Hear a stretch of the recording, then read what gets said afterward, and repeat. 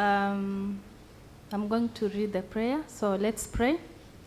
Almighty God, we beseech you to behold with your abundant favor and blessings as your servants whom you have been pleased to call to leadership positions in this republic. We seek guidance to treat and consider all matters that shall come under our deliberation in so just and faithful a manner, and to advance the peace, prosperity, and welfare of our country, and of those interests and those whose interests you have committed to our charge. Amen. Amen. Thank you very much. I think let's invite now the chair of the session to continue with the rest of the program. Director Liberia, Karibu.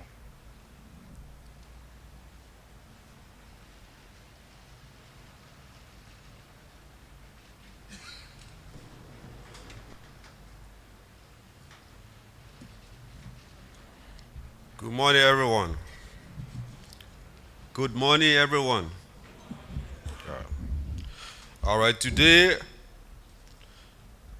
our section, the first section, which is section 6, we have two topics. The first one is costing of money bills. In this section, the presenter will provide examples on estimating the cost of money bills, including providing process flows of money bill determination and costing. That is section A. Let's say A. B will be the role of PBOs in supporting Parliament processes with budget or money bills and amendments. Without much to do, we will call on the presenter for section A, which is costing of money bills. Artie?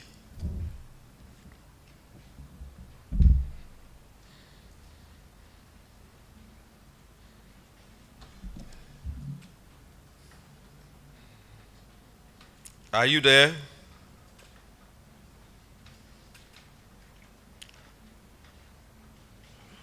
Ms. Nicole Sherry of OECD, Network of PBOs, and IFIS is our presenter.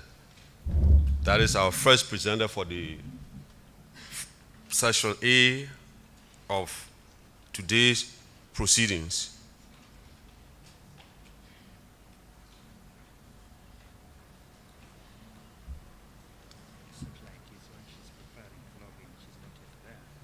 So we can do the second one. 6B, then you tell him we'll come back later. Okay. So you can invite Dr. Kim Brown. Okay. All right. I just got information that our first presenter is not ready yet, so we'll go to presenter number 2. That is Dr. K. Brown. Dr. Brown is with Collaborative Africa Budget Reform Initiative.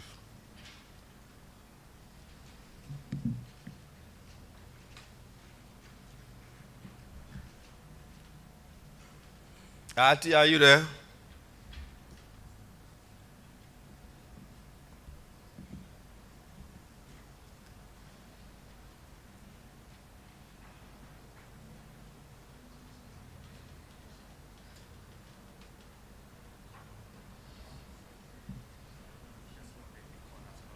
Huh? The what? Oh, okay. All right. Okay, we will go back again to section A. And our presenter for this section A is Nicole Shearer, OECD, Network of PBOs and IFIS. So please, let's welcome Nicole. Thank you very much. I presume you can hear me, no problem. I will just share my screen and my presentation. There we go.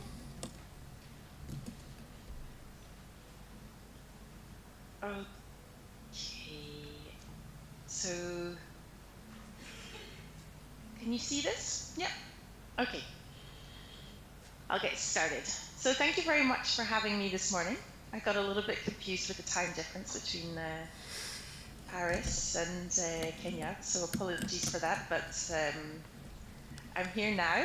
And so I just want to talk to you a little bit about what's been going on in the OECD countries in the area of costing, and in particular costing, independent costings by institutions like parliamentary budget offices and fiscal councils. So I think the first thing to say is that this is something that is very common among our network members. We see that of the 36 institutions that we have across the OECD, half of them independently cost policies. And I think there's a reason why these independent policy costings are so popular. And I think that it is linked to the importance of having trusted information and the extent to which that helps support healthy democracies in OECD countries. And in particular, I think we've seen an erosion of trust in recent years, and we've seen growing misinformation and disinformation.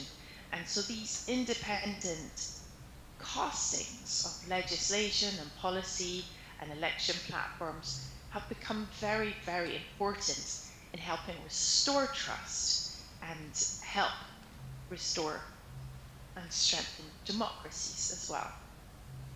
So we see that half of our institutions independently cost policies. A quarter of them are involved with costing legislative proposals. A smattering of them are involved with costing election platforms every time there's an election. And even a small number of them officially cost government policies. We see that being the case with the institutions in Belgium, the Netherlands, and the UK. For the most part, the institutions that are involved with policy costings are parliamentary budget offices rather than fiscal councils. However, a lot of this has to do with capacity, because there's a lot of demand for policy costings, even in countries that just have a fiscal council and not a PPO. But they don't have necessarily the capacity to undertake costings, because costings is one of those tasks that actually does take more resources than some of the other tasks that PBOs and fiscal councils are involved with. One of the challenges in relation to costings is that it's often defined in an institution's mandate, but the way in which it's to be delivered is not clearly set out. And so that's something that the institution themselves has to define. And what we saw amongst OECD member countries is that there's a lot of questions being asked about whether institutions are doing it in the right way, the types of decisions they're making around their costings. Are these good decisions? Are these independent decisions? Do these help make the costings robust? And so one of the things that the OECD did in order to support our institutions in undertaking costings was to develop new guidelines for costing policy proposals. And these were published, I think, either earlier this year or last year. So what do these guidelines cover? Well, they look at the scope of costings, talking about the breadth and the depth of costings. They look at the type of assumptions you have to make. They look at how you present the results, what's important in terms of working with others, and what's important in terms of setting up strong processes within your own institution. And then we also look at election platform costing, because this is really a special type of costing that requires a special approach in OECD countries. So in terms of the breadth and what we are costing, I think one of the first things to note is, although it's called costing, often what you're looking at is not just the cost to government, but also the revenue that will be brought in. And so policies will often have counteracting effects, some negative effects on the budget balance and some positive, and it's the net effect that matters. Often, one of the things most often asked to be costed is policies in the area of tax and benefits. And those are often some of the easier areas to cost as well. But then there's often... Recording in progress. But then there's often,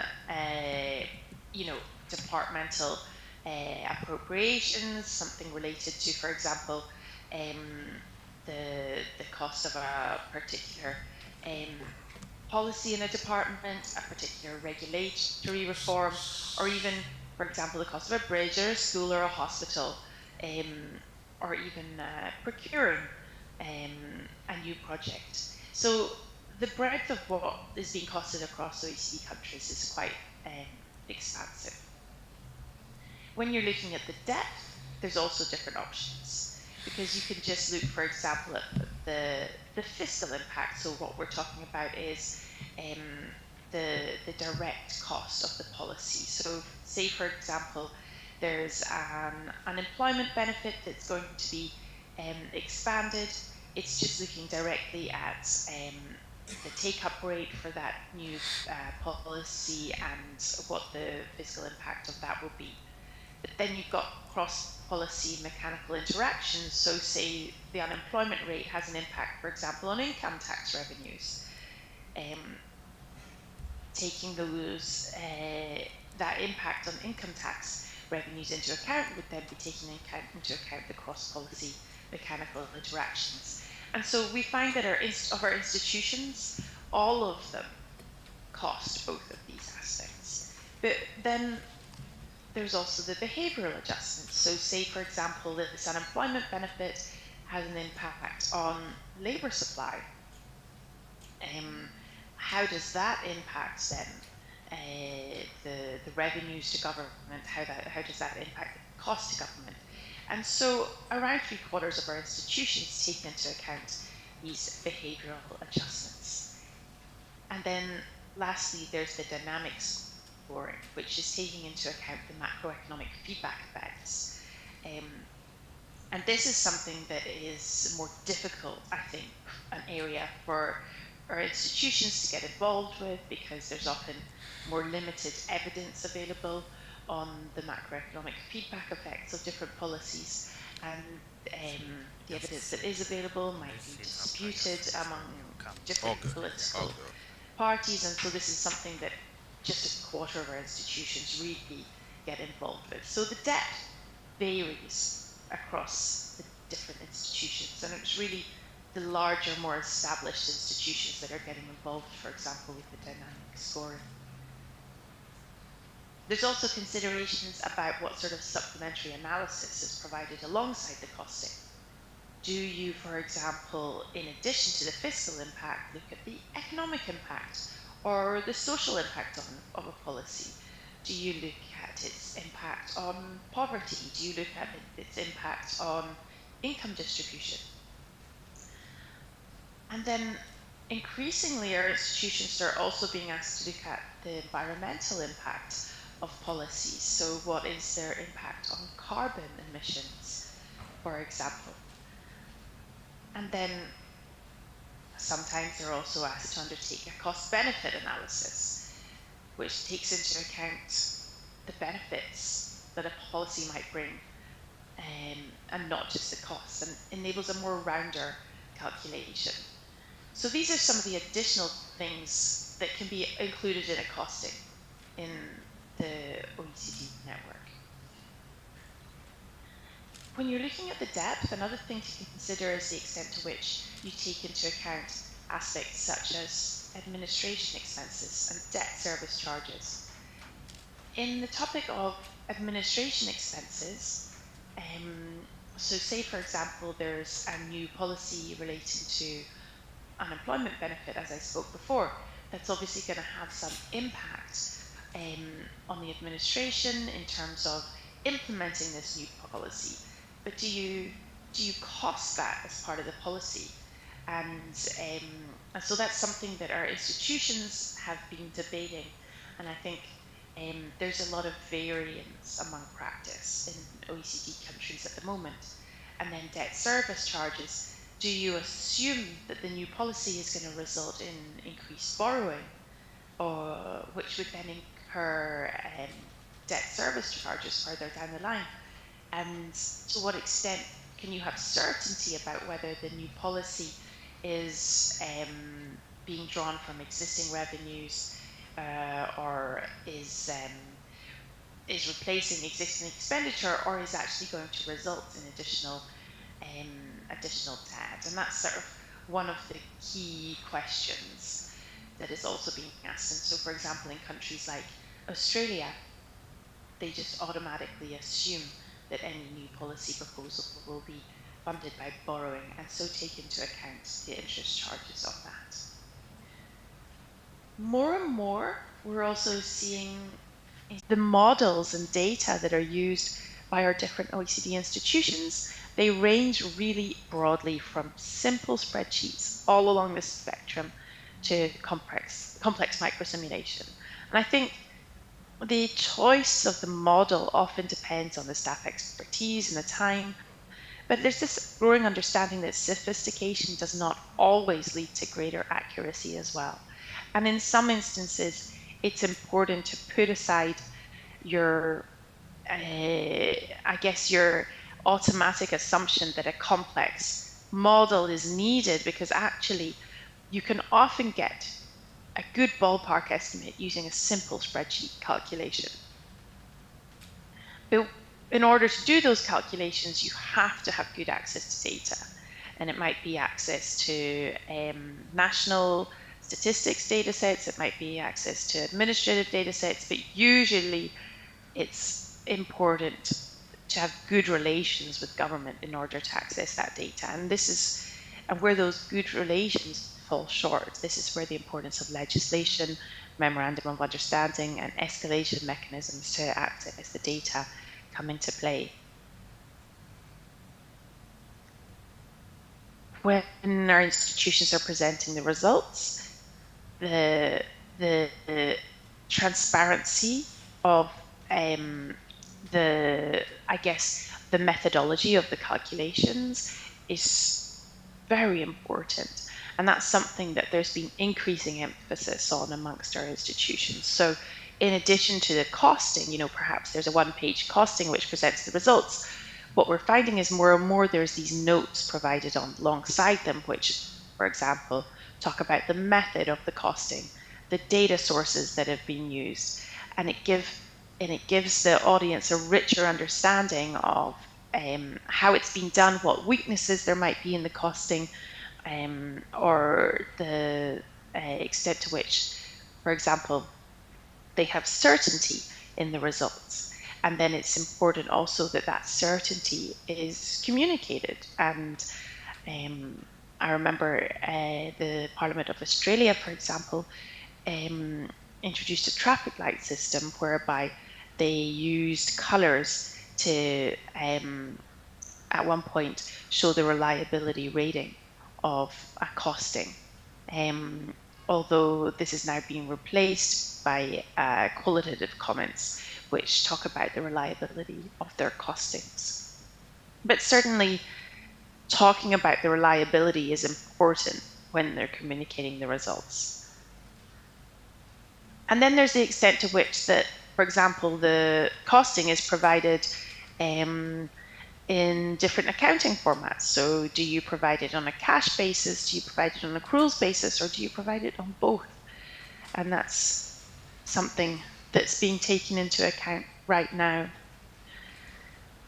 When we're talking about working with others, I spoke about access to information and how that is so important for good costings and developing good relations with government. But there's other reasons why good relations with government are important. For example, when our institutions are undertaking election costings, they often have a large number of costings to undertake in a short period of time. And so you see a number of our institutions are seconding staff from government during this time period in order to help them deal with this increased workload in a short time frame. So that sort of cooperation between institutions is much more common in relation to costing than in relation to other functions that our independent fiscal institutions have. And then there's considerations around receiving and returning requests. So, have you guidelines set out about how you want to receive information around the costing, what sort of policy parameters you need, and do you have set templates around how you're going to return the information on costing?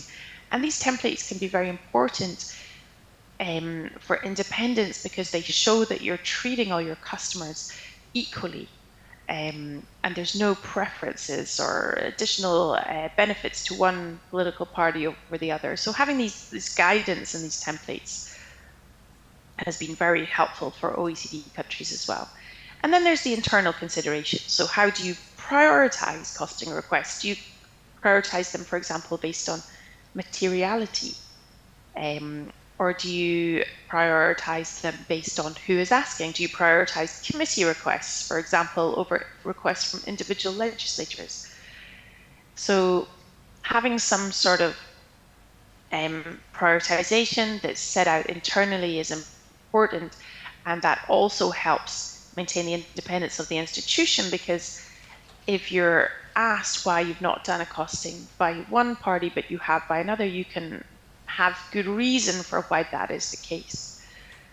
And quality control processes. Do you have meetings within your institution to discuss the costing, to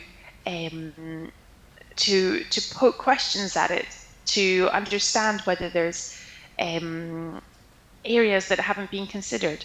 For example, in Canada, when they're doing their elections costings, every analyst who's done a costing has to go before the Parliamentary Budget Officer and the Director of Costings, and for 15 minutes defend their costing while the senior staff ask questions about it, just to ensure that that's a good quality costing before it's released to the public. And do you have a database where you hold information on all the costings that you've undertaken? This can be particularly helpful because it gives parties ideas about the sort of policies that they might be able to propose, and the sort of fiscal and economic implications of those policies even before asking for a costing. And then, are you reviewing how you're doing your costings on a periodic basis to make sure that they're still meeting the needs of your stakeholders? Now, I talked a little bit about the topic of election platform costing. I think one of the things that we've seen is really this challenge around participation in elections, both from the political party side, but also the citizen side. And one of the things that election platform costing can do is it can level the playing field for both parties and citizens in participating in elections, because for parties, it provides them with equal access to information on what the impact of their policies will be, and that allows them to join the debate that's going on in the election. And then for the citizens, they've got independent information that they can trust that helps them participate in the elections process as well. So we're finding that election platform costing is something that is growing of interest, in particular countries like Ireland, the UK, New Zealand. This has been discussed as a new function that might be introduced over time. I think some of the considerations in relation to election costing and how it's different from regular costings are that, firstly, you often need a central contact for each political party. For regular costings, political parties might go directly to an analyst, for example, in the area of defense, or an analyst in the area of infrastructure. But for this type of costing, it's important that each party has a central contact in the institution that they can use to talk about any of the policies that they are costing.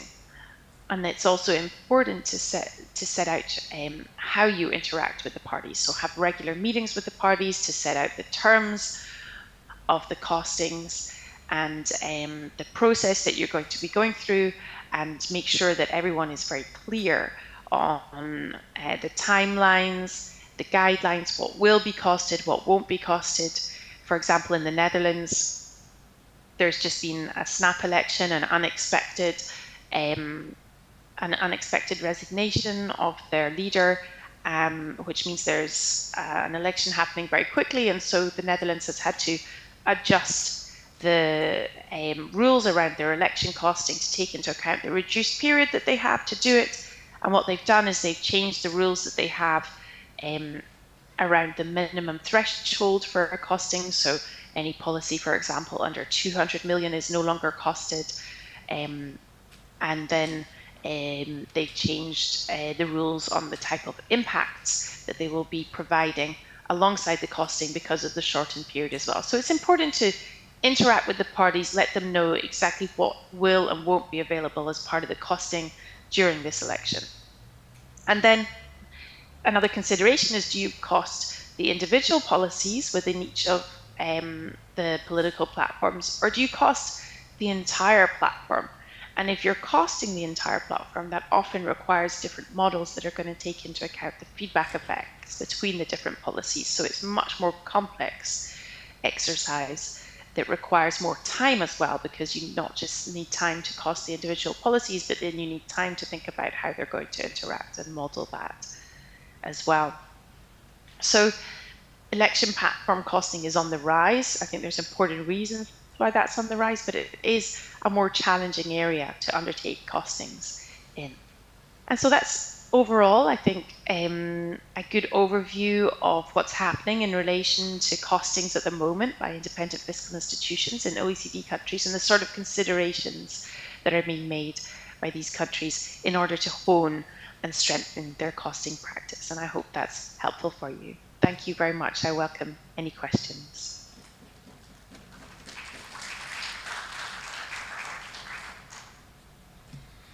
Thank you very much, Nicole, for that brilliant presentation. Before I open the floor for questions for Nicole, I just want to say, in our own jurisdiction, in Liberia, for every bill, proposed bill, whether by the executive or from the legislature, we as LBO do what we call fiscal impact analysis. More or less, it is a cost-benefit analysis. That will inform, if it's a bill from the executive, that will inform the legislators when they agree to pass that law or not. So I just wanted to pass that info on to you. I don't know if all of us here, I know each country has its own Public Financial Management Act. So for us, our Public Financial Management Act makes it binding that for every bill, we must do a fiscal impact analysis. Having said that, I want to open the floor for questions for Nicole, if you have any. Thank you.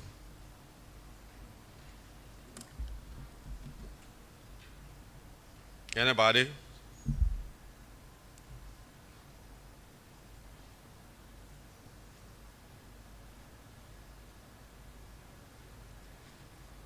Hello, are you there? Yes, sir. I think my first question relates to the timing. You know, within the legislature, some of these proposals are time bound. So how do you balance data and information acquisition against the timing, where you are given a costing which is a bit complex, but it's likely to take 2-3 months, yet the Speaker of the National Assembly, chairs of the committees require the bill to be costed within 2 or 3 or 4 or a week or so.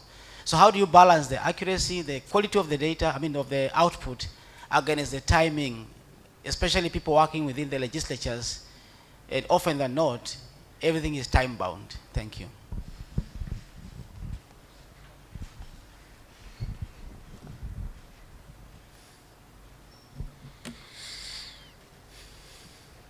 Do you want me to respond immediately?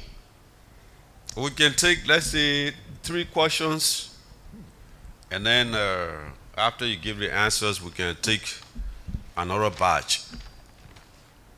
Yeah, my name is Ringine, and my question is in regard to the scope of the costing, and specifically at what point after costing are there countries or experiences that have tried to track those say legislative proposals if they have been approved in terms of impact analysis once they have been say approved by the House? Have they met the intended benefits?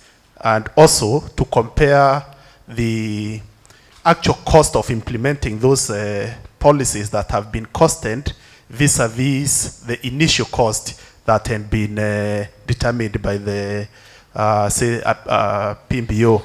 For instance, if it is a bill that had been costed and indicated that the implementation of that bill will cost say $1 million US, and then the bill was approved, and in the process of implementing that bill, there are some analysis that has been done to determine the actual cost and to see whether there is a discrepancy and to what level are those discrepancies, if there are some studies that have been possibly done within the OECD area. Thank you. Last question, please. We're only taking 3 because of time factor.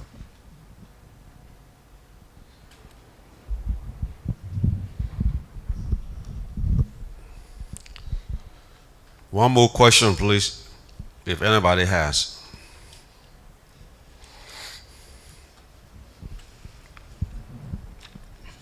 Thank you so much, Sherry. Very good presentation.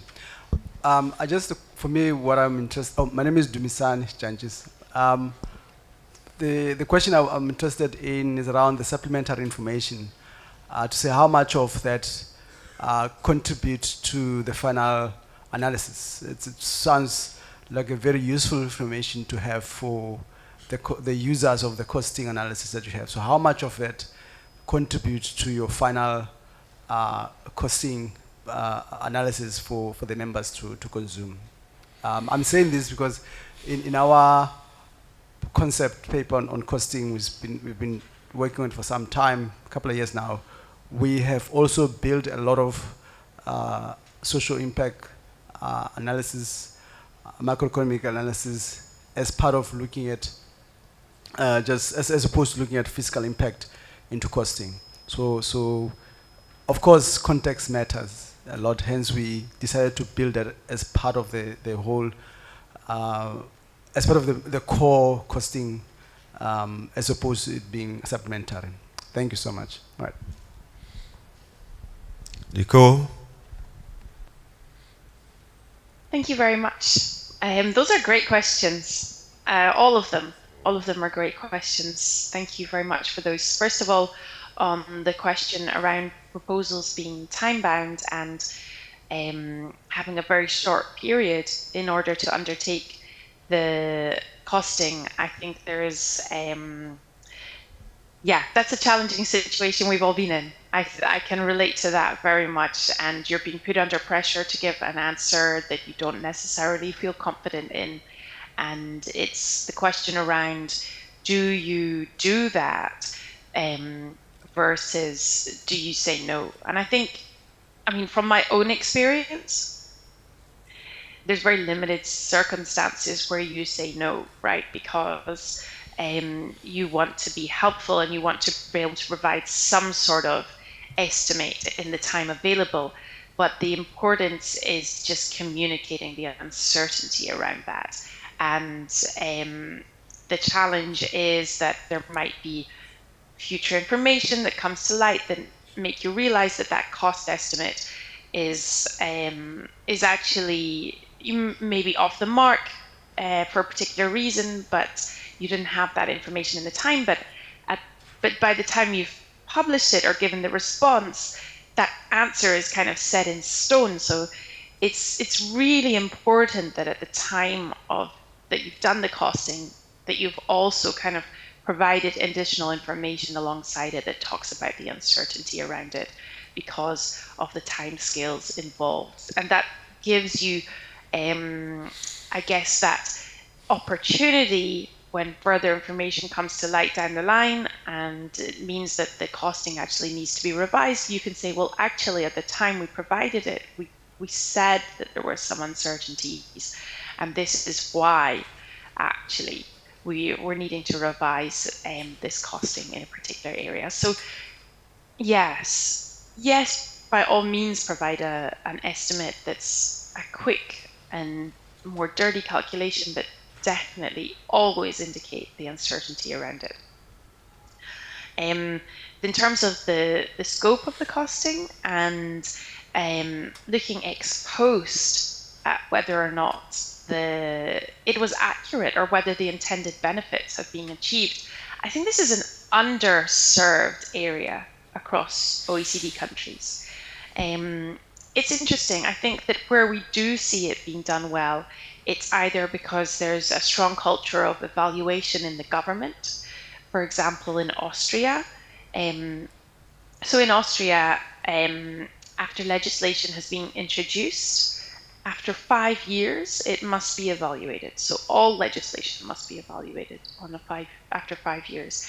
And so there's this annual report which is provided to Parliament, which looks at all the legislation that was kind of implemented 5 years ago and looks at whether or not it achieved its intended impacts. And I think that report in Austria is a really good example of how you can systematically consider whether or not legislation has achieved its intended benefits.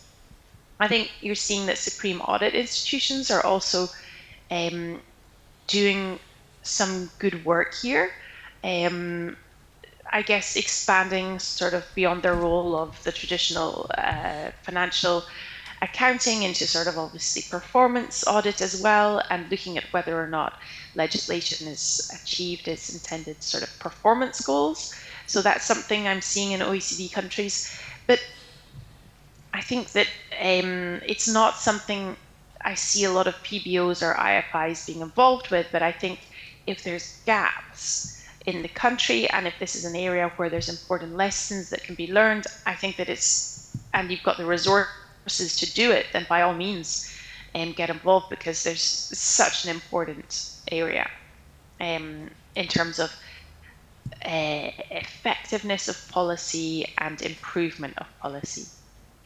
And then finally, to the question around supplementary information, I think we're seeing, particularly around the social impact analysis, this is something that is used a lot or more and more in the final analysis, and is particularly demanded by the parties on the left. They very much appreciate having that additional information and that being included in the final analysis of their costing as well. I think that the other thing that we're seeing there being demands for is in the supplementary information analysis is like consideration of what would be the impact of a policy beyond the costing time frame. So a lot of countries or institutions have got a set time frame for their costing, which is maybe 5 years or around that period. But a lot of political parties want to cost reforms that would have impacts well beyond this time period. And so they get very frustrated because the 5-year time period just shows the costs of the policy but doesn't show the longer term benefits. And this is particularly the case when we're talking about policies, for example, related to climate, which have longer term important impacts. And so more and more in that supplementary information, details around what the anticipated impacts would be beyond the initial 5 years or the initial costing period are being used more and more by politicians in terms of communicating around their policies and the sort of trying to demonstrate that there are longer term benefits in addition to the costs that are being highlighted by the independent costing. So hopefully that's helpful for you. Thank you, Nicole. Let's give it up for Nicole, please. Now, last, not the least, for this first session, session 6B, I believe is very important to us PBOs for what we do for our respective parliaments and or legislative budget offices. So we going to call on the presenter to present, and then after that I will call upon the discussants who will throw more light on the topic. Artie, can we bring on board Dr. K. Brown of the Collaborative Africa Budget Reform Initiative, please?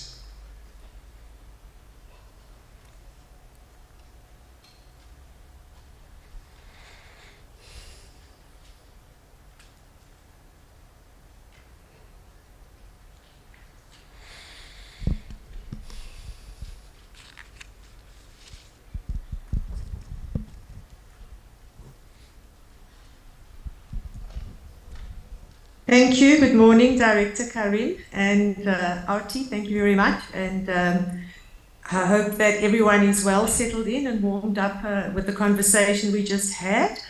I want to just quickly share my screen with you so that we can jump into the presentation. You can just let me know if I have succeeded. Sorry, I'm trying to see so that I can make it a slideshow, but I can't get, okay, there we go.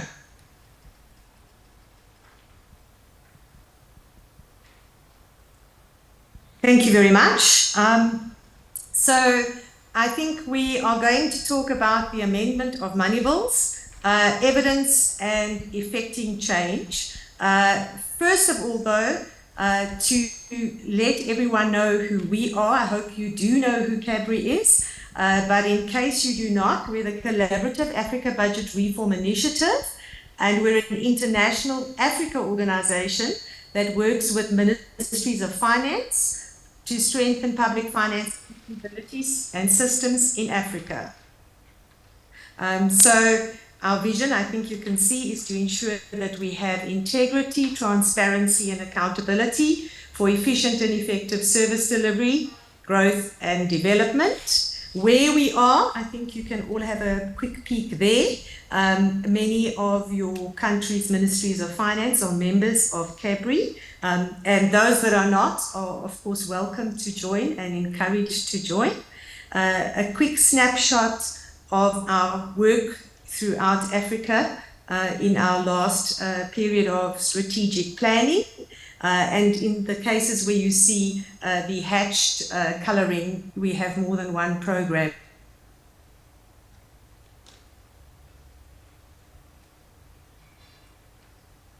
As well as on the revenue side, and we also deal with debt management. In terms of CABRI's approach, we're interested in what works and the praxis.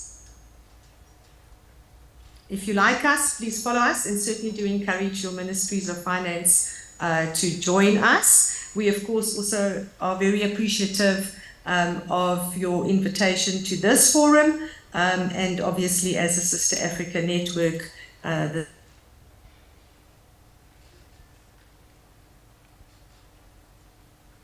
we want to focus on beyond the costing and statistical modeling. So I think in the previous presentation, we got a lot of detail regarding different aspects that can be considered in terms of costing. The point well made that the most sophisticated model doesn't always give you the best answer. And from our perspective, the important thing is not about the fanciness of the modeling, but the kind of decision that is made around that in terms of policy and policy implementation, and how that actually makes sure that we have sustainable development and service delivery.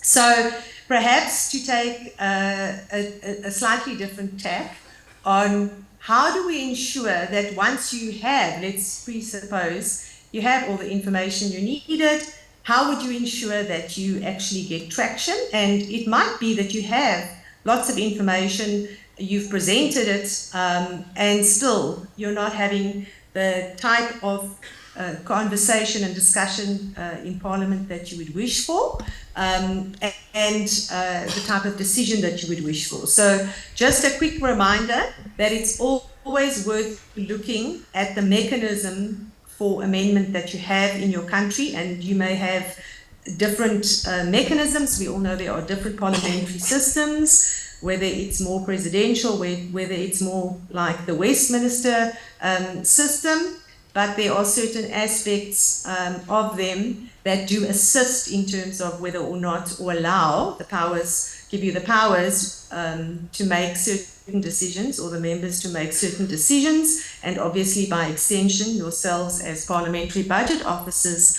in terms of advising your members of parliament and providing them with the guidance. So you have systems, some systems which allow only approval or rejection of money bills, for example, whether that be money bills on the revenue side or expenditure side. Most countries do allow amendments, and these amendments may be guided by a separate fiscal responsibility legislation, which, for example, would give you golden rules around not increasing your debt levels above a certain percentage of GDP or something like that. In other countries, you don't have fiscal responsibility legislation as a separate piece of legislation. However, there might be other rules regarding amendments. These rules could be within a separate amendments, money bills amendments piece of legislation, for example. You get various kinds of rules. Just a quick reminder here, I'm sure you're all aware of them. Rules around neutrality. You may not increase the debt if you're already at the ceiling. For that, then you have to have neutrality in your decision making. If you're adding somewhere, you're taking away somewhere else. You need to offset. Rules around proportion, whether there's a ceiling or a percentage. Different rules for different categories of, for example, of tax types, how you may or may not amend them, or how you may or may not amend make amendments with regard to different kinds of expenditure, for example, the powers to attach conditions or to specifically earmark something. Maybe that would be time bound, and just in reference to the questions that we had just now, just before I started, that may be time bound and may also then be related to some sort of an assessment or evaluation, for example.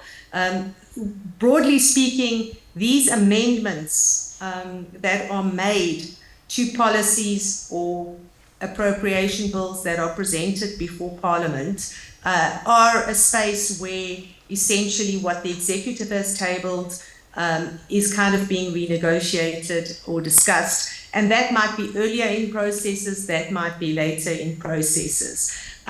Just to put this up here, I'm not going to go through all of it in detail. These are the powers that you may have for changes in your system.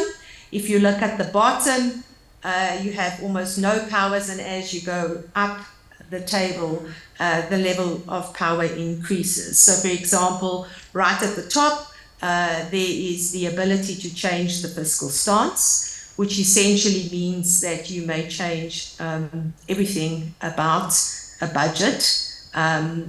For example, you can change on the spending side, on the revenue side, and even affect the level of borrowings. In terms of the bottom block there, you may recommend changes, but only in the outer years.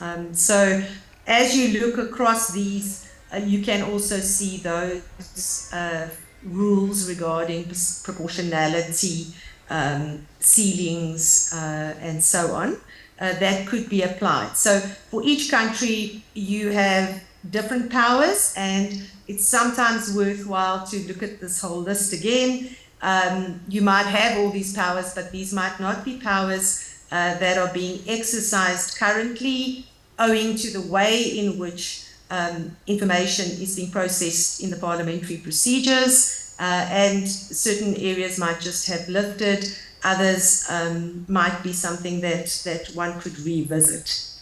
So we also, I think, are all aware that the power to change one decision may affect the power to change another. So for example, if you have the power to change the fiscal framework, you also then, by definition, have the power to change both on the spending side and the revenue side. Within one system, you might have a sequence to decision making, so that you need to make sequentially first the decision regarding the fiscal deficit, for example, and then once that is agreed on, then the decisions both on the spending side or the revenue side. So there are also differences regarding which committee or committees make which decisions in different parliamentary systems, and the time allowed for interactions and discussions of amendments. And then I think in terms of the responses to any proposed amendments from the side of the executive, different systems have different ways in which the subnational and national treasuries as well as line departments respond to proposed amendments, and these allow even for norms and standards for changing money bills to be issued. In some countries they are, in others there are no norms and standards per se, so that your provincial or your district money bills amendment procedure might be different from that at a national level, for example. All of these things are important, and I've gone through them quite quickly, but only for the important point that part of the reason that you might not as a PBO feel that you're optimally able to direct the conversation of your members and assist them in prioritizing the most important decisions that need to be made might be owing to the mechanism of amendment or the system design. And so it might be worth considering whether or not the way in which some of these elements are practiced can be changed within your context. So I think the mechanism for amendment does matter, and the kind of context that poses for a question is also important. If the rules are too tight, effectively you don't have any change. Then keeping it evidence-based, we've heard a lot about how you can have more sophisticated evidence presented, how simple spreadsheets also work to give you a ballpark figure. I think we all believe that more information is better than less, not in terms of being confusing, but I mean in the sense that you should not feel that you would not want to present complete information when you know that you have a time constraint, for example. We would like to still provide information and provide relevant caveats of where the gaps are. However, we don't want so much information that we don't know how to use it in decision making. So sometimes there's a lot of information out there, but we need to consider whether or not the following aspects are presented with or as part of that information. So, for example, the intergenerational effect on the debt levels, how that will affect the growth. I think we did talk about the time-bound or time span of analyses, the balance between spending, borrowing, and revenue, especially as most countries are fiscally tight at this stage. Even if you can see that over 10 years this would be the most brilliant policy, it may not be possible for you to afford it, for example, currently.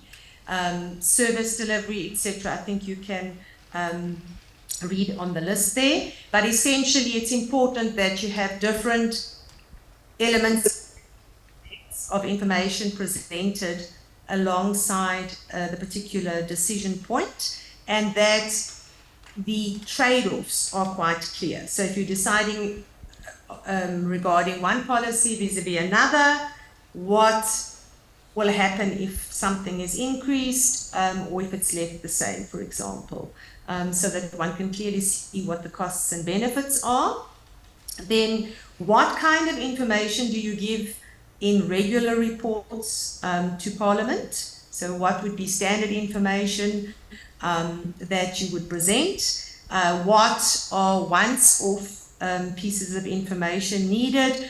We need to look at what you give to Parliament as PDOs and what other parliamentary reports there are. Then who can give more access to information? Do you get it from government?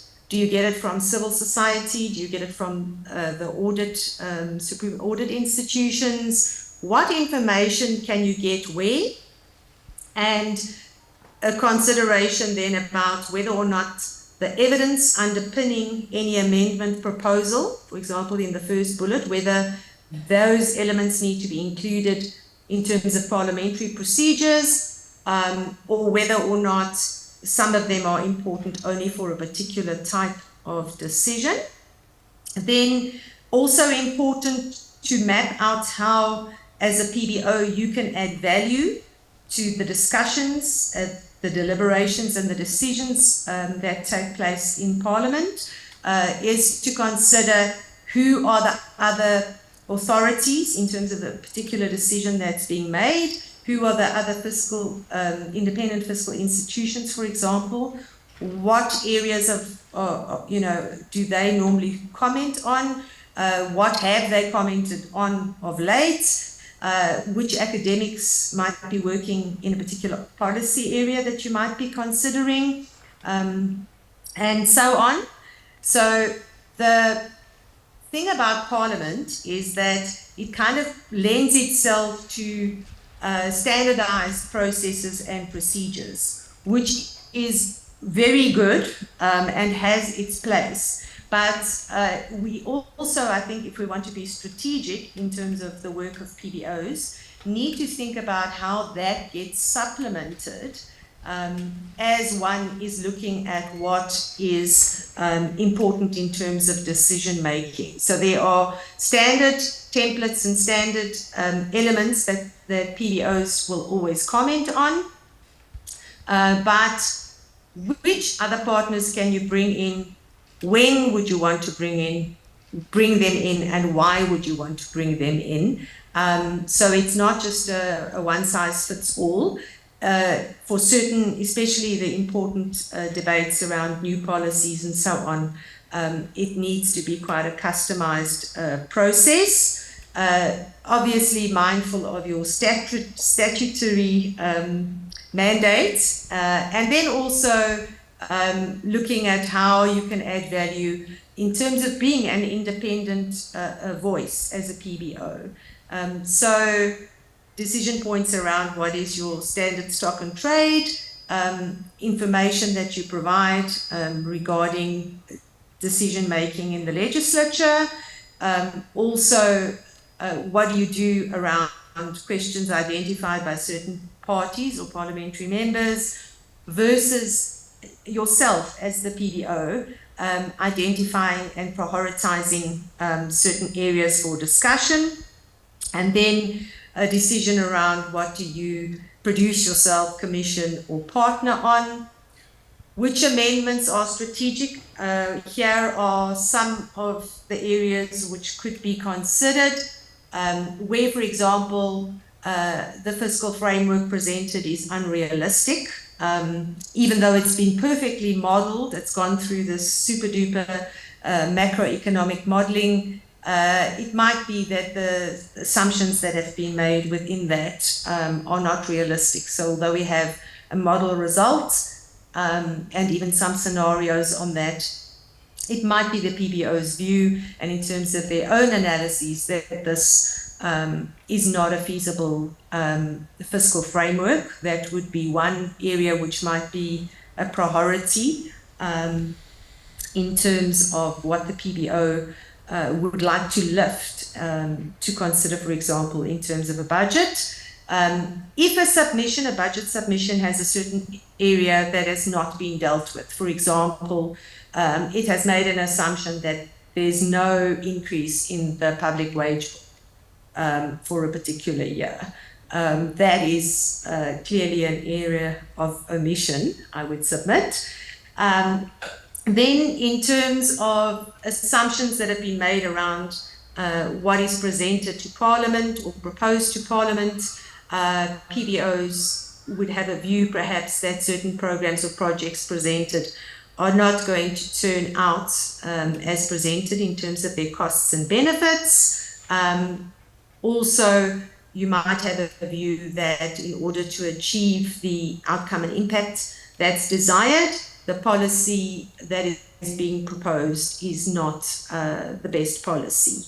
And there might be an alternative, for example, that you'd like to propose. In terms of international trends, for example, they may not be reflected. It might be the PBO that would identify that, you know, in our country, climate change is not being taken seriously enough, and we cannot see it in the budget proposals, for example, that are put forward. So the key question then is, you know, how do you identify the big issues that the PBO must keep trying to push forward and trying to convince members regarding the need, the critical need for certain amendments, because we all know that within all of these processes, PBOs are very active, and you have reporting on lots of pieces of legislation and all of aspects of a budget, for example. But how do you, as the PBO, place yourself in the position then in terms of what you prioritize, who you partner with, so that you can get a decision or focus a light on a particular area and bring to bear particular evidence and important information that really leads to an optimal deliberation and decision that is taken by parliamentary members. So with that, I'll end. Thank you very much.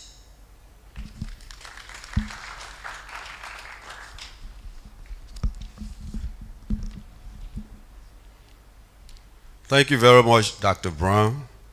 Please don't go away. Sorry. Please don't go away. We will be getting back to you with some questions if necessary. Now, we all heard what Dr. Brown said with respect to what we can do for our respective parliaments and legislature. Like in my country, we have a legislature and you have parliaments. Without much to do, I will take the first seat on the high table And then I will call upon the discussants. The first person, our able director from Somalia, Mr. Usman.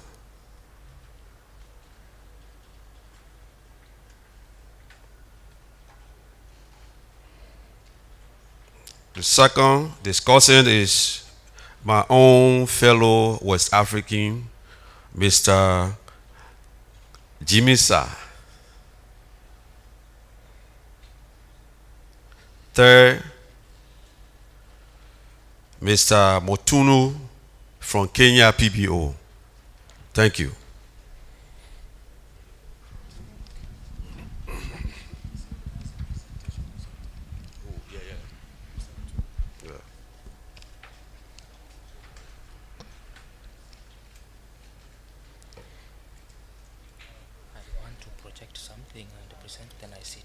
Oh, okay, all right. The RT people.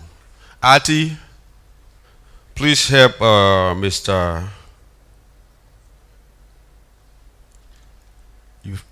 please help Mr. Motunu of Kenya PBO. Before he starts, I just want to say again, in our own jurisdiction in Liberia, what we do to help our legislators. Our budgetary process, first of all, starts with the executive. The executive prepares a budget, and our draft budget is sent to the legislature. Before the legislature can consider the draft budget, we at the LBO do an analysis of the draft budget. If any issues we discover, we make notes, and we present those notes to our legislators, especially members of the Ways and Means.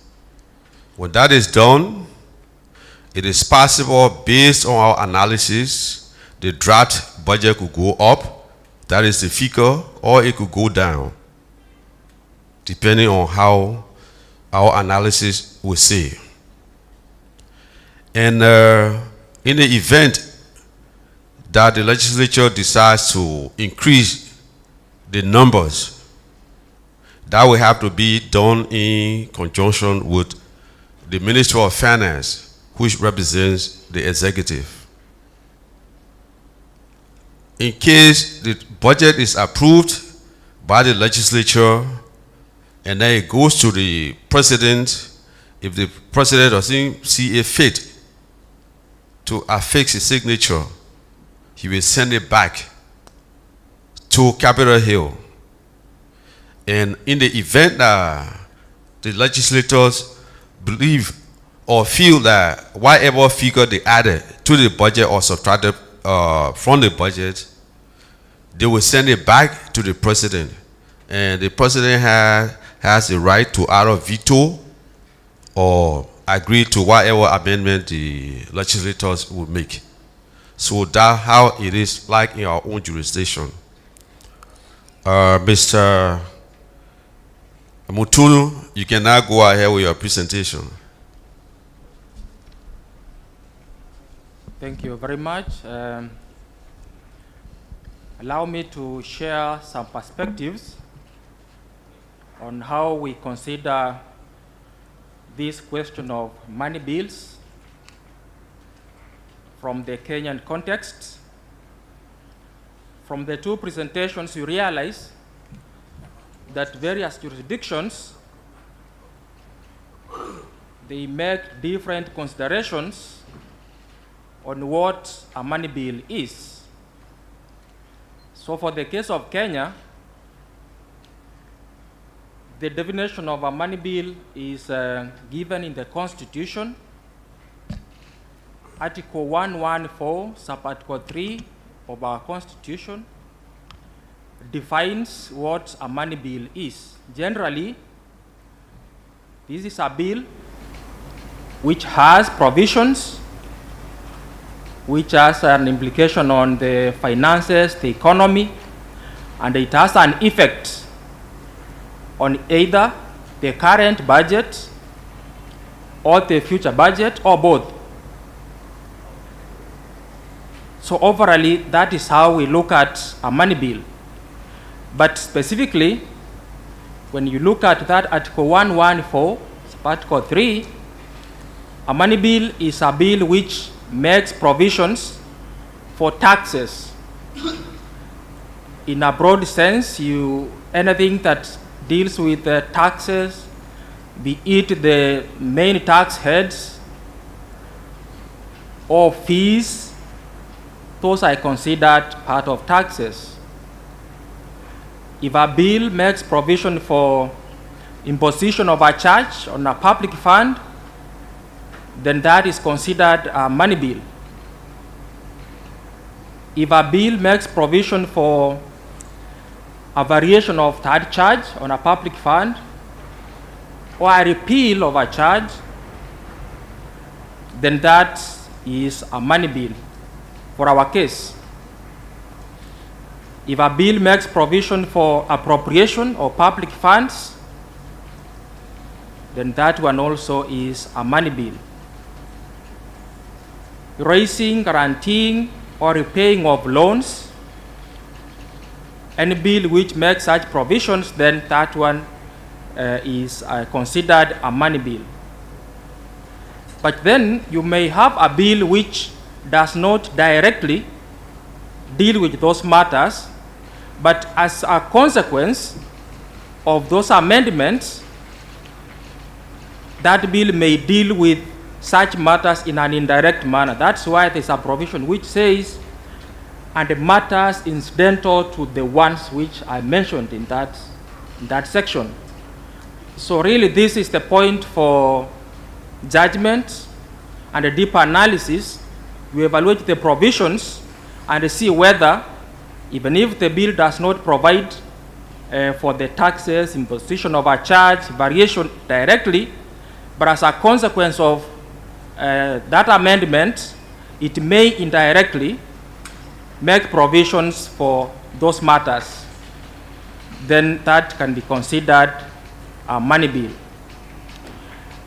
Now, in terms of categorization, we find that for our case, there are two broad categories of money bills. The first one is the one which is part of the budget. Bills which come as part of the budget. The example is the finance bill. A finance bill is one which introduces tax policy changes in a particular financial year to raise additional revenue to finance the budget. What we mean by additional is there are tax laws in our country which we use to raise revenue to finance the budget. There is the Income Tax Act, the Value Added Tax Act, Excise Duty Act, and all the other tax laws. So when we do revenue projection from those tax laws, we find that the government will raise a particular amount of resources. But when you look at the expenditures, you find that the expenditures are more. The other part of financing of the budget is borrowings, which is approved through the medium-term debt management strategy paper. So when you consider the financing part from the taxes and the borrowings and balance with the expenditures, we realize that there is a small gap which requires to be financed. Then a finance bill comes in to introduce additional revenue measures to ensure that the budget is fully financed. So that bill, those revenue measures which it contains, are for the purpose of that financial year, but those amendments, once you amend the parent act, those amendments remain until they are changed. So this is not just a bill, it is ingrained in the budget process.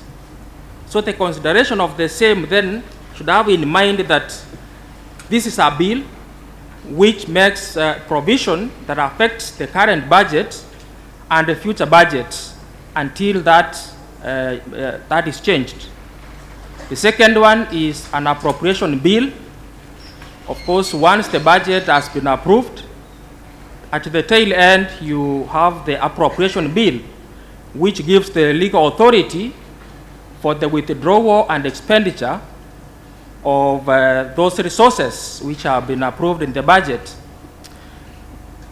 So it is a bill, but when you look at it, it's not just a bill. There is an underlying process of which culminates into this bill, because you have the entire budget process, which starts from the inception, the discussions around public participation, the engagements in Parliament, and then the approval. When the bill comes, it's at the tail end to give the legal effect. So if you want to amend the appropriation bill, then what you should have in mind is the underlying process that culminated into this bill. So this is not just a bill that you can sit at the tail end to start amending. There are also supplementary appropriation bills which follow under this. So these are bills which are linked to the budget, both current and future, and therefore their consideration is special. They are not just mere bills. The second category are bills, money bills, which have been determined to be money bills. In our jurisdiction, private members are allowed to introduce bills in Parliament. Now, when a member introduces a bill, then that bill will be assessed whether it is a money bill or not. So this is a different category of money bills for our case. So when a bill has been introduced by a private member, it's not called a bill at that point. It is called a draft bill or a legislative proposal. So that proposal has to be analyzed and the Speaker to be advised whether that one is a money bill or not, and if it's a money bill, what is the financial implication for the Speaker to determine whether the Speaker can allow that bill to be published and be officially introduced in Parliament for processing. Again, here PBO comes in to do the costing. That's why I thought I should clarify that for us, a money bill is not just a money bill wholesale. There are those categorizations. So in terms of the draft bill, when it's introduced, first, Parliamentary Budget Office in Kenya, we do the determination whether it's a money bill or not, and we advise the Speaker. So if, in the opinion of the Speaker, given that advice, he finds that it's not a money bill, then the Speaker approves that draft bill to be published and be introduced formally to Parliament.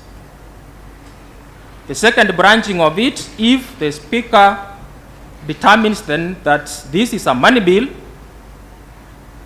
the Speaker refers that bill, that draft bill, to the Budget and Appropriation Committee for further analysis and advice. That is where costing comes in. Again, Parliamentary Budget Office, we do the costing of that bill which has been determined as a money bill, and we advise the Speaker. Now, in terms of quick flow of the process, the structure we follow in the determination of the financial and economic implication, we have the overview of that draft bill. We do situational analysis. This matter that a member wants to legislate, what is the current status? What does the member want to change? And what is currently existing? Then we look at the other jurisdictions. How do they deal with this matter which this member wants to introduce or amend or change? Then we learn some lessons from what happens in other jurisdictions. Then from there, next, we move to the actual assessment of financial and economic implication of that money bill.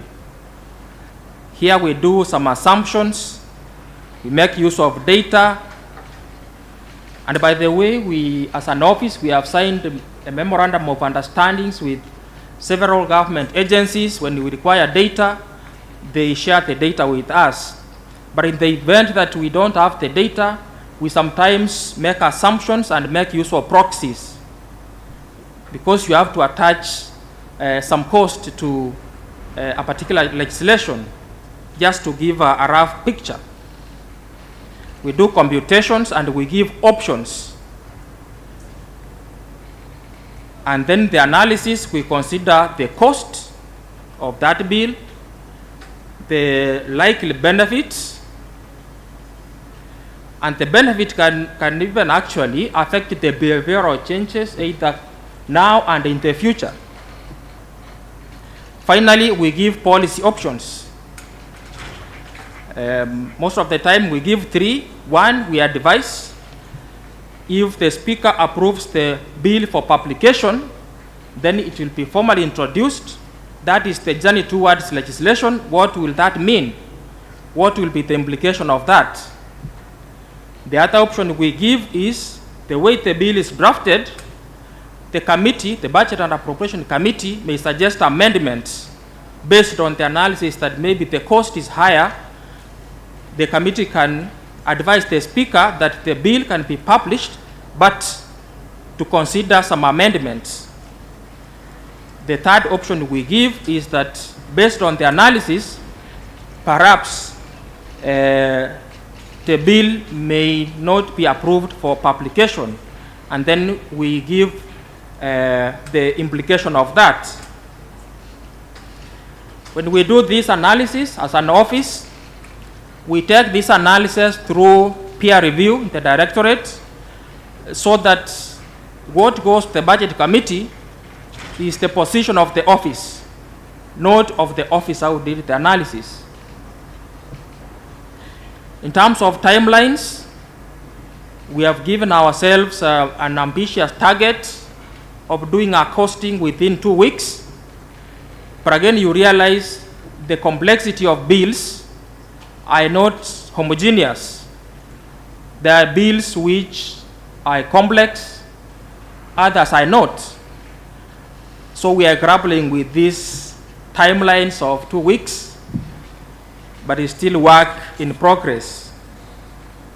The other process, once we present this to the Budget Committee, the Budget Committee also consults the National Treasury before making the final advice to the Speaker. Now, in terms of next steps, we find that the Constitution of Kenya 2010 started being implemented fully in 2013. Therefore, this process of money bill determination and costing is about 10 years old in Kenya. So for now, this is what we have established.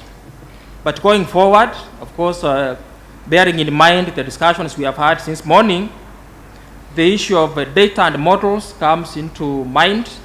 We need to delve into this area for us to perfect this bill costing. The issue of capacity also comes to mind. And finally, the post-legislation impact assessment. Because you find that for the last 10 years, we have been doing this analysis, costing, and some of those bills have been processed and they have become law. There's a need now to move into that space of analyzing what is now the implication or the impact of these bills. There is what we had in mind when it was a legislative proposal, and now it has been law for some years. That assessment, I think, is something that we want to move into. These money bills, this category I'm talking about, you find that Some of them, they deal with earmarked funds. For example, if there's a need to levy some taxes on fuel so that the money can be used to maintain roads, then that is earmarked. To give an example of road maintenance levy fund, that bill is a money bill and it is specific. It is an earmarked fund.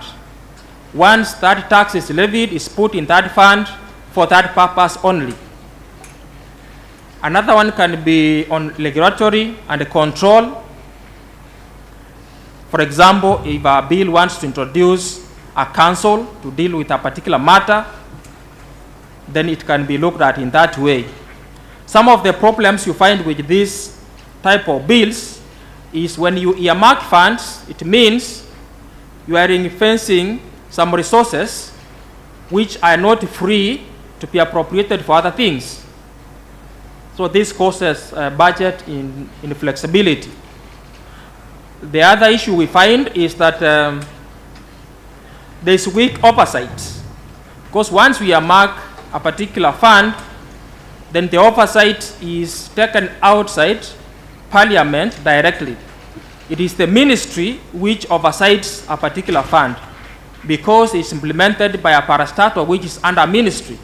So you find that the Committee of Parliament does not have enough time or access to do direct oversight of this.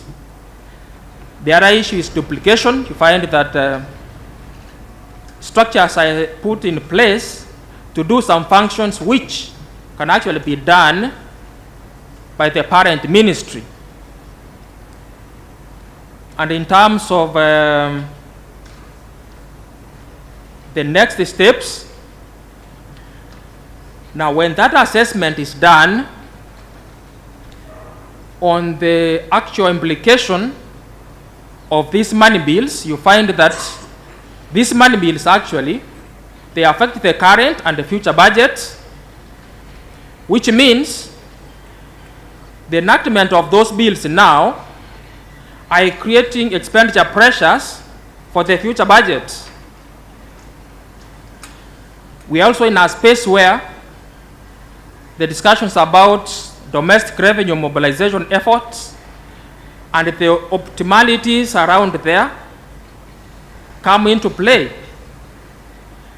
If you are in that space, then you realize that the fiscal deficit actually will keep on widening in the future. And the discussion we had yesterday about debt sustainability then comes into play. So now the space of African countries, when you are in this place where expenditure pressures and the issues of domestic revenue mobilization leads to widening of your fiscal deficit, and then you keep on grappling with the problem of debt sustainability, it's not a place where now Africa can talk about the agenda for 2063. That dream may actually be a nightmare. Thank you.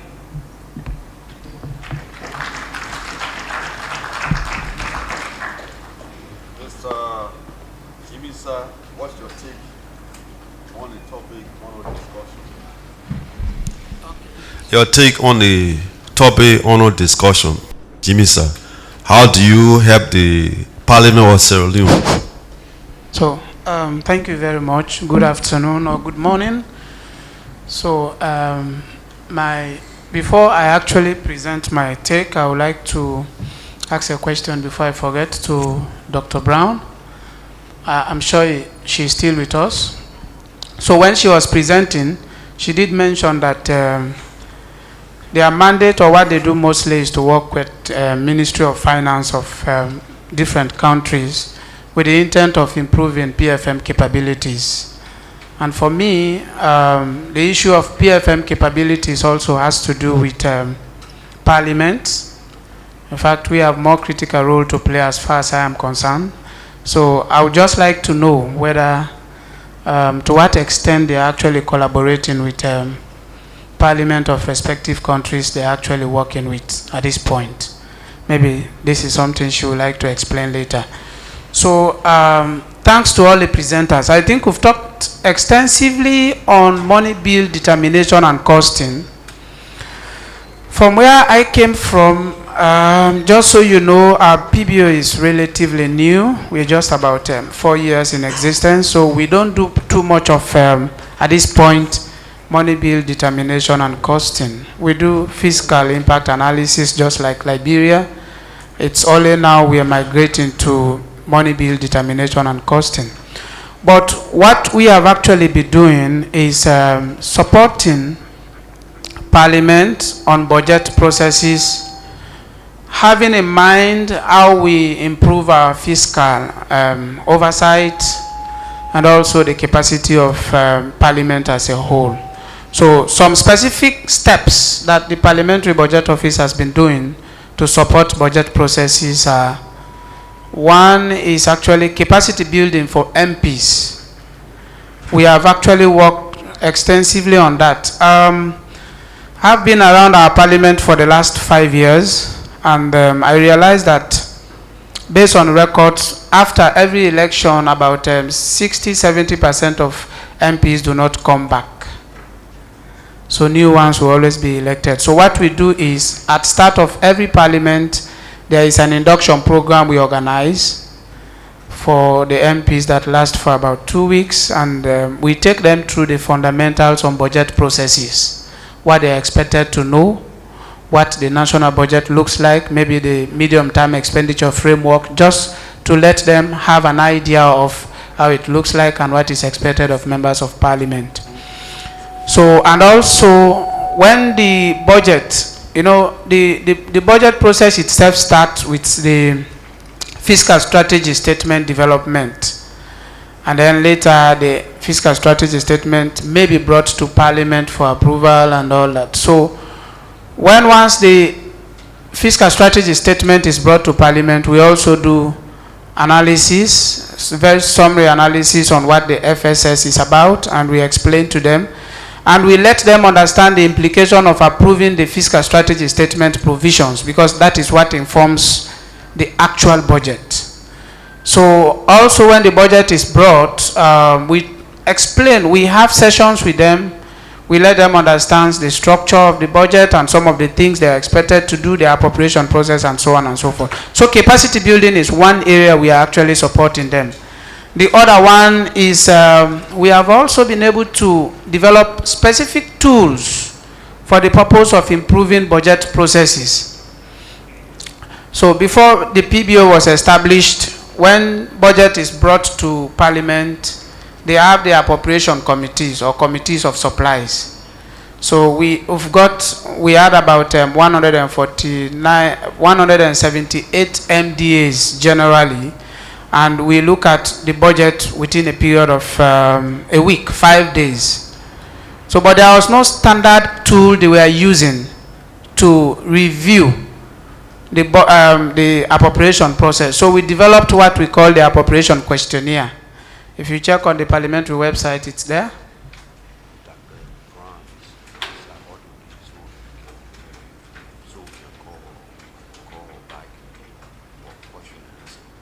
Okay. Okay, you want all right. Okay, yeah, I've just been cautioned that I think Dr. Brown is about to leave, so they've asked that maybe respond to my question, then we can continue. Thank you. Thank you very much, Mr. Jimisa. All right, audience or colleagues, the floor is open for you to ask Dr. Brown whatever questions you may have for her. Thank you.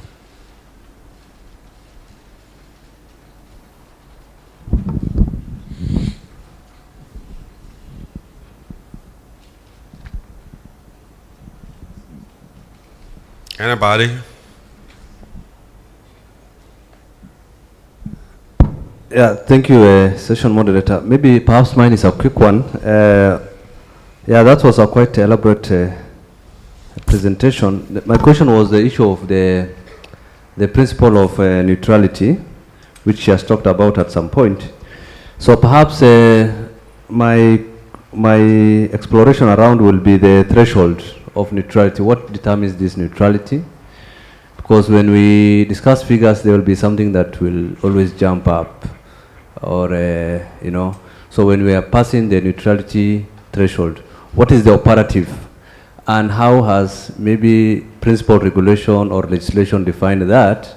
Because the issue of legislation is quite contestable, and assuming that we have 4 or 5 bills being discussed on money bill implications, financial implications, then we have passed the neutrality judgment, and some have been, you know, passed as bills with money bill implications. So I'm assuming a situation where somebody says this bill will not have as much, and another one saying this little in terms of implications, but we find it negligible.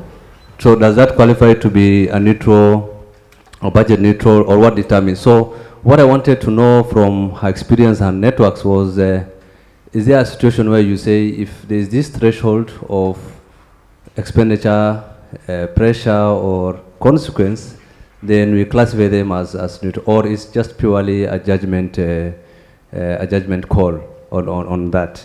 So I think that principle, what is the operative, and is there legislations that she can share that further refines this issue of neutrality, or is just basically left to the analyst to make that judgment call? Thank you. All right, we'll take 2 more questions so that we allow Dr. Kate Brown to take leave of us. Thank you. Thank you, moderator. Dr. Brown mentioned about the negotiation between the legislature and the executive, and specifically where you mentioned about whether it's upfront or later in the budget process. My question is, what do you mean by that? Upfront, which is during budget preparation, or later when the budget is tabled before the legislature? What do you mean? The second issue you mentioned is about change to power. I think I want you to throw a little bit light on what you mean by change to power in the context of power of the purse which is ascribed to Parliament. Thank you.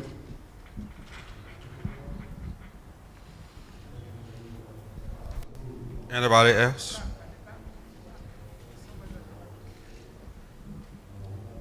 In the back.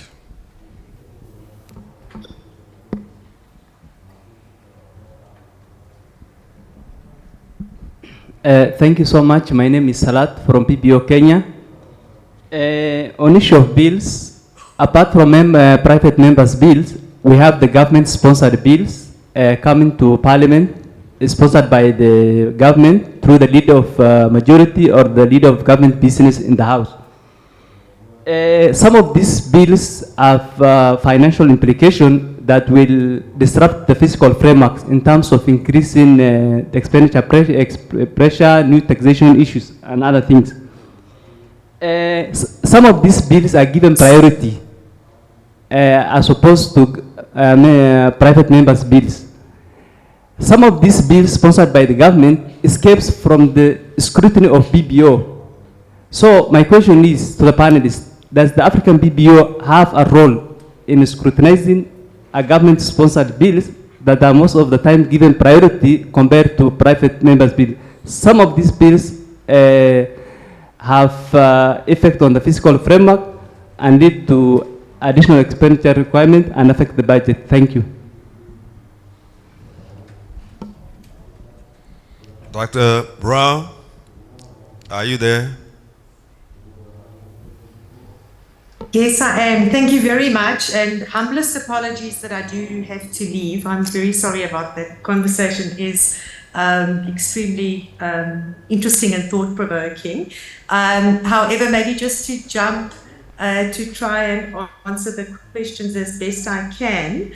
So regarding the first question, yes, we are a network of senior budget officials across finance ministries of our members. In a similar way that you are gathered as parliamentary budget officers, this is the only space for Africa ministries of finance to speak to each other. And as you also know, once you have a particular role, for example, the PBO, you understand it better than someone who's never been there. So that is, our network is that of senior budget officials, but that does not prevent us from working with our sister networks. It also doesn't prevent us in our in-country work to work on a particular project or problem that a particular treasury might have, and it might be that in solving that problem, a stakeholder is the Parliamentary Budget Office. So it doesn't preclude us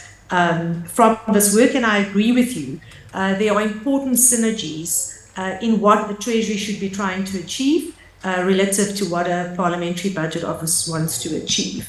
Then in terms of neutrality, I think that was my sort of summary statement, but what I meant by that was that you may have rules, fiscal rules in a country which prevent you from, for example, changing the overall expenditure amount, which says if a money bill is presented, an appropriation bill, you may not change the bottom total. You may only, for example, decrease it, or it might say if you increase something, you need to decrease from another vote.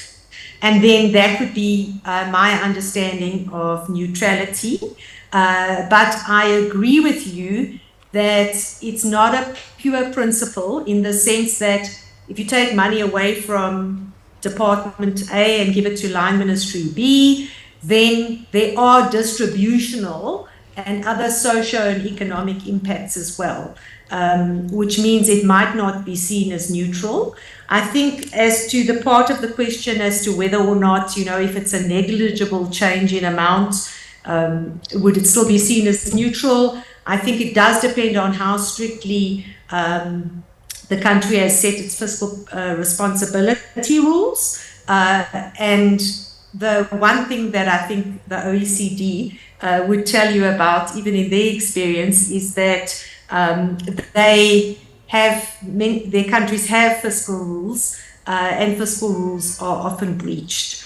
And I think the important thing is that when they are breached, this should be transparent, and it shouldn't be by moving items off budget and so on in order to kind of meet your rule, but not actually do it. So that if you breach your rule, you're clear on why, and if that is deemed to be a good reason, then that is documented as such. In terms of the negotiation, yes, I was referring to the fact that a Parliamentary Budget Office may be speaking to a line ministry or a treasury, even within the budget preparation phase, and during the enactment of the legislation, and even during implementation. What you might be talking about and the terms and conditions around that might be different, but yes, the discussions around what's possible, what's not possible, when you know a line ministry is starting to work on a particular policy, you wouldn't only know that when it's presented as part of a budget, for example, or the policy itself is presented. You would certainly, as a good PBO, have heard about it beforehand. Either that or your line ministry is not a good line ministry, but either which way. But you would probably have had some conversations already, where the formal conversations start and stop. Is also something that needs to be considered and decided in terms of your context and what works in your country. And then in terms of the powers that a particular parliament may have, often it's obviously through legislation that Parliament itself has enacted, but in terms of that, the powers that it may have to amend a particular policy or a budget are often written down and quite explicit. and these powers may vary from country to country. And what I was also alluding to is that you may find that certain powers tend to be used more, and other powers have not been exercised a lot. And sometimes it's just worth looking at what is the reason for that. Is that linked to the way in which the budgets are analysed in its standard stock and trade? Is there something that needs to be changed to look at other decision points where there are other powers for amendment? That doesn't mean when you look at an aspect or provide information on it that you're going to amend something. But it's always good to consciously have made decisions around these things. And then in terms of bills that come from line ministries or that are government sponsored, that may be getting an easier pass through Parliament and under the radar of the fiscal framework, as it were, just to talk loosely. I think those are issues that are faced by many countries, besides the issue of whether or not the costing is accurate and it's been undercosted, and so on. We all know that's the oldest budget game. But besides that question, if there is a feeling that government-sponsored bills get there faster than and have an easier pass than those generated from Parliament itself, then that is certainly something that's worth looking at in terms of the parliamentary procedures and processes. Thank you very much. Thank you, Dr. Brown. We appreciate your lecture, and we'll take it with us when we go back to our respective countries. Again, thank you. Thank you. So should I continue? Yes. Okay, thank you very much. So I'm going to be very brief. I was talking about specific tools we have actually introduced to support budget process. And I mentioned the appropriation questionnaire. If you go on the parliamentary website under the parliament, the PBO, you would see the appropriation questionnaire I talked about, which we send to MDAs to complete and then submit to Parliament before they come for appropriation process. So we also supported the committee department to develop a standardized oversight tools that they use to when they want to go out on oversight. So in addition to, apart from the tools, we have also introduced specific reforms. We've advised Parliament on the usage of specific reforms. One is enhancing effective data management system. Our Parliament is 80% paperless in operations. So we have also decided to migrate the appropriation process paperless. All our members of Parliament have got iPads, and there is email system created for all appropriation committees. So MDAs, what they do is you complete the questionnaire we send to you, do the scanning of the questionnaire, and then forward to specific emails which the members of Parliament can access. So you come now to Parliament instead of actually coming with voluminous records, bundles of records. We don't need them any longer. So, and the idea is for us to be able to trace those information in the future whenever we want to know where we are coming from and all that. So these are the specifics. And also the appropriation committees, what used to happen was each time there is budget appropriation, that is the time they constitute the committees. And most of the time, the composition of the committees are influenced by the leadership and all. So we also advise that it is best a committee on finance, for example, that provides, a committee that provides oversight on agriculture. It is best you maintain that committee for the purpose of appropriation. Because the idea is if you are given 2 billion ceiling, you want to defend why you should be given 2 billion.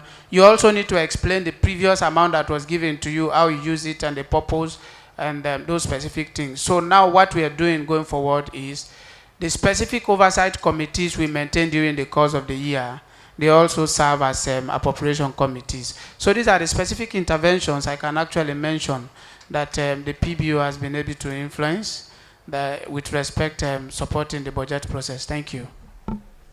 Thank you very much, Mr. Jimmy, sir. Mr. Usman? Thank you so much, ladies and gentlemen,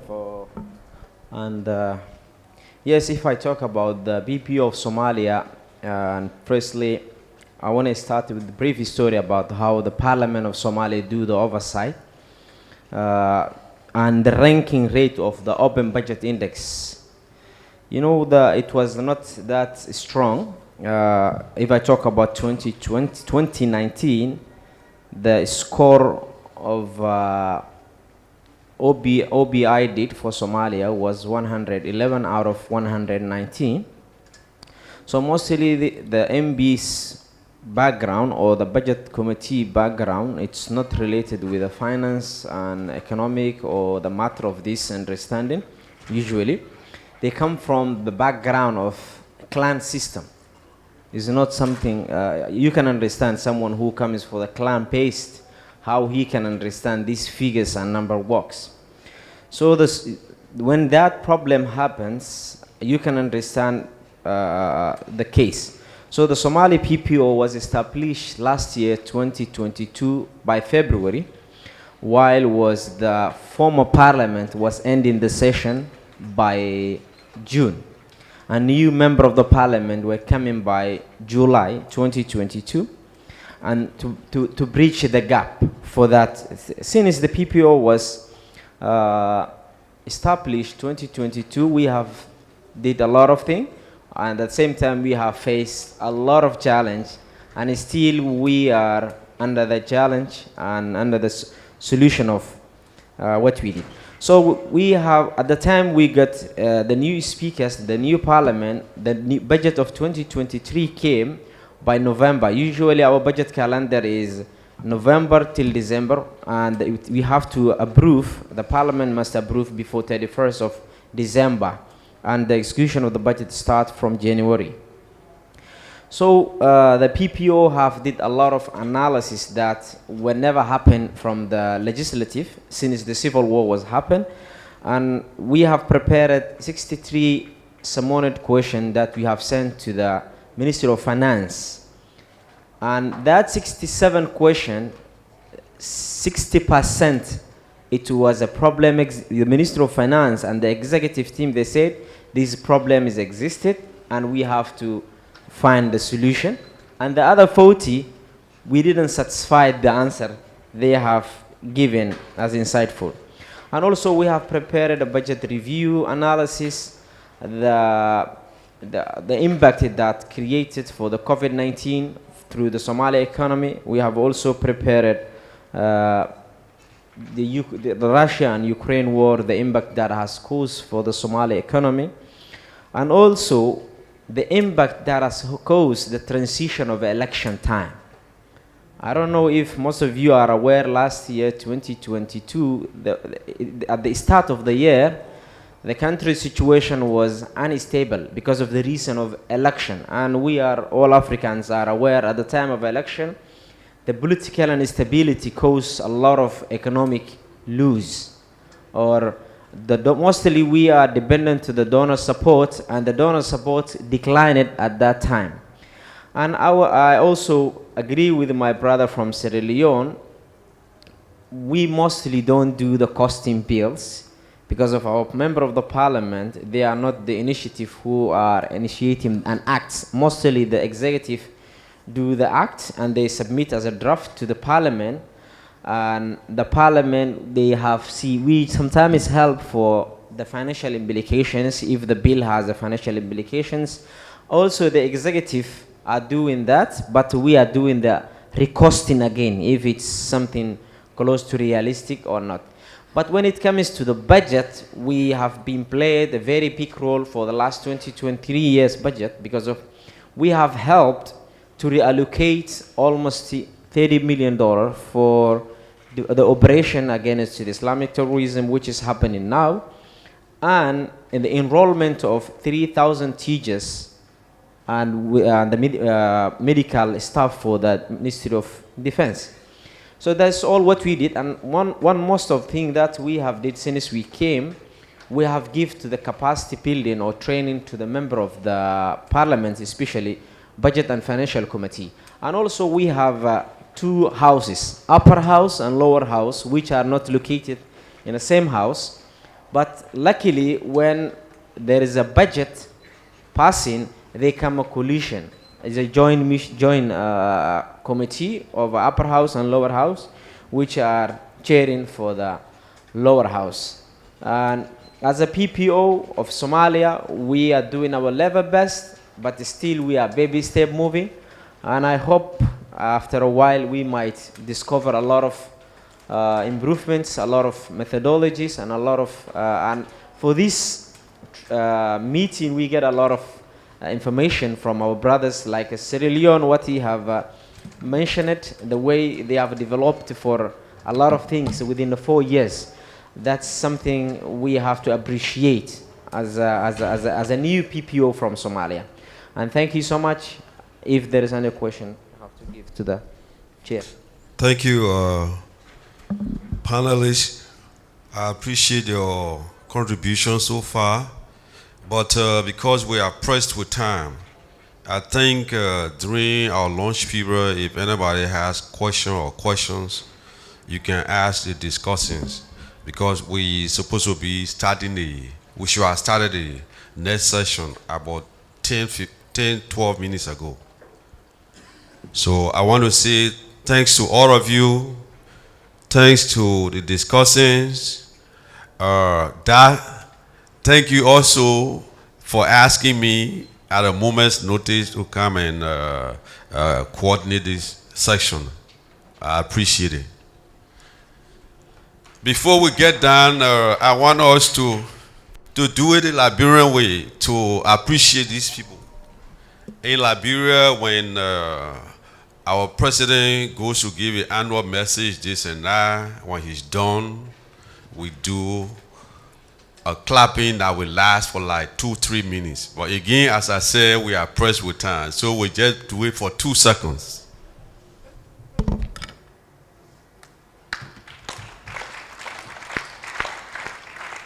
you so much.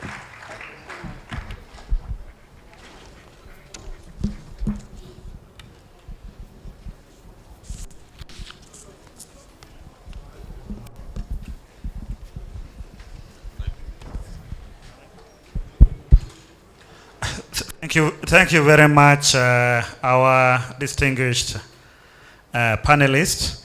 I think we break for tea, 15 minutes, then we come back for the next session. Thank you.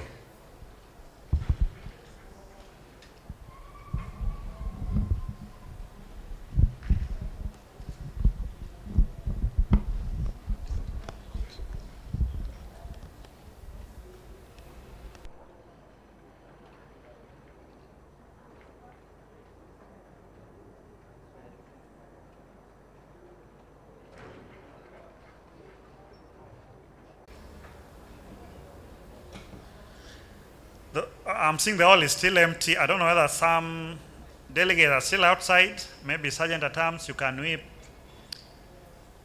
any other person who is still outside to come in.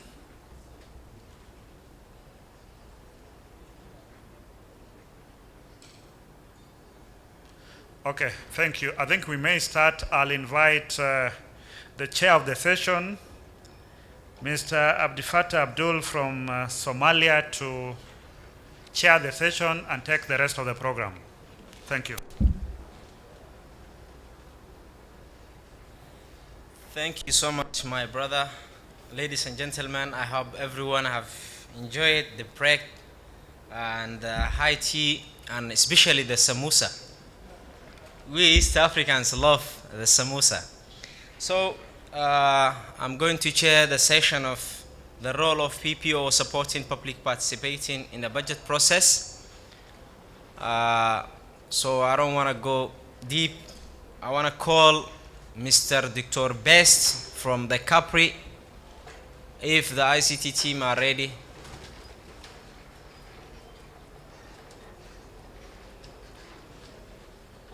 Dr. Best, are you with us?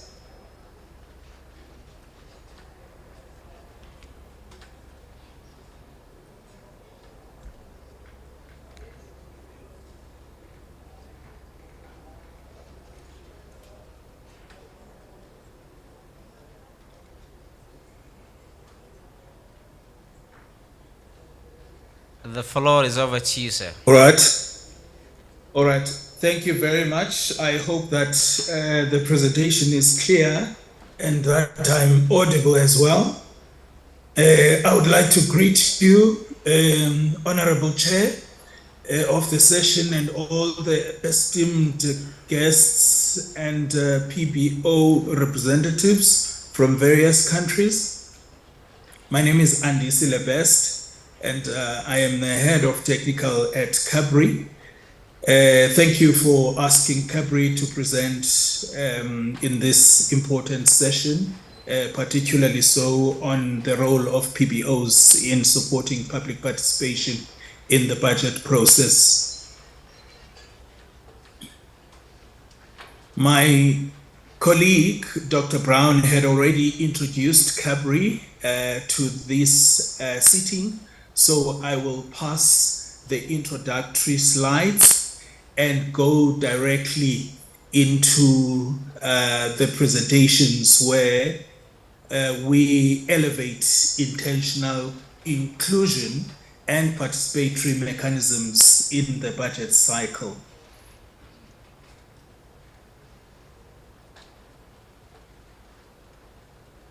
The introductory quote on the importance of participation emphasizes inclusivity processes that go beyond mere compliance. For us, when we open our doors for participation, we make sure that it is intentional. So, public participation emphasizes upholding democratic principles through citizen participation. It champions transparency in fiscal policy, allowing for citizen scrutiny.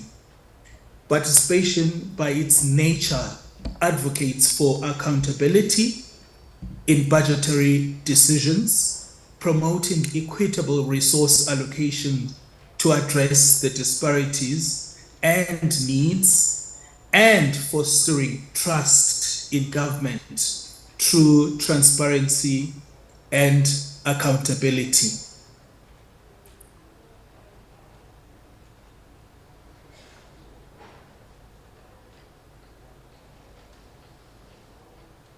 Having meaningful participation is key. This slide underscores the importance of fostering cooperation and accuracy in information sharing. Engaging the executive branch as the source of primary information is important. However, it needs not end there. Collaborating with civil society organizations who are at the grassroots level and who hold such insights for coal-face service delivery is important. Committing to transparency to protect PBOs from undue influence is also critical, while also important is harmonizing both independence and collaboration to maintain PBOs' credibility. The slide highlights the lessons from one of Cabri's member countries, which is South Africa, that developed a portal called Vuleka Mali. It is currently online.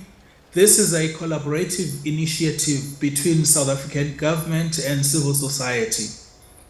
This is one of the unique projects which it is by, I would say, fortunate that even myself, I was part of at the time. It is unique as it exemplifies public involvement through the projects from the beginning up until the end. So South Africa being one of the participants and members in the Open Government Partnership, they made a commitment to explore the development of a fiscal transparency portal. This portal was a success because it went beyond just exploring, but effectively implemented the idea, which is still very useful today. This is a demonstration of an unwavering commitment to a shared yet undefined goal, because at the beginning of the project, no one knew what the actual product would look like, but the focus was on getting the process and getting all the steps properly, ensuring that there is an open engagement with all the parties that are involved. This culminated in also another benefit for civil society organizations who had come in to join and collaborate here, because they were able to then develop or establish a coalition of civil society, which is called Imali Yetu, which supported the project to deliver this portal. Also, continuing on the lessons from Vuleka Mali, I believe that that project accentuates the significance of deep, genuine, and respectful partnerships which prioritized mutual trust and clarity and transparent communication with all that were involved in the process. It went beyond just a standard consultation, but with everyone understanding their own contribution, their role, therefore collaborative decisions were made, and it also had continuous feedback loops, which included even in some of the platforms or environments wherein civil society were part of sittings, including procurement, wherein an open procurement process was undertaken, and during evaluation, and the civil society organizations were there as well. And this is really something which ensured that there is a clear accountability and transparency in the process, and it was intentional, so that civil society feel as part of this project as much as government was the one funding and also leading from the government perspective. And that last bullet there, using evolutionary or agile approach to collaboration that adapts with time and iterates based on insights and consultation results, was important for this project. And it really allowed the project to run and do exactly what the public or the representatives that were consulted communicated or indicated to have been their needs. Intentions to empower citizens call upon the PBOs to critically evaluate their own processes, including identifying who is engaged and possibly why as well. This should go beyond the media or even the executive. PBOs should really leverage on the willingness and the availability of civil society to advocate for citizens and also be as agents for change at the coalface of service delivery. Consider the reality of exposing the same CSO organizations, because sometimes as PBOs or even any government department would go on and expose one civil society organization, whereas there is very many organizations that are out there. There should therefore be a way of ensuring that there is a change or rotation or exposure of other civil society organizations and listen to their views. This should provide then the citizens with thorough knowledge and be responsive with the credible feedback which we ought to speak from the participants.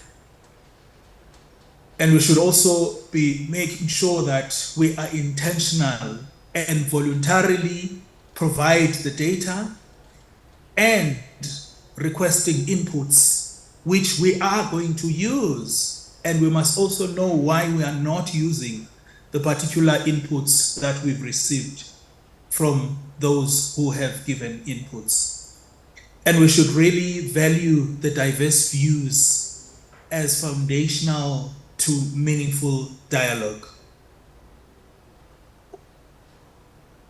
In terms of the challenges and the solutions, the complexity of data and processes is first. This requires simplifying complex data into clear formats. You can make some graphs, some summaries, some videos. Making an example from Vuleka Mali, we attempted to, in fact, we developed various videos, just short videos that were trying to explain certain elements within the portal. And they were informational, they were educational. And another thing was that we incorporated the issues of different languages. So any concerns that crop up must be resolved through continuous engagements with civil society organizations and those who are participating. There is a need to dispel any inaccuracy of data. It therefore requires that whatever project or whatever communication process you are undertaking, it should factor in a fact-checking and verification. And this, using the same project of Vuleka Mali, there was a data quality kind of a team which would then look at the quality and the data that is provided, which before it gets to be published, so that it is really of a good quality. Any skepticism, which will always be there, and any issues of trust that may be low, those things can be dealt with through upholding transparency in all the processes. You don't have aspects that you are hiding. They must know that these aspects are not, they should not be privy to because of the nature, and within government maybe they are classified and therefore they should therefore understand that. Therefore, another thing is the importance of educational workshops, which should really empower those you would wish to participate. Through such workshops, you will be able to empower them so that they are able to understand, navigate, interpret, and then they should be able to engage you in a more quality way, so that whatever that you do going forward is then improved, because you would have gotten very good feedback. So, in bridging the gap as the PBOs, there is a need to champion transparency and impartiality in information sharing, enhancing public engagement through diverse collaboration, and really making that circle bigger, that one of participants, and not rely only on a few CSOs that always come in from one program to another, which should really diversify and ensure that we are inclusive.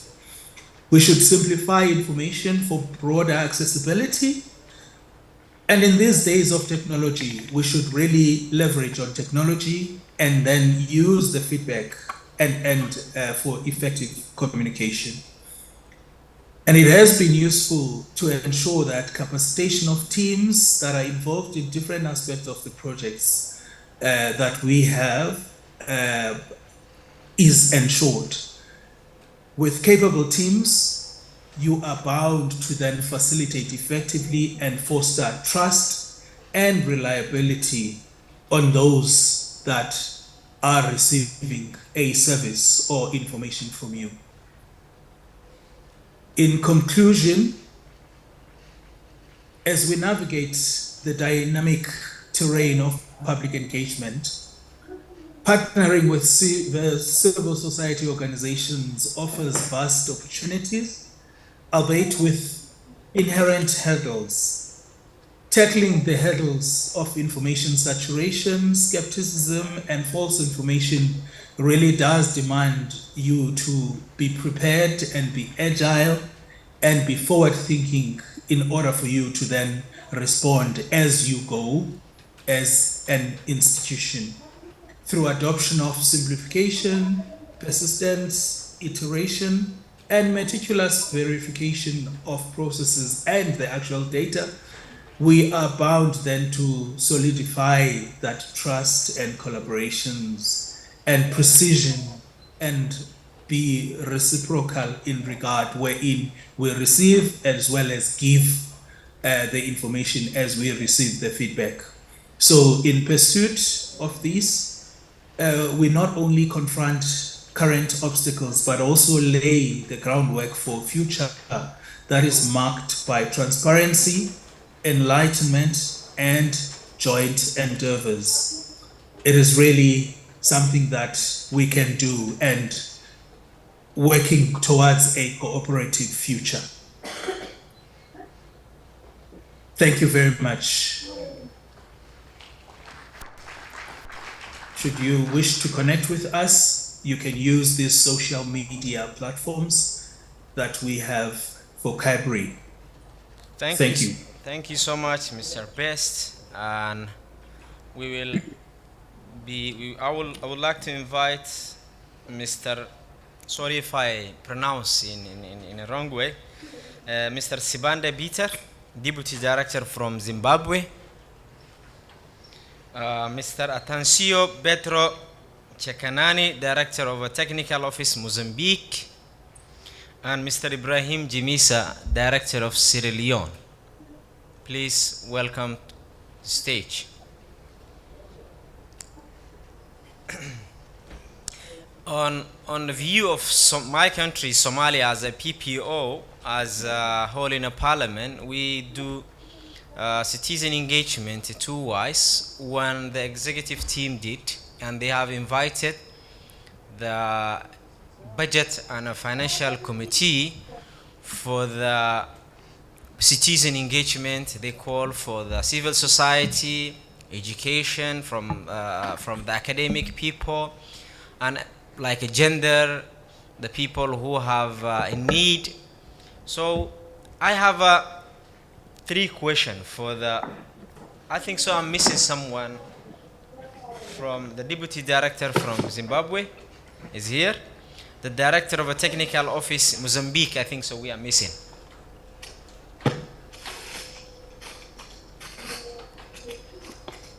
Are we going to continue like this?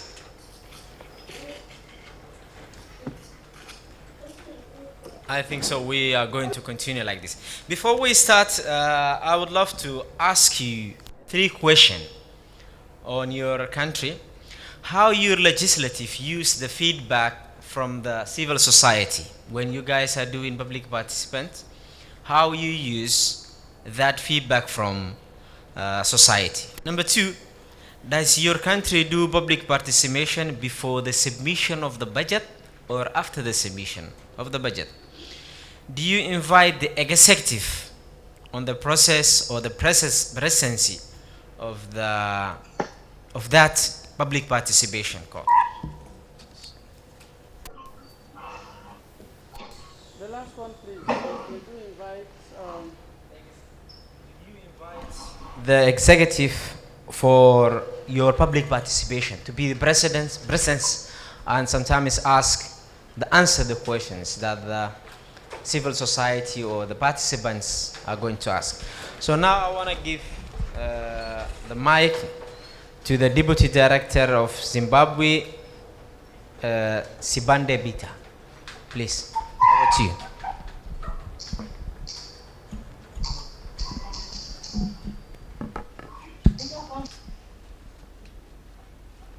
Thank you very much. I have a presentation. Yes.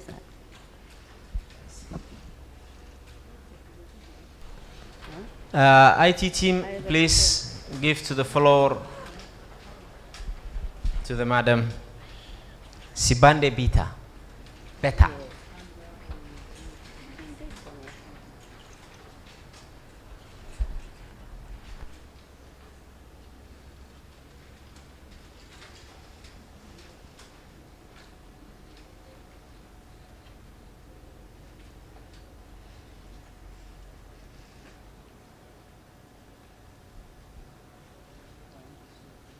You want to see it? Please permit me to come back. Please, let me.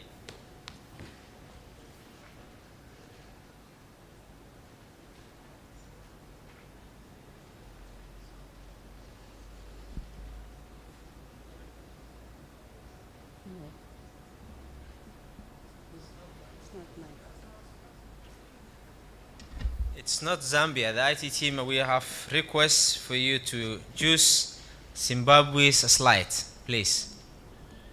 What you have shown us is from Zambia, which was the session of yesterday.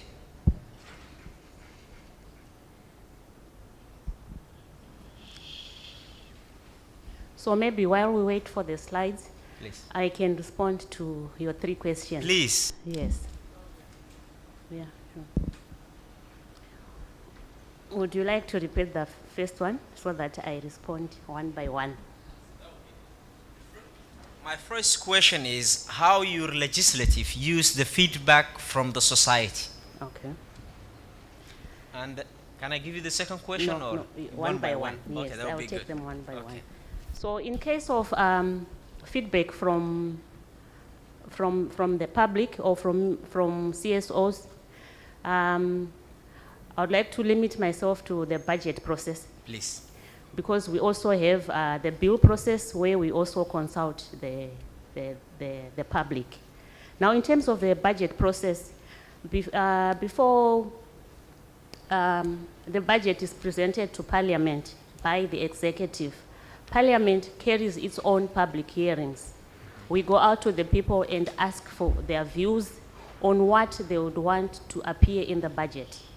So we note those views and we come up with a report. Now, when the budget is presented, we then do what we call a pre-budget seminar, where we meet with the executive, and then we share those views with the executive, the views from the public. Now, and then when the budget is presented, after the budget is presented, we then take note of what was included from the views that we got from the people. We check what the budget has and take note of what was not included in the budget. Then after presentation of after adoption of the budget or approval of the budget, the final one, we then go back to the public with public hearings and we give them feedback on what was included on the views that they gave us, what was included and what was left out, and the justification. So if the minister leaves out certain requests from the public, he explains why he cannot accommodate those requests. So we take all that information back to the people and give them the feedback. That's beautiful. That's beautiful. The question number 2, does your country do public participants before the submission of the budget? Yes, I mean the legislative, not from the executive. Sorry? Pre-budget Yes. consultation, does the legislative do or the executive do in your country? Oh, I think I've already answered that. I said Yes. we do public consultations before the budget comes, so that we compile what the public wants. So we go for public hearings out there to the communities. We also invite the executive to the various MDAs to give us their views of what they expect to be in the budget. Okay, the third question is almost close to what have you said, but I will give you back as a question. Maybe if you said, does when the legislative are doing for public participation, did you invite the executive, like Ministry of Finance, Ministry of Planning, whatever who is concerning budget So when we do our public hearings, they are open to anyone. So if they want to attend, they can. They are free to do so. But we do not take it as take them with us as part of our delegation. But the public consultations, they are open to anyone and everyone. So they do attend as members of the public. Thank you so much. Please, IT team, ICT.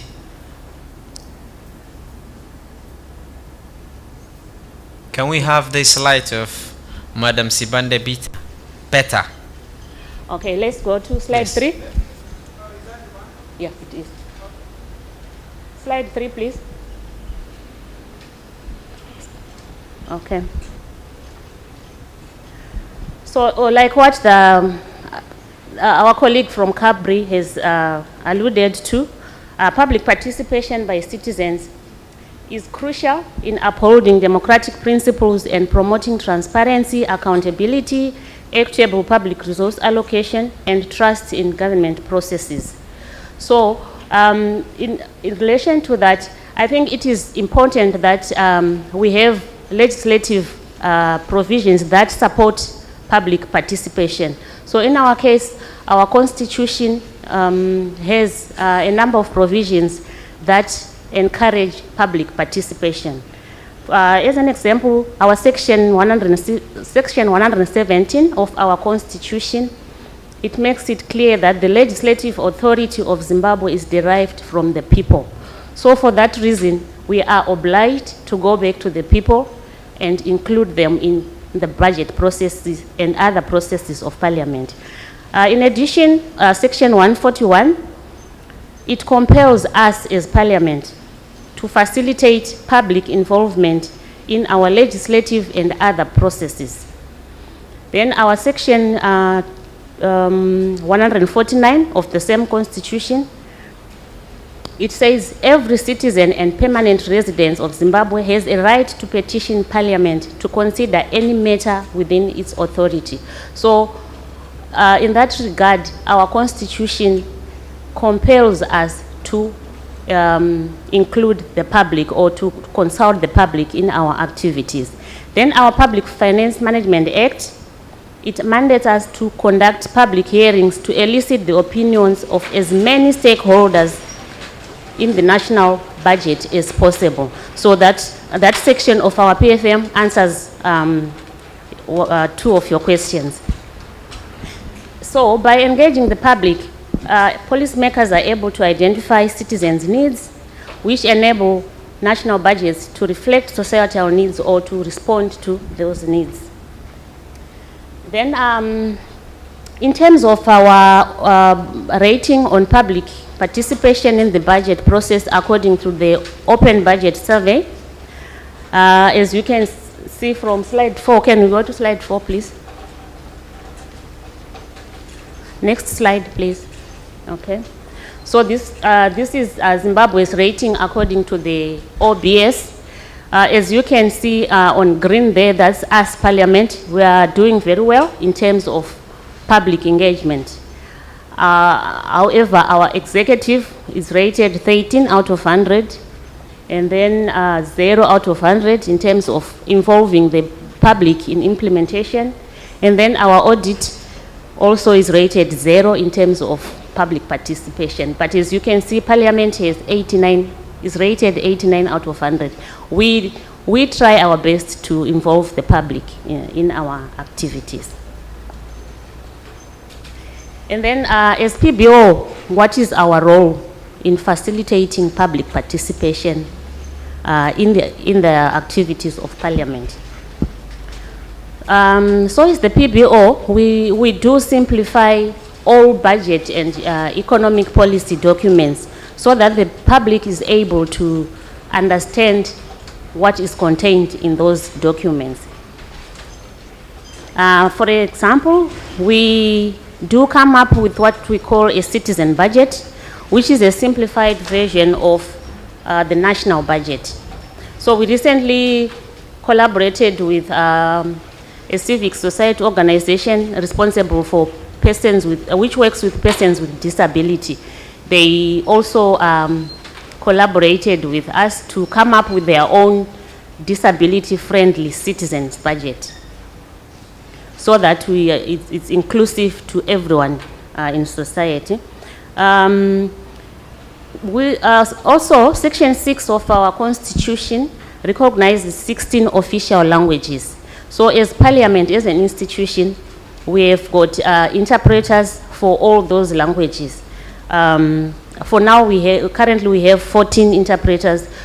We are short of 2. So whenever we go out for public hearings, depending on the area that we are visiting, we take with us an interpreter for that, for the language for that area, so that as presentations are being made, someone is interpreting in the local language of the area that we will be in. And then we also analyze quarterly budget performance reports from MDAs.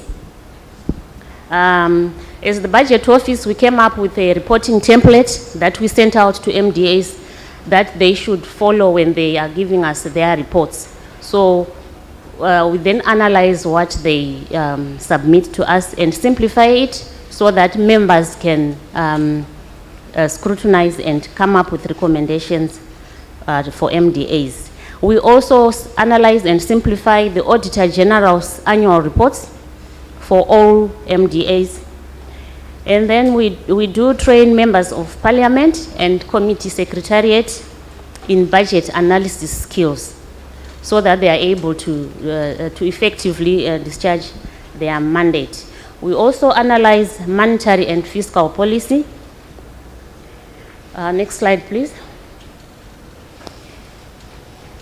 And then we also cooperate and collaborate with various stakeholders, the media, the executive, and CSOs, so that we improve transparency, accountability, and effective communication. So in Zimbabwe, all our committee meetings are open to the public and to the media. This ensures that accurate information reaches the public, and it promotes transparency, inclusion, and trust. And also engaging with the executive, it allows us to communicate findings, facilitate informed decision making. And in Zimbabwe, all our MDAs or our ministries, they have what we call Parliament liaison officers. These are focal persons or our go-to persons whenever we need information from any particular MDA. And then as PBO, we have special relations with the directors of finance in MDAs. So whenever we need clarification of more information, we just go to them directly. Then we also engage civic society organization for technical and financial cooperation in order to enhance our work. So we get support in the form of training of PBO staff as well as other Parliament staff, members of Parliament, and then they also assist us or collaborate with us in production of manuals, also in the production of our citizen budget, among other products. Next slide, please. And then in terms of independence, I think it is important that PBOs are independent. This has been emphasized by various presenters since the beginning of this conference. So in Zimbabwe, as PBO, we are one of the departments of Parliament, unlike in some of our colleagues' countries where others special offices, others with different positions. But us, we are a department like any other, headed by a director. We were established in 2016 by the Committee on Standing Rules and Orders, which may be equivalent to the Parliamentary Service Commission for other countries. So and the CSRO, it gives Parliament the operational autonomy. So we just enjoy the independence of Parliament as an institution. We provide non-partisan and independent economic analysis to all committees of Parliament, especially in matters to do with the budget and economic issues. Now, next slide, please. Then the mechanisms that we use or how we do it, some of them I've already mentioned when I was responding to the questions. We do nationwide fiscal public hearings. We also do radio public hearings. We do virtual or Zoom platform public hearings. Then committee oral evidence sessions with stakeholders. We do pre-budget public hearings. And then we have what is called the pre-budget seminar, where we engage the executive, and the post-budget seminar, where we meet to discuss what would have been presented in the budget. And then we also do post-budget feedback hearings, the ones that I've already explained earlier when I was answering the questions. Then lastly, our challenges and opportunities as the Zimbabwe PBO. Like any other office, we face inadequate funding to carry out our functions, and we get sometimes we get assistance from development partners. And then we also have the challenge of work overload against a very thin staff establishment. So at the moment, as Zimbabwe PBO, we are only 3 officers, of which 2 of them are 3 months old in the office. So you can imagine the overload that we have, because for the new officers, they are also still learning how to do the work, but they are expected to deliver and to deliver their mandate. So what we do, we outsource from other departments when there is need. We get assistance from our sister departments like research or the legal counsel's department. We also engage consultants. For example, when we're doing quarterly budget analysis, we engage consultants from, most of them we take from the University of Zimbabwe to assist us with budget analysis for the portfolio committees or for the sectoral areas.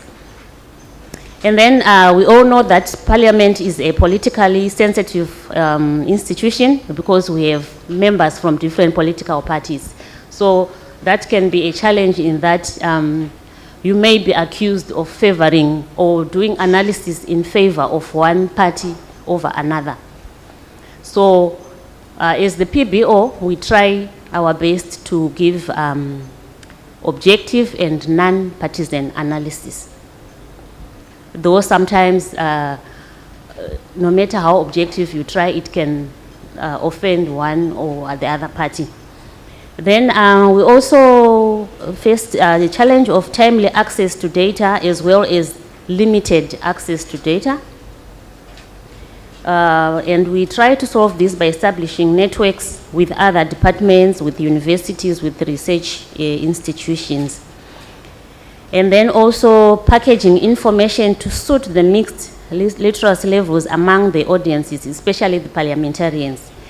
I'm sure just like any other legislature, we have parliamentarians with different educational and academic qualifications. We have professors, we have doctors, and then we have some whose highest level of education is grade 2 or grade 1, or some who didn't even go to school. So now when you are coming up with a product, it has to be understandable by all of those different audiences. So that can be a challenge. If you package information to an extent that a grade 2 dropout can understand it, it can be boring to a professor, or if it impresses a professor, the other one may not even understand. So it's something that we have to juggle with. But however, we just try to come up with simplified reports so that anyone and everyone can understand our analysis. Then we also have a challenge of lack of awareness by stakeholders of the role and functions of the PBO, thereby limiting the demand of our services. So some do not even know our role, so they may not even ask for our services. And we have a challenge of having to publish our products and to showcase our department functions during orientation and induction of new members. So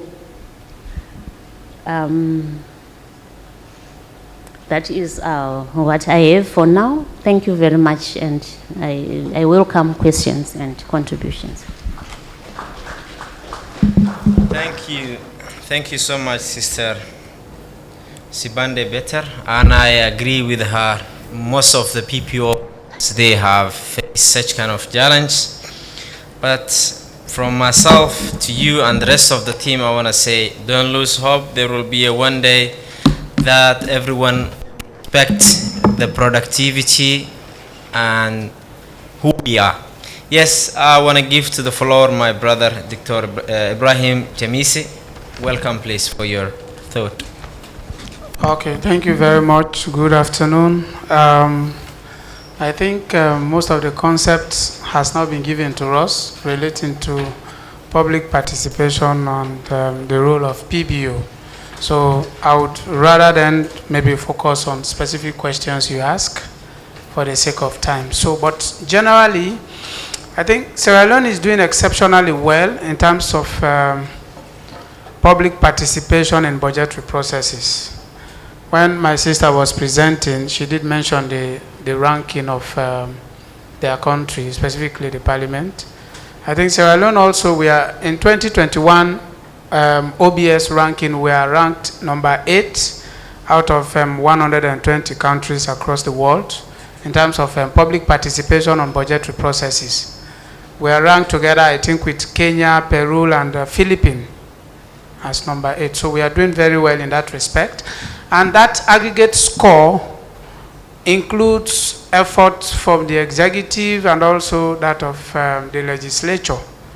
So coming out to your questions, whether we do invite the executive in budget making processes, the answer is yes. So what we do is, when we send the appropriation questionnaire that I spoke about today, and they are completed and submitted to Parliament, before this time, we used to invite vote controllers, the budget holders for MDAs, ministries, agencies, and departments.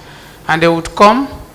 Our budget is prepared on activity base.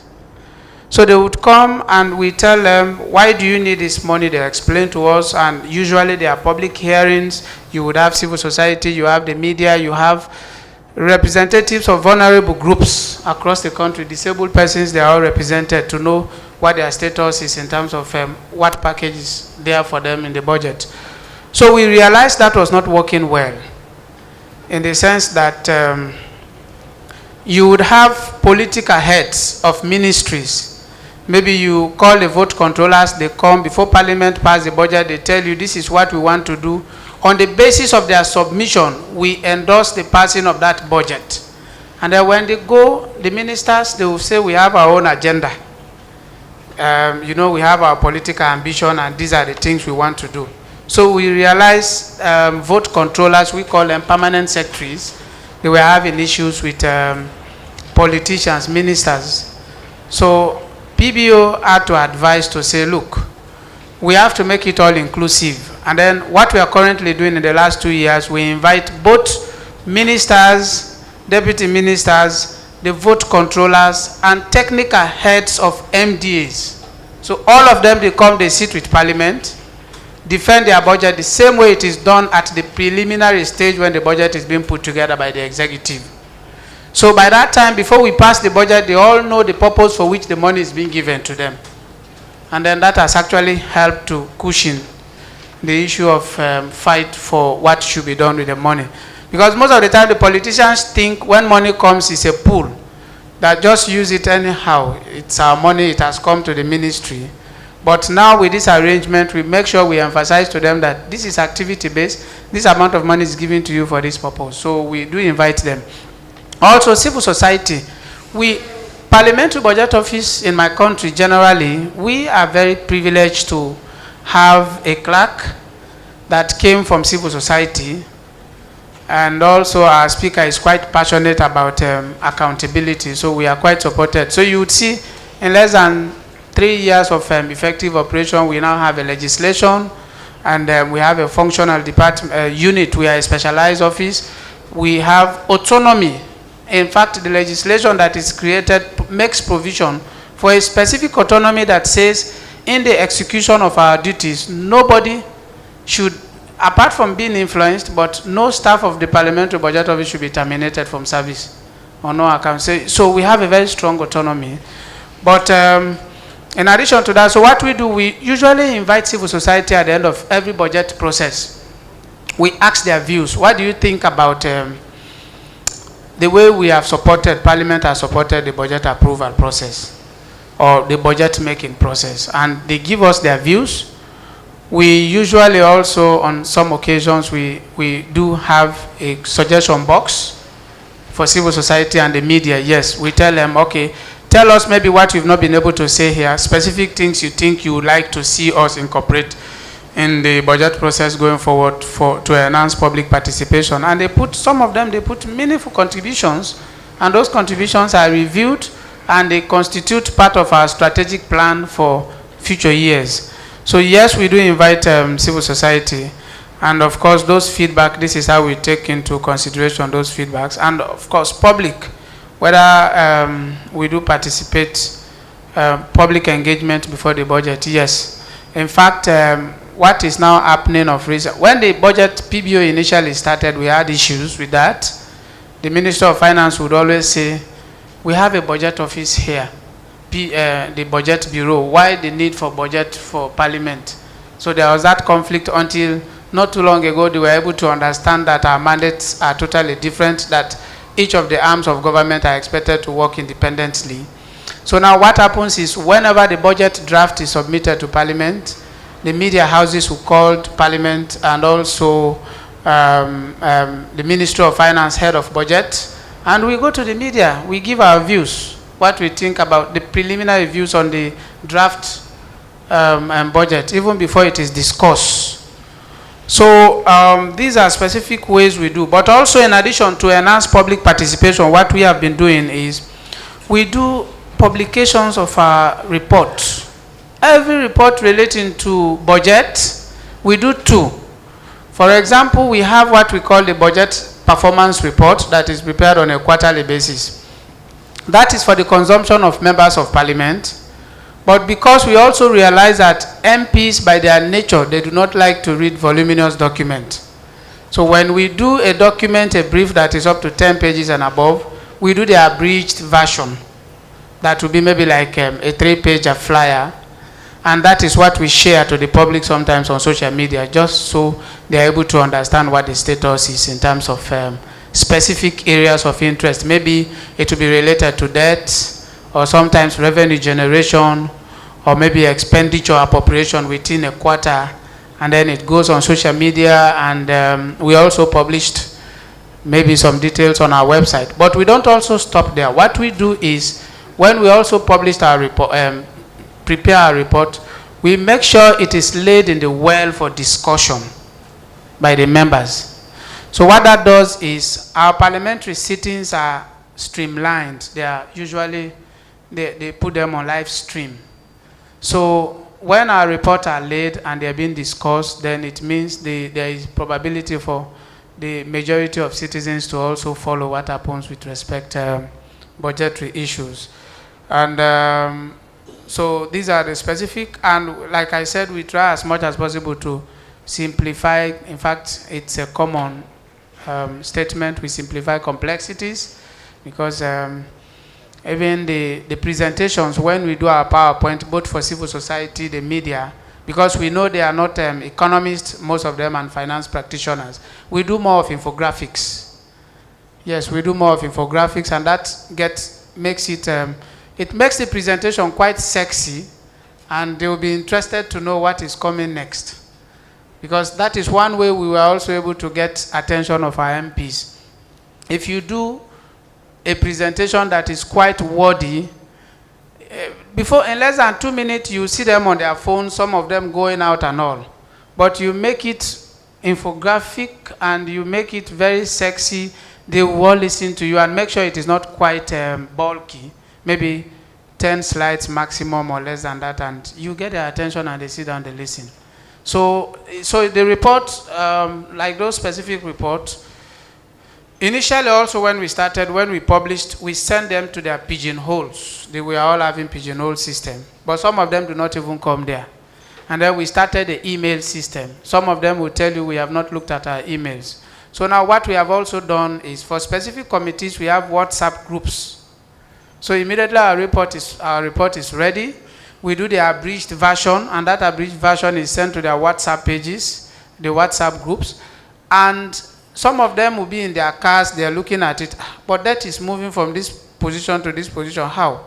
And then they will just call, I'm looking at your brief, and you're saying that that position is moving, where is the detail? And then we say, please look at the full report, it's on the website.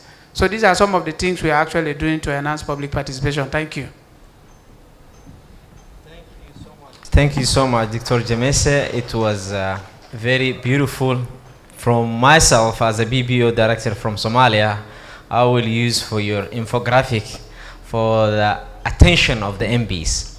Before I go to the question of the delegates, I want to tell you one bit joke that I have reality faced in the PPO from Somalia.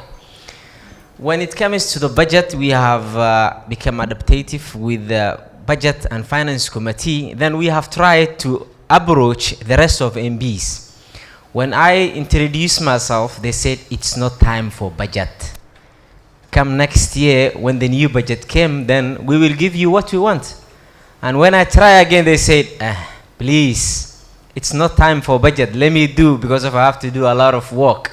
So, and then I said myself, why don't we change the name of PPO into support of the oversight? Because of everyone is asking me sometimes, you are the budget? Yes. You know, in my constituents, we are facing this kind of problem, so please find me a budget. Like they think we are part of Ministry of Finance in a budget department. But thank God now they are understanding me when they see that they call up the budget of Parliament. So let me come to the team. If there is any question from the presenter and the panel, please raise your hand. From my brother from Uganda, 1, from the corner number 2, 3. I will take 4. If there is no more one, please start with the director. Thank you very much, moderator, and I thank the presenter and the discussants. My question goes to the presenter. He presented the Kamali approach to South Africa and alluded to the successes it has got in terms of public participation. I have 2 questions on that. The first question, at what stage of the budget cycle does this project play a pivotal role? Is it at the formulation stage? Is it at approval stage? Is it at implementation oversight? Because he alluded to the fact that there's a lot of public participation. How this kind of participation translate into budgeting numbers and actions and service delivery? Then the second question on that, and this is a general question to both Zimbabwe and also my colleague from Sierra Leone. How do the views of civil society find their way in the budget? You have talked about those public consultations, those WhatsApp groups. How do they translate? Because when you talk about public participation, who is the public? Does civil society represent any constituency? Or they also have their own territories?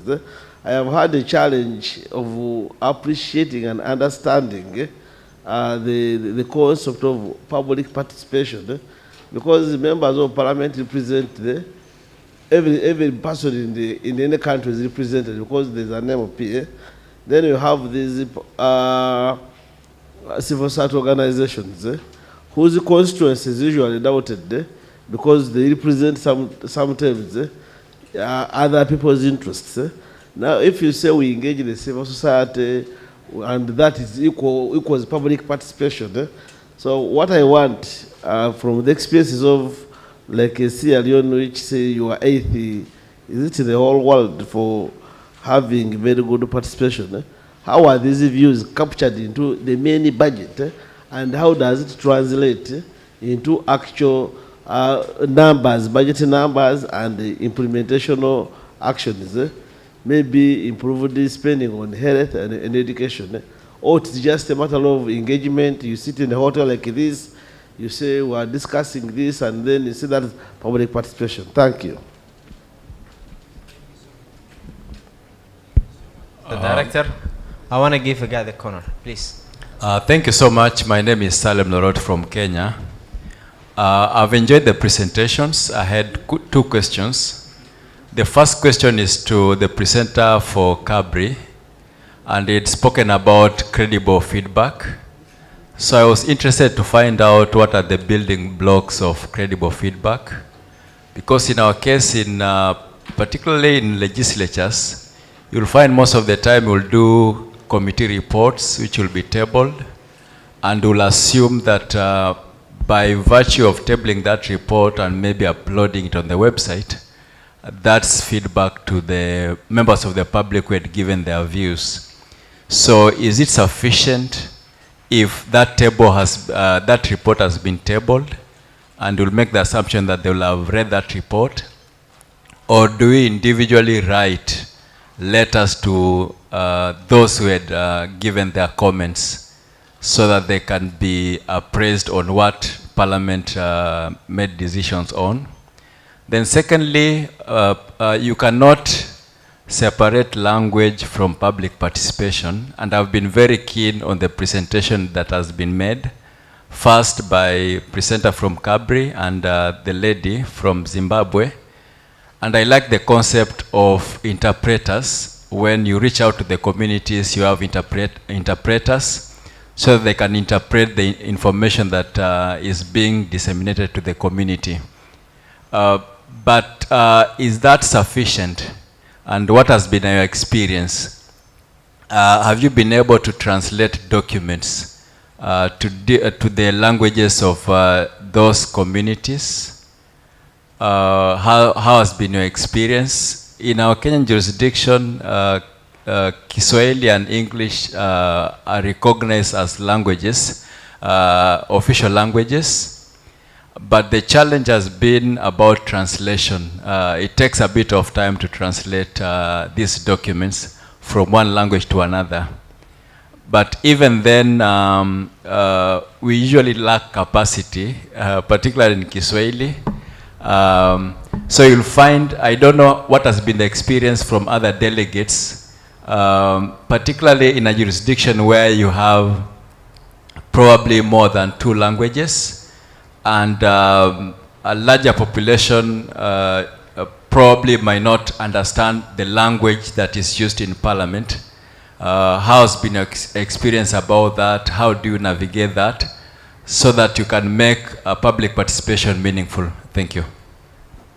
Thank you so much. I want to give first a guy from the back, then I will come to you. Please, there are t-shirt.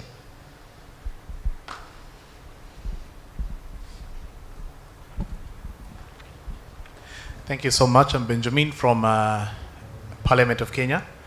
And my first question, I really want to concur with what the Director PBO Uganda, Mr. Chigudu, talked about, the aspect that parliamentarians are elected. And so when, for them, they do represent a constituency. And they can say that they are representing the views of their constituents because the constituents picked them.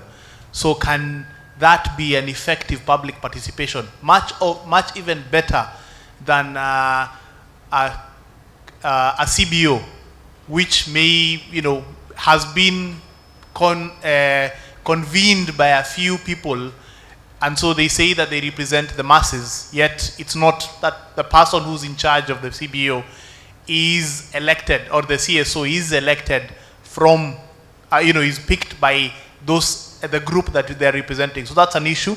I hope it will be answered. The second one is a big challenge that has been happening in public participation pretty much across Africa. It's been highlighted by the World Bank, highlighted by the African Development Bank in different research papers. And it's been a big contributor to the cost of public participation, as my colleague from Zimbabwe raised, or the challenges they're having of funding issues. The paper by African Development Bank even now termed it as a disease. They call it acute pardiemitis. I believe everybody here knows about per diems, the allowances that you have to give to participants who are coming into any forum. And public participation has become very costly. No one is going to come for your public participation if you have not given them some allowance or some lunch money. It's really been a big challenge. And I know in many entities, my Ugandan friends do have the same challenge. My Tanzanian colleagues do have the same challenge. A question I want to throw back to not only the discussants at the top, or the CABRI, but also to the rest of us here. How have your different parliaments or your different countries been able to address the matter of per diems when you're undertaking public participation? Thank you so much. Thank you so much. I want to give the guy from the stage. Okay, once again, thank you very much, Sibanda, for that good presentation. I'm Benson Kimani from UNDP Kenya, and I have two questions or concerns. The first one is I would like to know more how the liaison officers you've placed in the ministries operate. Maybe who do they report to at the ministry, or do they have a direct reporting line back to PBO Zimbabwe? And maybe what they are, just in summary, their terms of reference, what are their daily or weekly activities? Then the second issue is on public participation. You've eloquently explained how public participation happens, the language, the medium, the setting, which is perfect. But there is an emerging problem with public participation in most African countries. When you go to the communities, more often is to ask them what you want them to do for you, what the government is planning to do for them, what is being done for them, elements of prioritization. But as countries are rising to lower middle income, is that public participation graduating to what are you also willing to pay? How are you supporting your country? Just to borrow the words of the US president, ask not what the government is doing for you, what are you doing for your country? Thank you, and over. Thank you so much for the questioners. I want to first give the floor to Dr. Bis to give an answer that was directed to him, and then I will come back to discussant. Dr. Bis, are you with us?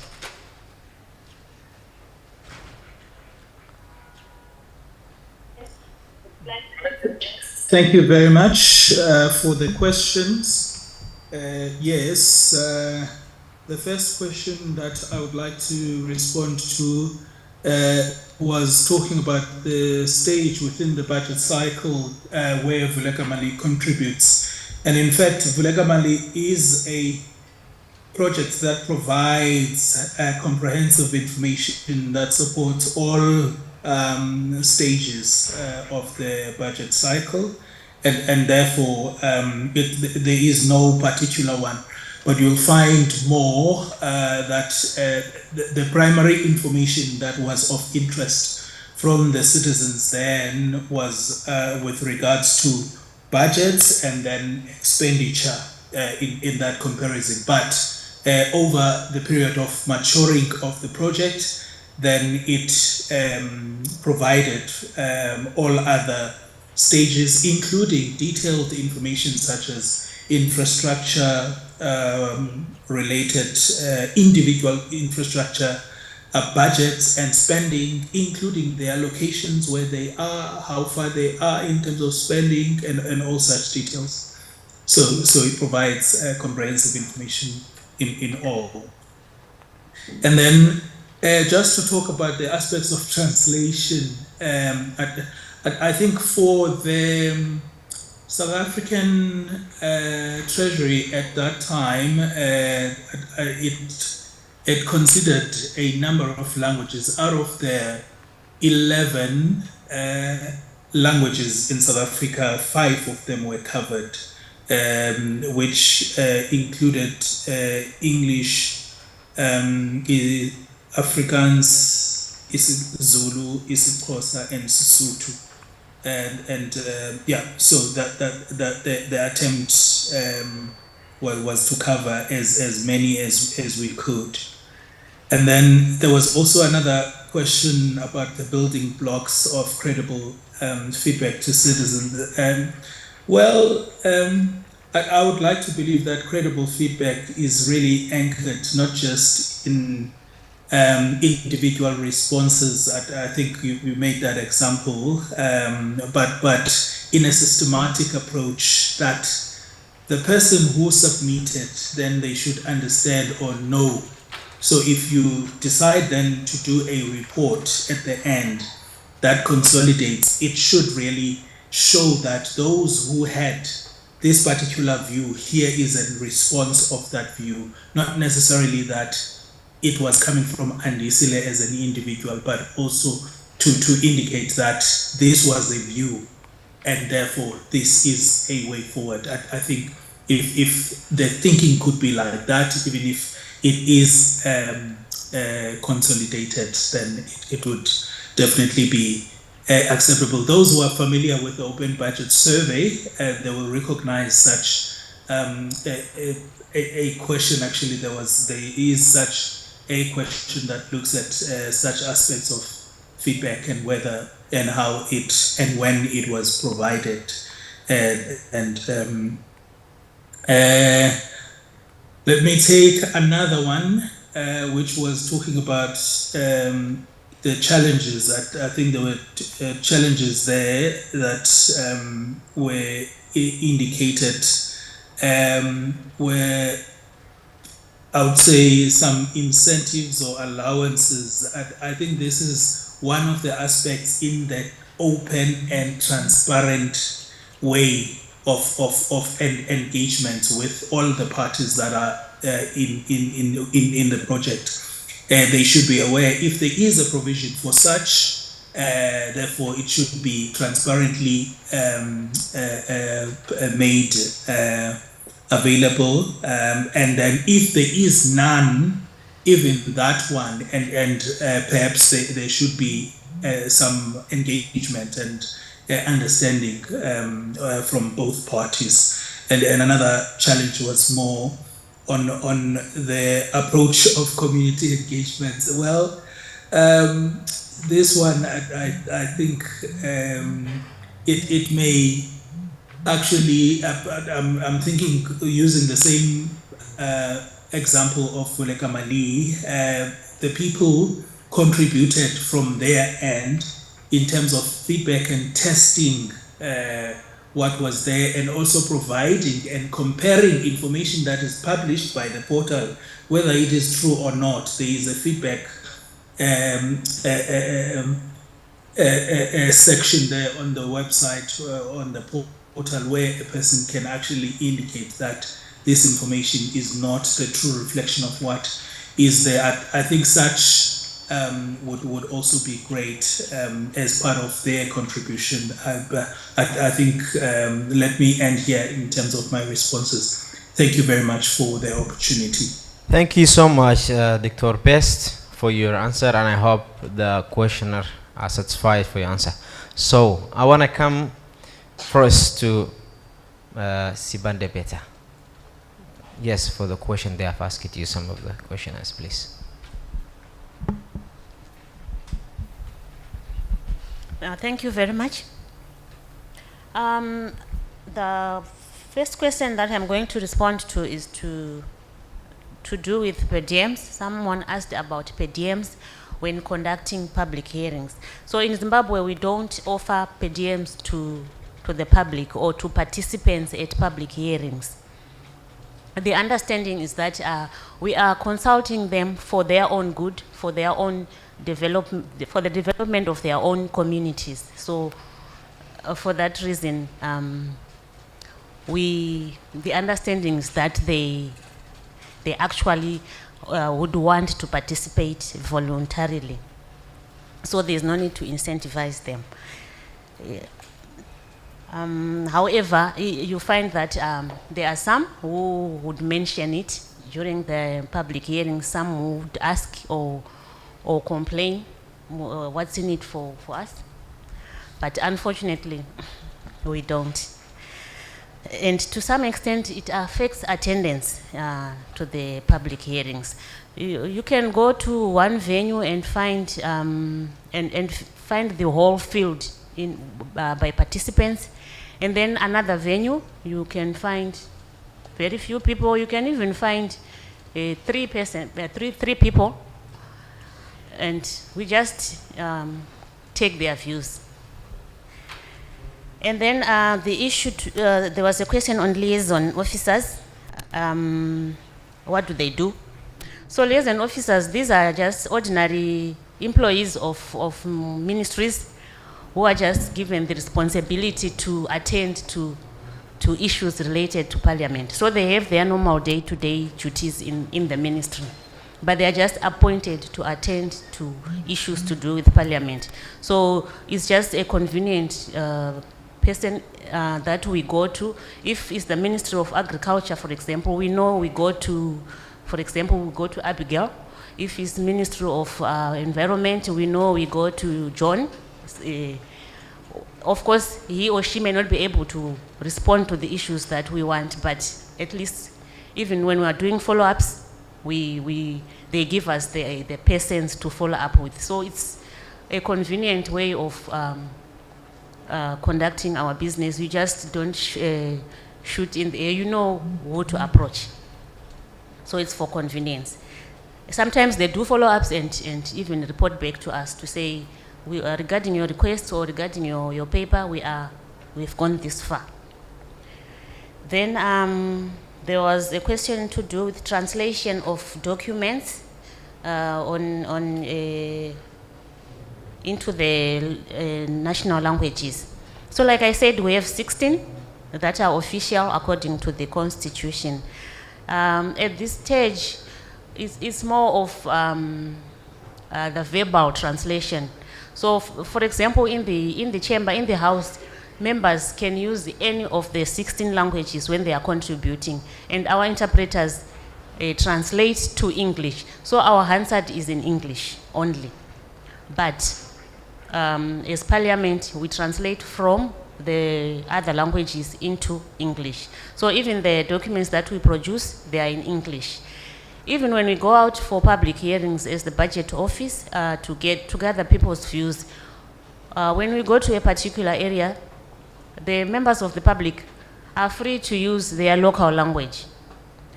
But when we come up with our report, it's in English. So we'll be having our own interpreters to translate what the public will be saying so that we are able to produce our report in English. So it's for verbal communication mainly. But in terms of reports, we are not yet there. We are not yet producing reports in the 16 languages. I hope I've answered all the questions that were referred to me. Thank you for your view, but we are running out of time. Please come to the points for answering your question within 2 minutes, please.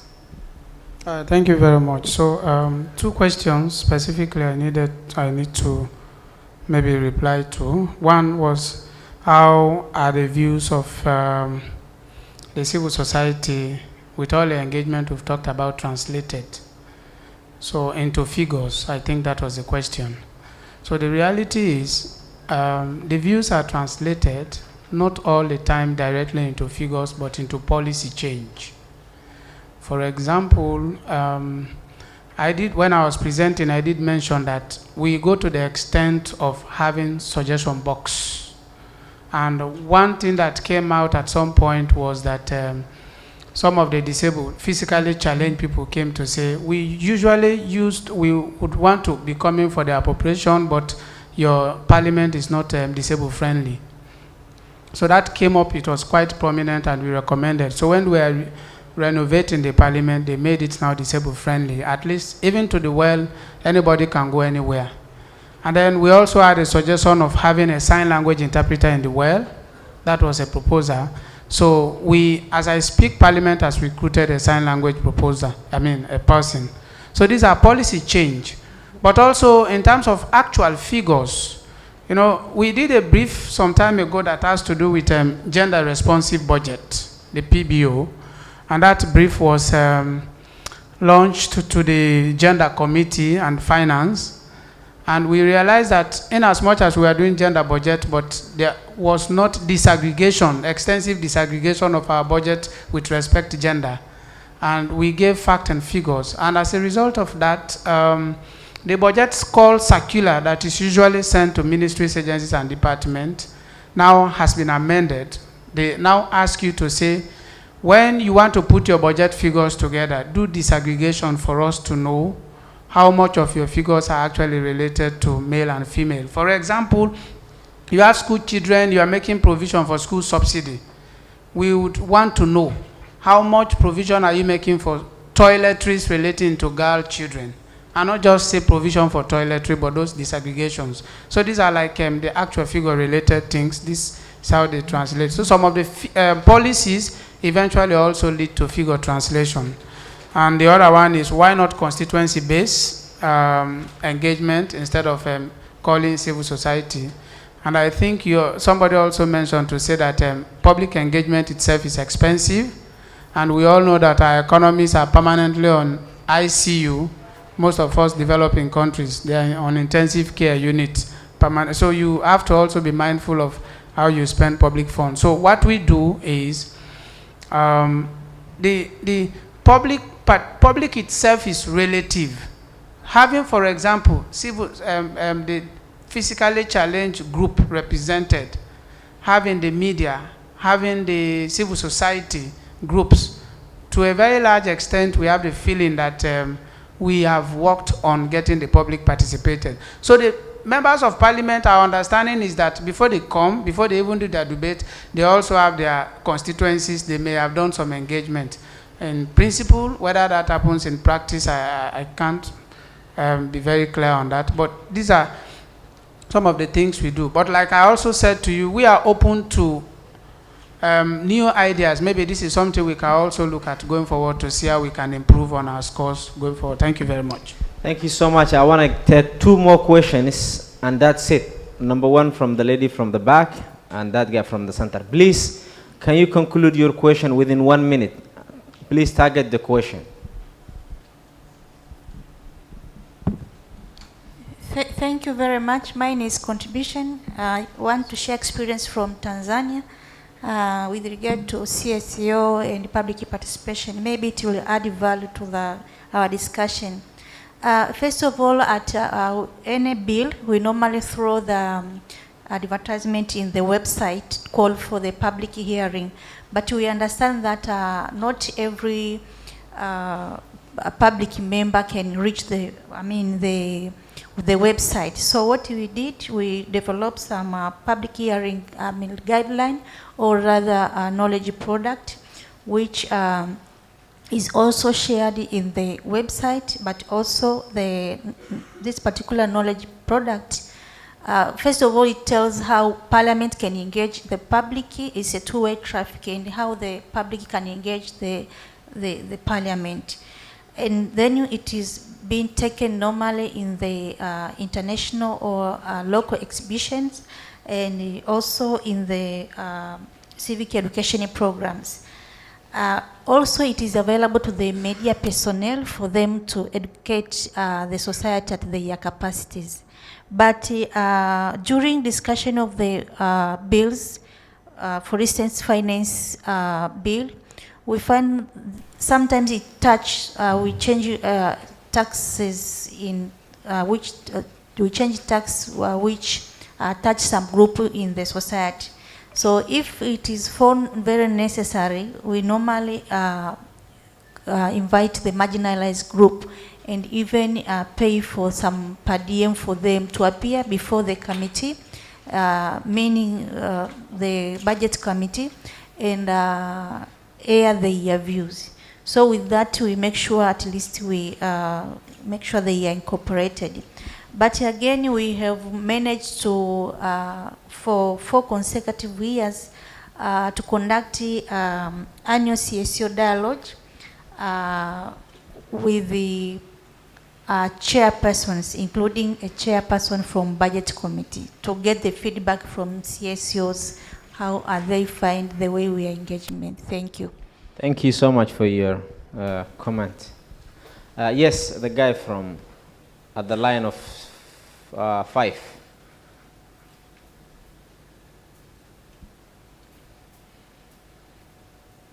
You have just 1 minute, please.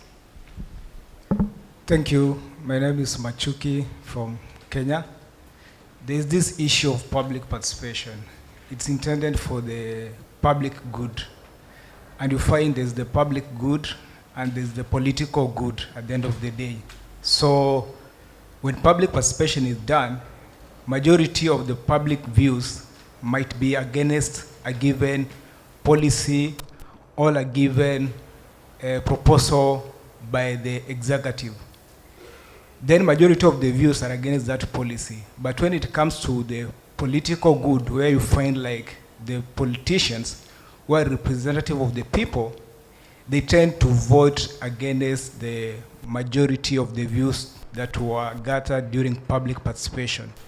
So I was interested to know if maybe the delegates from other countries, they have had a similar experience, and how did it happen? Because you find like, how do you balance between the public good and the politics of the day regarding a given policy that the government is trying to implement?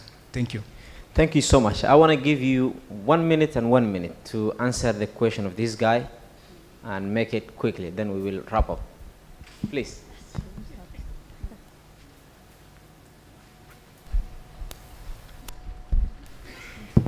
Okay, the question is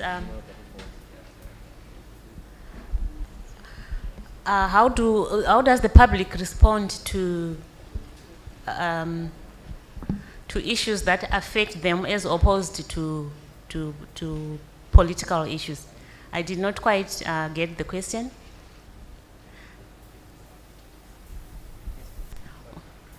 No, I'm saying I did not quite understand his question. If I'm right, you can take. The question is the citizen engagement that we are doing for the engagement of the society. Sometimes the politician is taken as a profit. So is it benefit to the society or the politicians, especially for the opponent? Is that the question?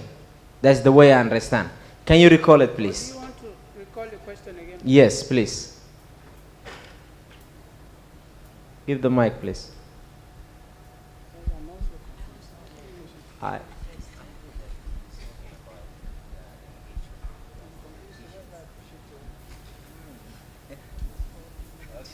Sorry.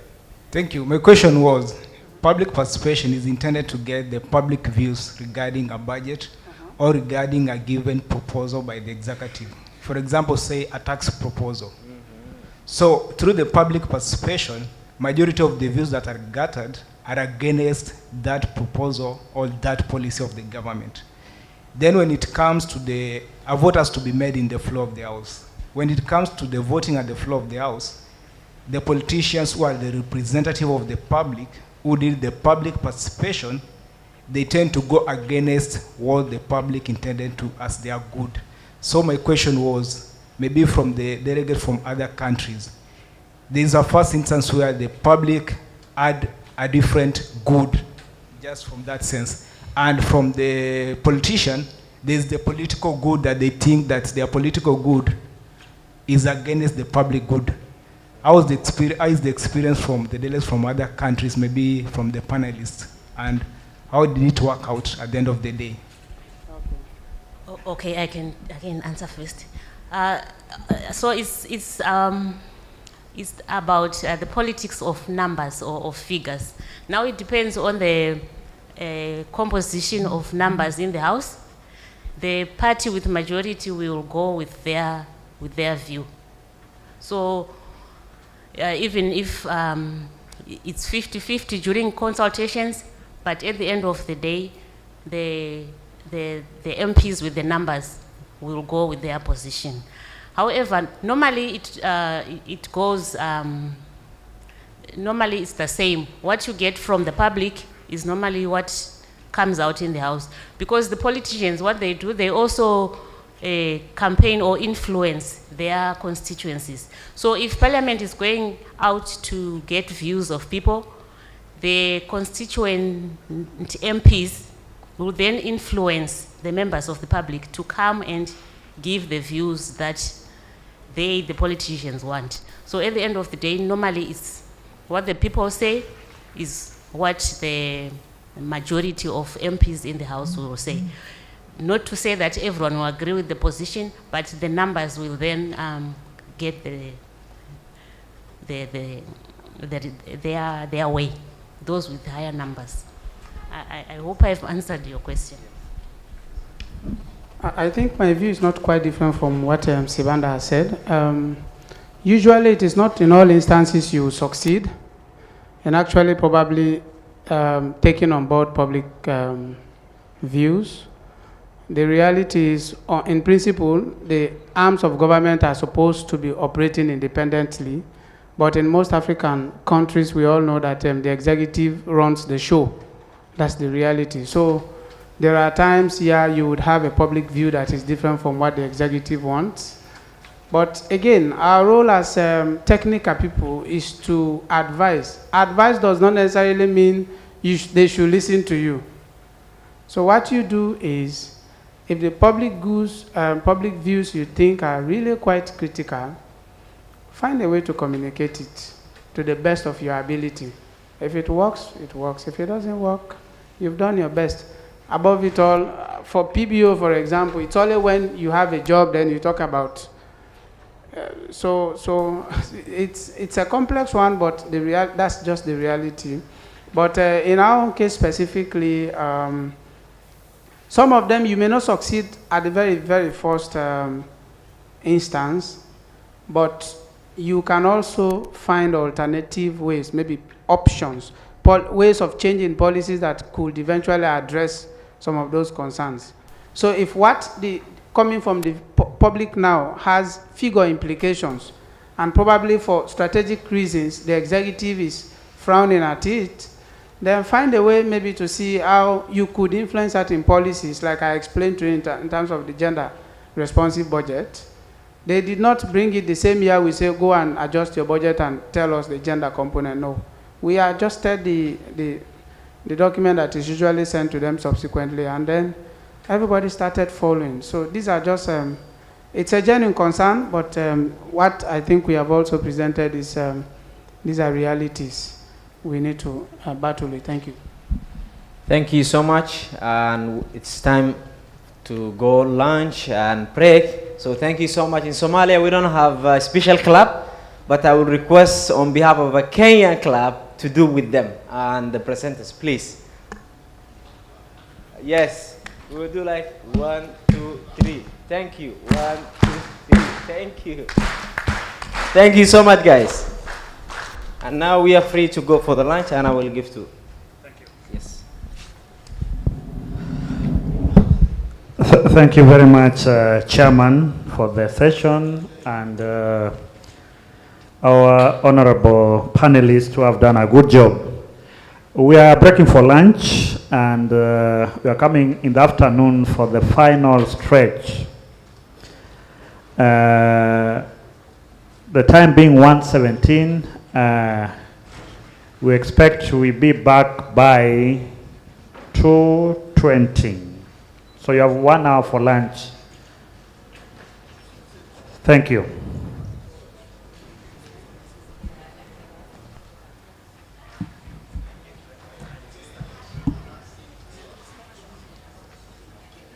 Other special funds, I know countries have either petroleum funds, so many funds created given their PFM laws. How much information can those agencies avail to Parliament in order to bridge the information gap between the Parliament, between the budget offices and other agencies of government? That expenditure data, for example, I know there are countries, as I said in the beginning, where data in one area is very easy to get, but the data, for example, the expenditure, actual expenditures. So there are variations in the countries in terms of which data is easily accessible. But as PBO, we want holistic data on all areas. If you are to do very meaningful scrutiny, so domestic, recurrent, external financed projects. For example, I know most of our countries receive off-budget interventions. How is that data, for example, collected? At one time, in our Ministry of Health, there were much more off-budget interventions than the projects that are the mainstream budgets. So all that is information that we need because some of the projects are duplicated. So how do we get access to that information? So I remember there was a particular area where we asked the officials of the Ministry of Health, how much is your off-budget intervention? They said, we don't know. We asked the finance. Finance said, we don't have, because we wanted one figure like this, how much? Is it 12 billion? How much? We asked the central bank, they said, we also don't know. These projects are very many. So now you ask, where is this information? So who knows it? So at the end of the day, then it becomes very difficult. So those are kind of budget financing data, deficit financing, how it's calculated through domestic and external borrowing, as well as public debt servicing payment. You know, all countries, have had a lot about public debt, domestic areas, how much of them, for example, have been verified, maybe by the Auditor General, because there could be areas that are not verifiable, that are not paid, how much of the domestic revenue is going to pay debt servicing. We saw some countries, if you look at the numbers, almost between 20–25% of domestic revenue mobilized is to pay debt servicing.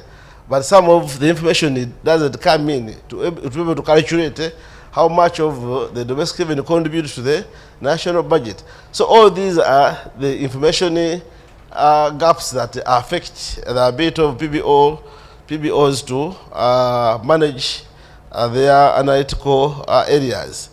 Then the last one, budgets for public corporations and state enterprises. In the context of our country, for example, we still have some parastatals, public enterprises. These ones, some of them are meant to be profit-making because they are public corporations governed under different company law. Others do not have their money appropriated by Parliament. But how do you get the totality of all government expenditures given those state enterprises, public corporations? So that's one area that PBOs needed to interrogate, so that, for example, Kenya Electricity or Kenya Communication Commission, how much of the money do they use? Whether it's Tanzania, the communication is one of the rich sectors. How much money do they collect? How do they use it? Do you appropriate it? How do you get to know how much of all of that? So those are the areas. Another slide.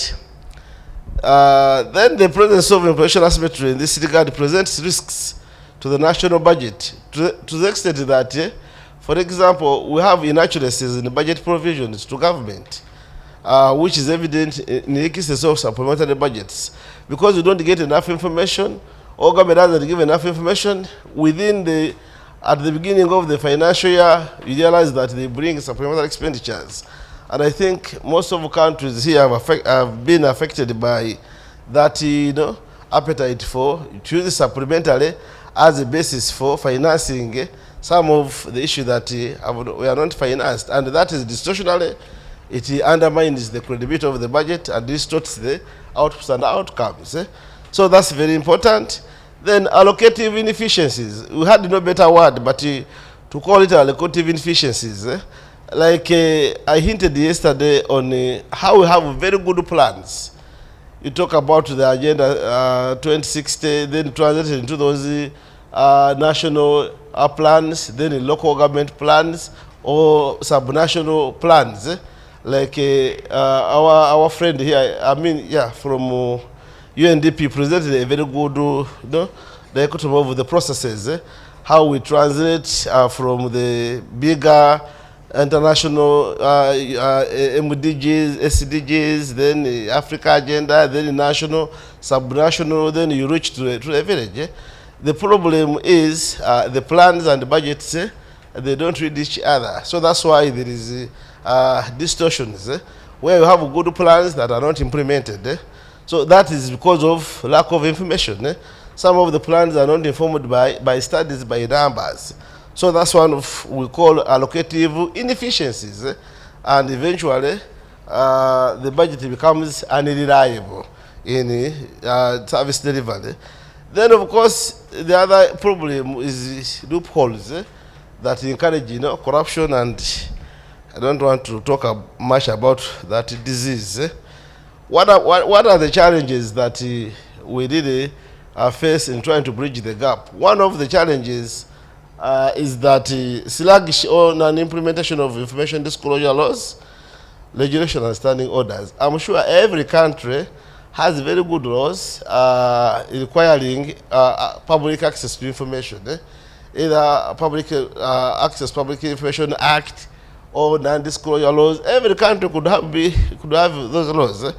But it's almost the experience I've had with this, my colleagues from PBOs, even in advanced countries, there is the Treasury usually takes budget numbers as sacred. They should always keep it to themselves. So eventually you get problems. Sometimes we use unconventional methods where you have a friend, a classmate, who you are a bit clever than him, said, but you mind, I used to give you some information when you are studying. Why don't you give you information? We use those methods, unconventional, by asking a friend, by saying, I'm giving you information, but it is not official. And yet this is official information.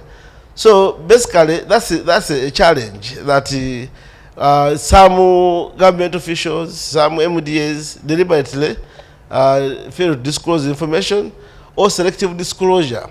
I'm giving you information, but up to this level, The next level, you have to ask either the permanent secretary, or then sometimes there is inconsistency and non-credible data like KPI and others. Yeah, I have seen some of your budget policy statements where they repeat. If you compare 3 years, in one of the government ministries and agencies, they have the same performance standards, and we shall build 100 boreholes, 100 every year. Even if within the medium term, they just put numbers.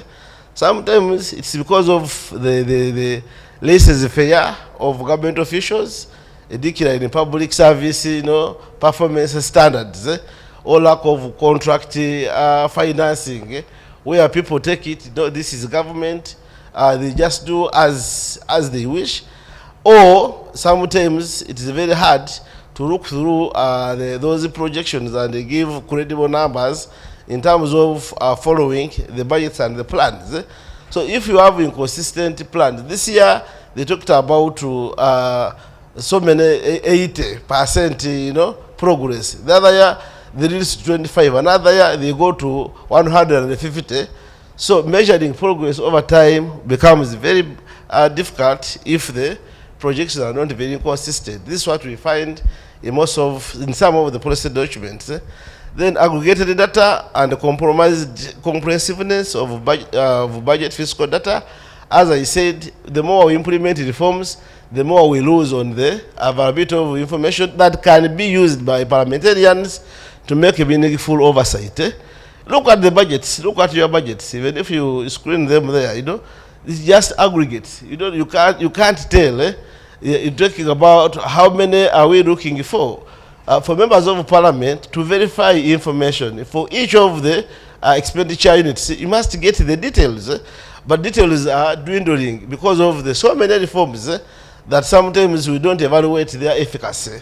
So that's one of the challenges. Then lastly, the timeliness of submission of budget information as required by the law is not always followed. I know this happens in Kenya. Sometimes I call my friend Dr. Martin, he says, no, I work, public officers are meant to work from maybe 8 to whatever. But in Kenya, sometimes I hear they sleep in offices. Why? Well, at least for us, I've slept there a few days, a few times. Why? Because they submit information late. And the budgets have deadlines. So you subject an officer. Sometimes, I remember, if my friend Julius can remind me, either last financial year budget, where we reached past midnight, everybody was tired. He was working on the numbers. He said, I can't see. The members also said, we can't see, but say, we have to continue to deliver because that was the last day of whatever. So, and it was 2 a.m. in the morning. And I remember attending a farewell for Madame Fides, in Mombasa, I think, Pride Inn. And I had a story of how some of the PBO staff slept left at 5 a.m. to present at 8 a.m. for what is that? It's basically because the timelines are not adhered to. And people now would say we have a constitutional crisis. The budget, you see now, no government, they create crises basically intentionally to frustrate scrutiny. So there are some of the challenges. Finally, what are the challenges specific to PBOs? Inadequate time and resources to conduct thorough studies, study of the programs, projects. PBOs, if you look at your public investment projects, they are quite very many, but you don't do that. We do macro things, some few things, and then we go. But as PBOs, we are supposed to look at each of the projects. What are you profile it, how much was it, what are the beneficiaries, how much has it changed. For example, we borrow money for projects, but phase 1, you go to phase 4, even before phase 1 has done anything meaningful. No? Who is supposed to do all of that? And you remember that we have parliaments, as I said, that are periodical. Members will go, but the PBO remains. So do you have the time, do you have the capacity, the manpower to do the screen of all those programs and the projects? Others, if we don't do that, then we are less than, are sufficient.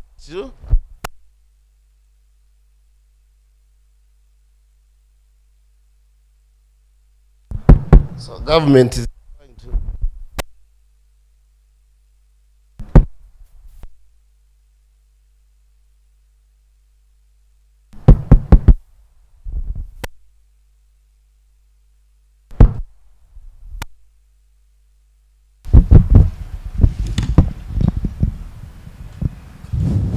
Okay, let me use this.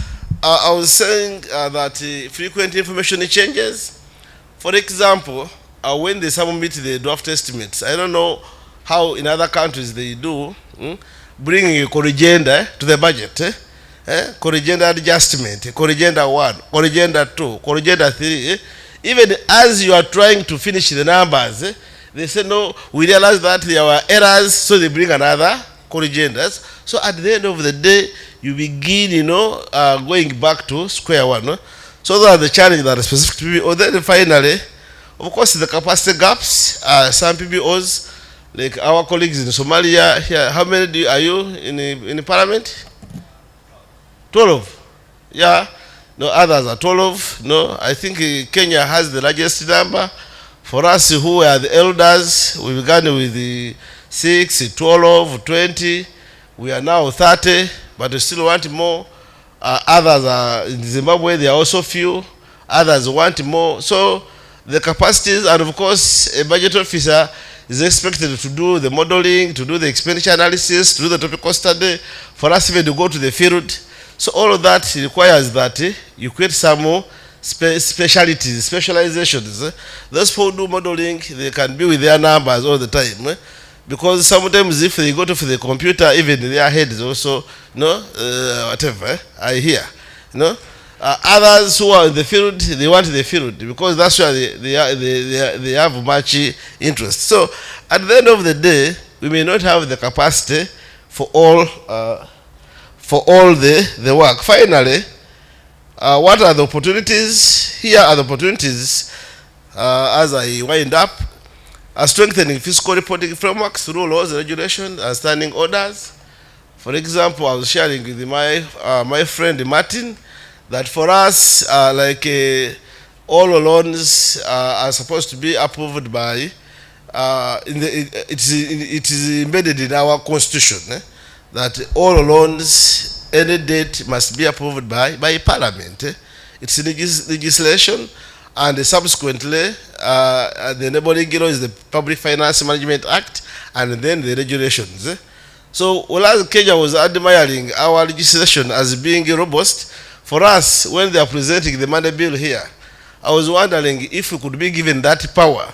Because now, if we they determine whether it's a money bill, who are they? Where were they before? So if the reform comes and it gives you that power, how best do you use it? So the opportunities that are there in all other PBOs, I know some don't have organic laws, but where you don't have law, any process of reforming the law or reviewing the law, try to ensure that you input, you share, as you consult as much as widely, so that you can be given some powers to perform some functions, and these are embedded within the legal framework.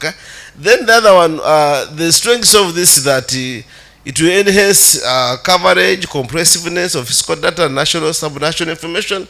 Like I said, in South Korea, even their tax, the requirements for getting information on the taxes, they had to make a law for that, as I saw being presented yesterday, to enhance frequency of fiscal reporting to Parliament and within set timelines, limiting the budget distribution, adoption and publication. What is not happening in some legislatures and some governments, the government brings a finance bill or appropriation bill, a Parliament makes adjustments, whatever the percentage is, however limited. I know Kenya they change. At the end of the day, government is supposed to go back and print and publish an approved budget. Sometimes it takes long, sometimes they don't adjust. Whatever they brought us draft estimates remain either on their websites. So tracing what was approved, how Parliament adjusted it, in the year supplementary expenditures, at the end of the financial year, sometimes you may not be able to establish how much money, for example, went to a government agency, maybe police or health, because when they brought this estimates, Parliament changed, made some changes, alterations. Then during the implementation, they brought supplementaries. So at the end of the day, how much money was approved within that? So sometimes those are the gaps that we need to eliminate, and those are opportunities that can be enhanced if we make legislation. Then the other one is to enhance integrity, credibility of the fiscal information. Otherwise, non-credible information can create fiscal illusions. Yeah, for example, fiscal illusion to assume that you have a lot of money. When they bring, they overestimate, they make unrealistic forecasts. So if you don't have credible information, you may either think that we are very poor when you have a lot of money, or we are less privileged when there's a lot of money that is not used. It can be a double-edged sword. So that's why the reliability and the credibility of information is very important. Then the other one, the other opportunity is to use the power of the purse. Almost all of parliaments, there is that embedded power in their legislative constitutions, the power of the purse. How best do you use it? How strong is your parliament? How do you energize the parliament to ensure that whenever there is any public, any budgetary information, they stick to their guns? I know what they call the tyrant of numbers. In almost all our parliaments, they are not well balanced. Either the ruling party has the majority, so how do you help even the minority? How do you convince the majority that whatever we are legislating in terms of budgeting should make sense to the public, who are the consumers of the information? So that's an opportunity. Then another one, entering MOUs with MDAs. For example, we are trying to enter MOUs with the Ministry of Finance over information sharing, over access to electronic information, IFMS, at least some rights. We may not go into all, but some of access to information on the IFMS for real-time information and the data for decision making. That's very important. Then the other one is strengthening cooperation with the civil society organization and think tanks. I know there is Kipura in Kenya, others have so many, these international organizations, UNDP, UNICEF, sometimes they generate a lot of information, and so we can strengthen cooperation so that we can share some of that information. Then the other one is building the legislative capacity of members of staff and parliament, improving our presentation of materials, breakdown, the asymmetry, information to be staff and the member. How do you work with your members? Some budget staff, I know some Kenyan PBO staff try to do it. They use a lot of jargon, the inflation, the meltdown, the whatever, those things. The economy is the meltdown, We need the financial deepening so that you avoid the credit squeeze. They use jargon, the members get lost. So how do you break down the information? How do you help members? Yes, you can use your jargon when you are in your departmental meeting, but when you are members, don't talk about the credit squeeze, don't talk about financial deepening, financial inclusion, At the end of the day, some of the members feel disempowered. So that's how you can also break the asymmetry. Then informal meetings, sessions. For example, holding before you meet an agency, before you meet the executive, do you meet as a secretariat? For us, we have cultivated a working relationship.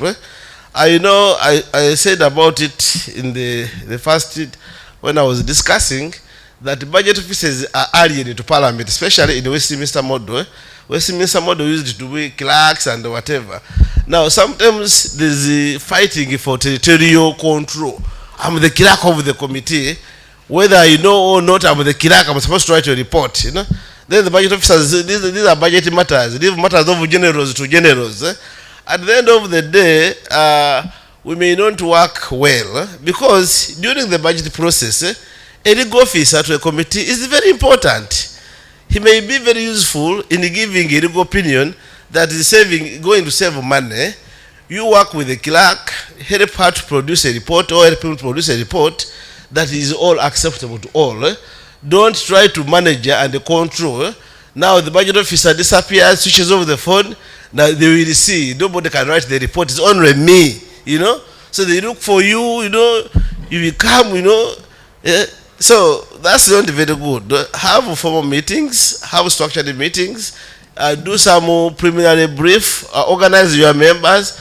Members appear very disorganized before the cameras, before the departmental committees, if they are not well briefed. Have champions. In a committee of 30, all members may not say anything. Get the 5. Get those champions. Give them pointers that you ask about this expenditure, you ask about this. 5 people can engage the entire, when others are followers, because not everybody has to talk. When you allow all of them to talk, then they go the traditional way. In my Kilifu County, in my Mutanza constituency, there is no water, yet you are legislating for a national cause. So those are very important. Then finally, support the need to hold more committee sessions, including some members of Parliament cannot talk with the plenary. They are more conversant with the committee, and they are very few. Either sometimes their level of comprehension, their level of whatever, they have their issues. So allow them and give them support. My last slide is about the case studies. How have we done it somehow to succeed? We have a dialogue with the Minister of Finance. On the Friday, we have a meeting between the Minister of Finance, the National Planning Office, and the Parliament. Mainly, we are going to harmonize how do we work together on the budget. How do we ensure that we have a robust budgeting process without accusing each other in terms of delays. Then pursuing and undertaking MOUs and understanding use your networks, either as colleagues, like I can see Martin and Benson, having joined together the treasury, the other one is there, so you just get all the information you want, Use those, as I said, unconventional methods and approaches. Don't wait for the conventional methods because they may not work, Sometimes you have to be unconventional. Then also introduce some rules.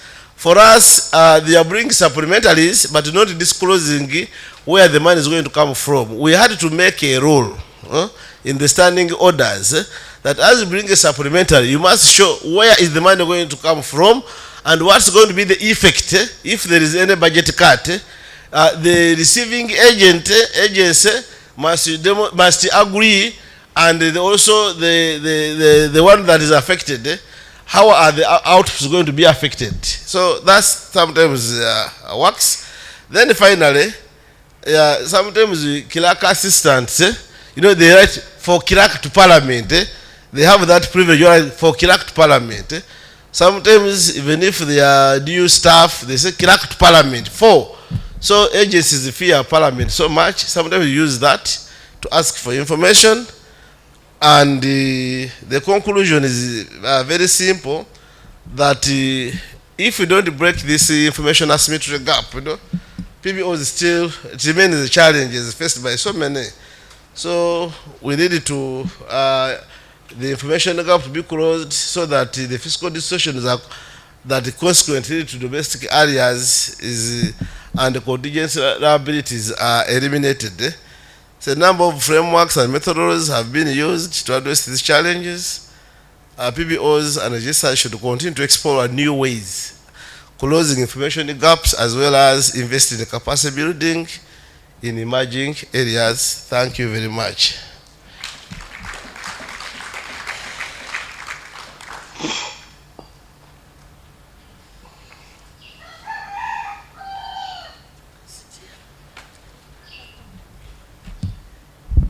Thank you very much for that presentation. Quite an interesting topic, information asymmetry. And I see Uganda has done quite well, especially on the MOUs. As PBO Malawi, we don't have any MOU whatsoever with any key player. I know Kenya has several MOUs as well, and maybe we can pick a few things from that as well, like as other PBOs. Let's start thinking about having these MOUs. I remember when Dr. Martin was in Malawi trying to help us develop a macro diagnostic tool in the PBO. I'm sure he came back very frustrated because he hit several walls with our National Statistics Office. Like, he tried to organize all these meetings like, we need information. Malawi PBO needs this information to build this tool. He hit several walls, came back a very frustrated man because we don't have all these MOUs. But anyway, just to digress a little, food for thought, actually. I think as a network and as PBOs, we need to have some sort of trajectory, okay? A growth trajectory, especially for these young PBOs. Where do you want to see yourself? Some 10 years, 20 years from now. As Malawi PBO, we came up with this trajectory where we're looking at where we are and where we want to go.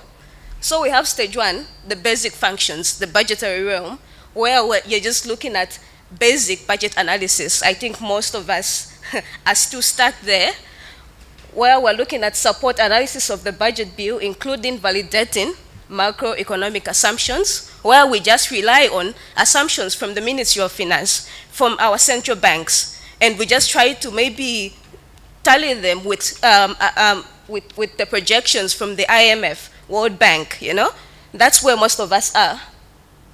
And then we, on the same function, we have analyzing the implementation and results of prior year's closed budget. That's basic.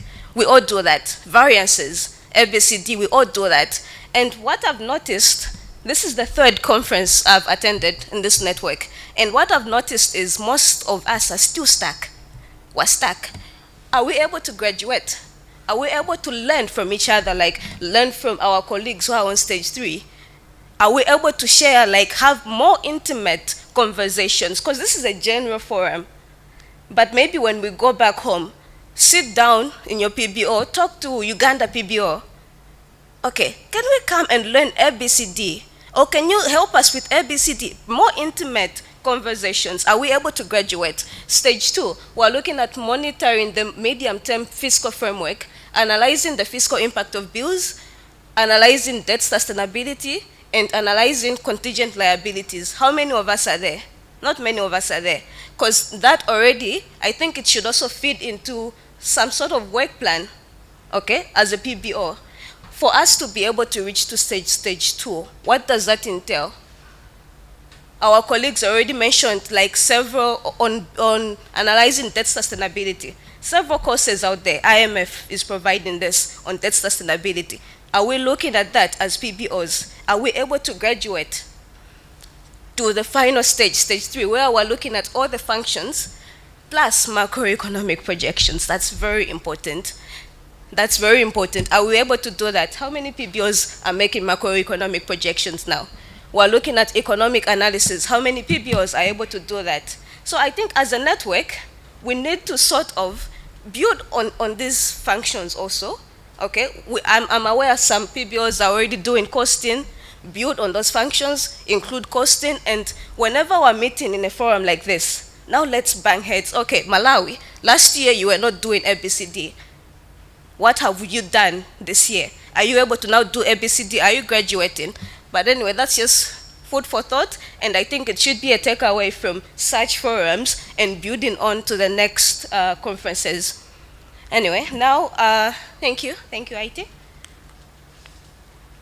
Now we're going to have discussants. We have Dr.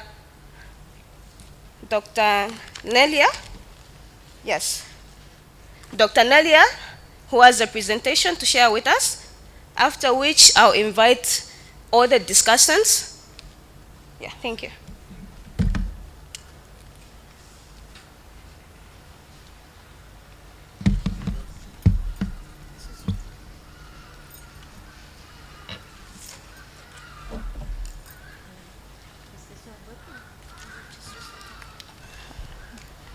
Hello.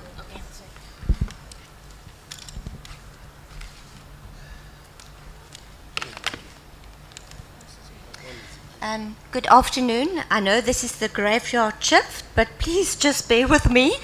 I've only got a few slides. In my response will be in terms of the asymmetry in the national budget, will be more from a performance perspective, because in most instances the database on the national budget is very concise. We have a really good national treasury. So the document tabled by the Minister of Finance is comprehensive, and it is also guided by the Money Bills Amendment Procedure and Related Matters Act. So, but just to also mention to you is the PBO do not have access to the documents that informs the budget, which includes the detailed discussions with departments and also the information with regards to their revenue and tax projections. Because in some instances, it is the mandate of the National Treasury to compile the budget, and we don't want to be player and ref in terms of that process. Where we do have challenges is in terms of proper performance information for monitoring and evaluation, and to determine effectiveness and efficiency of expenditure. Next slide, please. So just in terms of the role of the South African Parliament, amongst others, it is to make government operations more transparent and increase public trust in the government, and to hold the government answerable and on how taxpayers' money is spent. However, members and analysts need to have access to complete data, compatible and quality information. The provision of good quality information is also viewed as good governance in terms of our view. Next slide. So just a bit of background information in terms of good governance. Over time, inefficiencies in public administration and state institutions necessitated the introduction of public sector reforms. Managing for results gradually became an important public sector management theme during the 1990s. So performance-based management became the means of promoting good governance, and that is what we're going to focus on in this presentation, and also in terms of collecting proper information.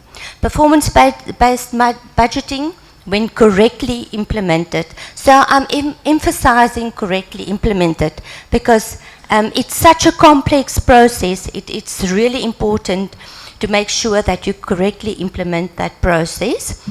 And it should work as a strategic management tool to link policy outcomes with funding through budget processes. Next slide. South Africa adopted a program performance budgeting system to strengthen effectiveness and efficiency.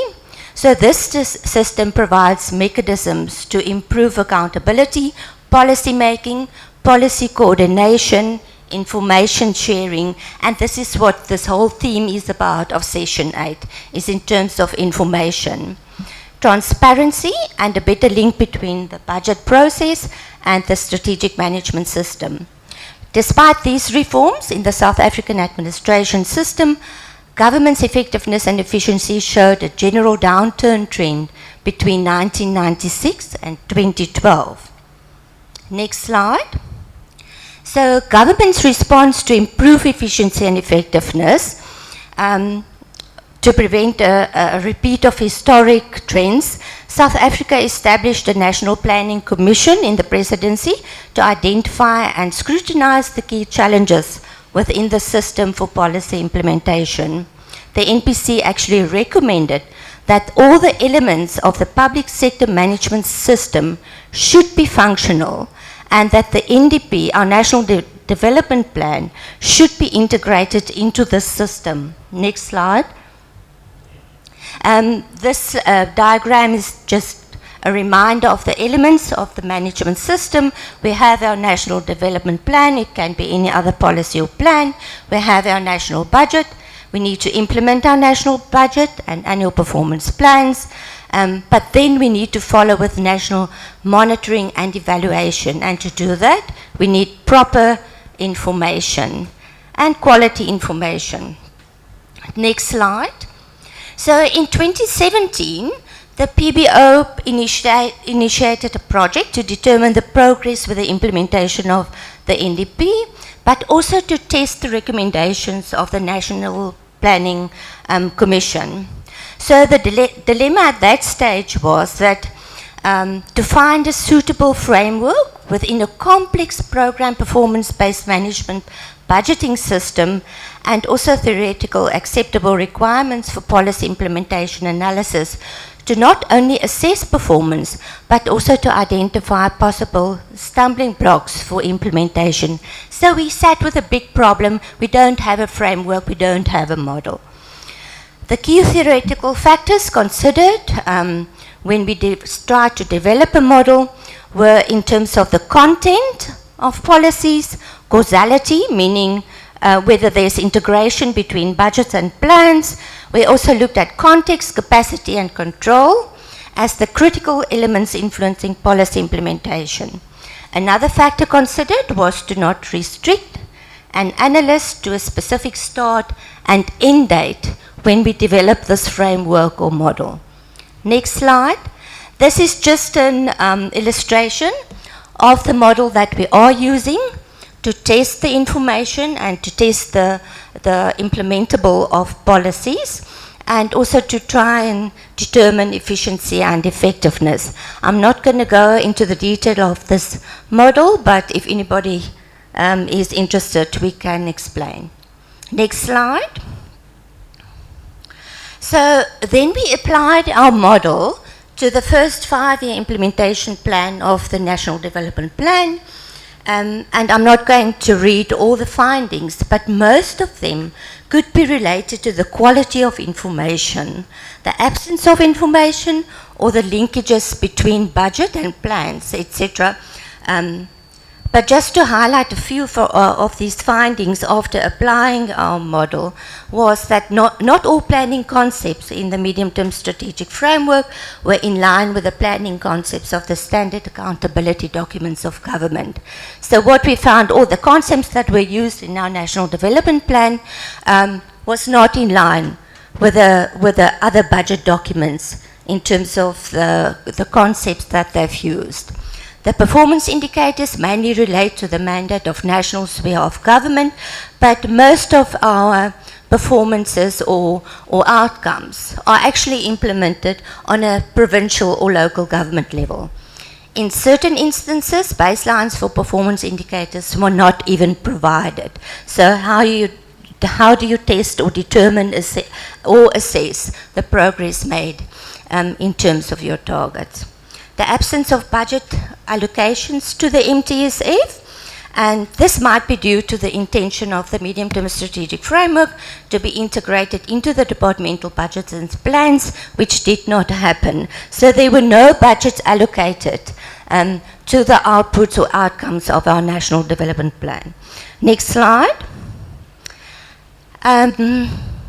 Not all departmental budget program structures provided a legal framework for the implementation of our National Development Plan.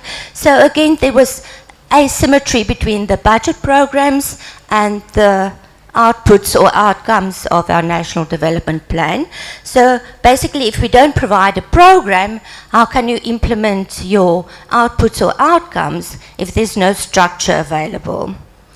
And also we found that there were two different systems running to monitor the implementation of our standard budget process and our budget and annual performance plans.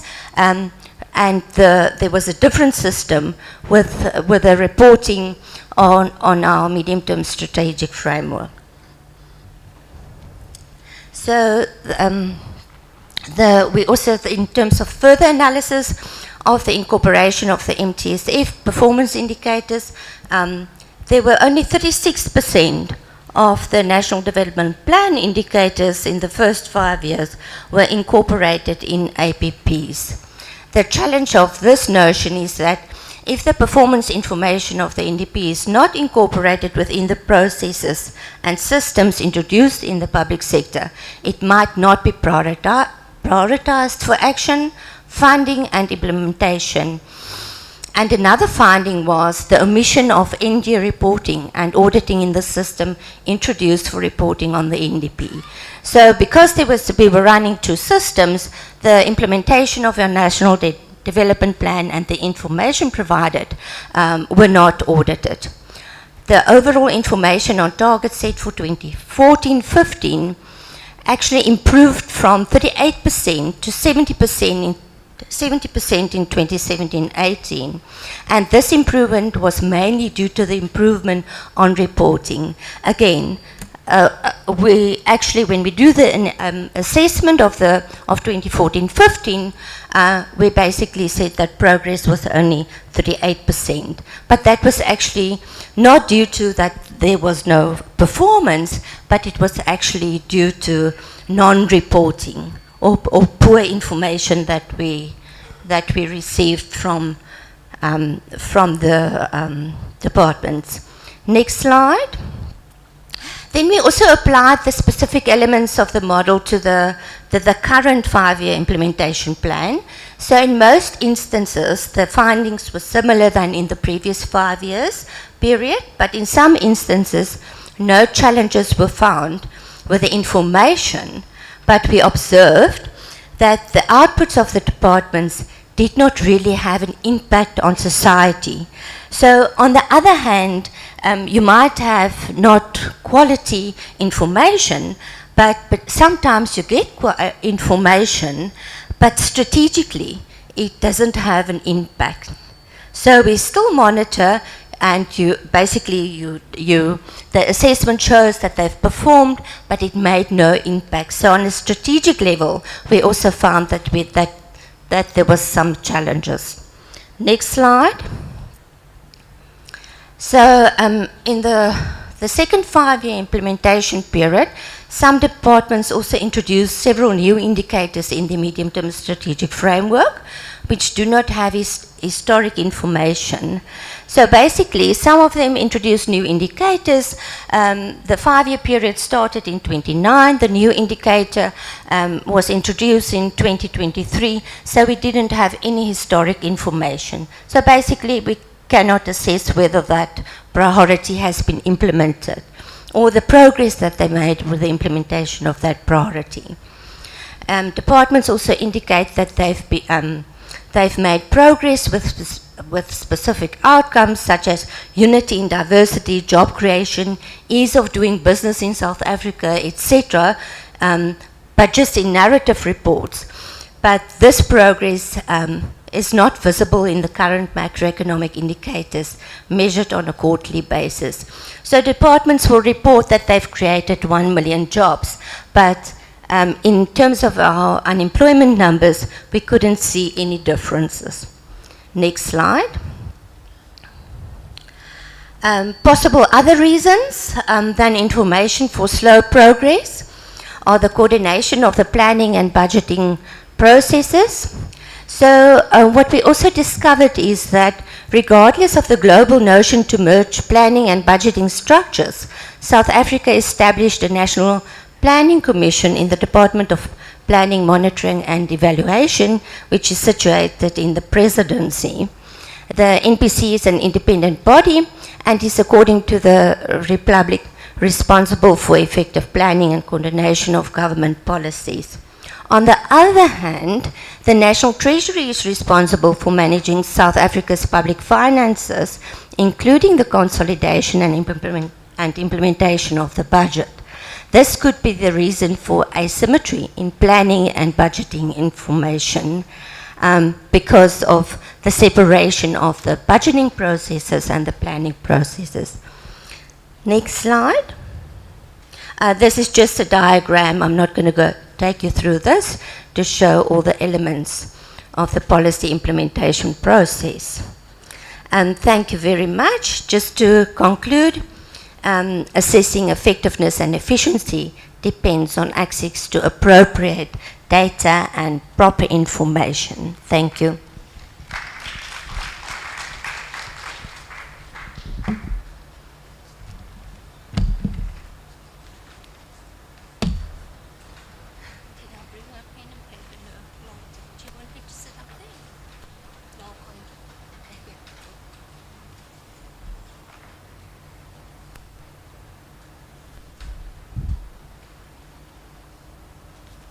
Is it? Okay. All right.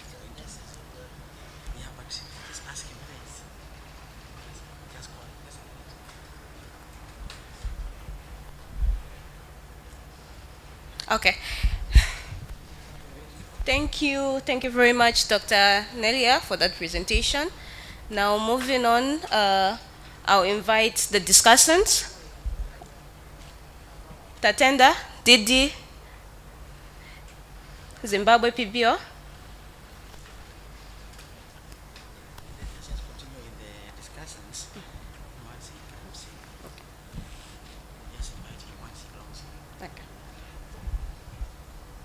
Dr. Nelia, if you may join us.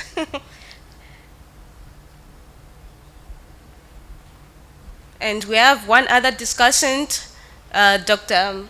Mohammed. He isn't online, but Ghana, he isn't online, so he will join us during the course.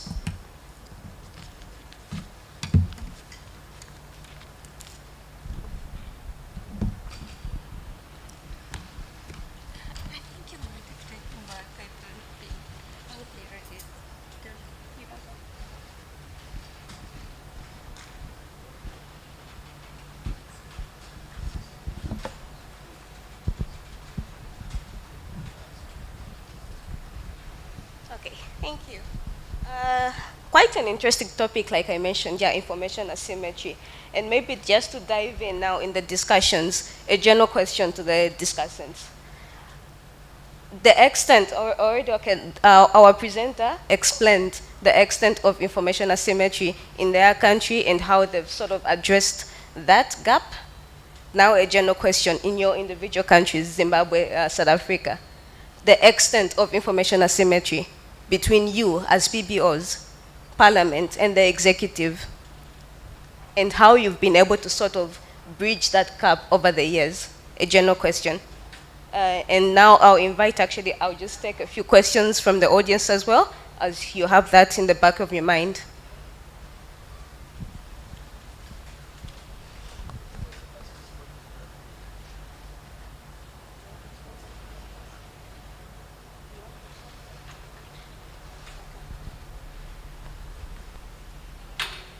Well, I invite questions from the ground. Did Zimbabwe would like to just sort of highlight a response?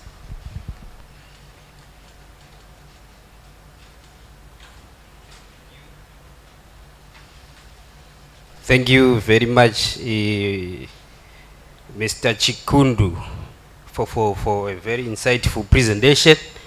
And Doc Nelly. Yes, I would like to add my voice with respect to the presentations which were made by these two presenters in respect to national budget information affected by information asymmetry with respect to revenue data, expenditure data, and so forth. I think you agree with me that budget process starts with budget planning, whereby the executive will be crafting the likes of the budget strategy paper, taking from the National Development Plan. And in Zimbabwe, it becomes a tradition now. We craft a National Development Plan after every 5 years. And currently, we are implementing what we call the National NDS 1, National Development Strategy 1, in order to advance our national objectives. So I think, from my understanding, there is a disconnection and there is information asymmetry with respect to how, why am I saying this? If you want to influence the budget policy, it means that you need to be visible from the start.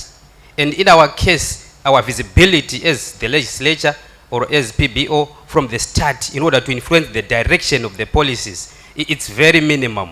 And the way we provide information even to the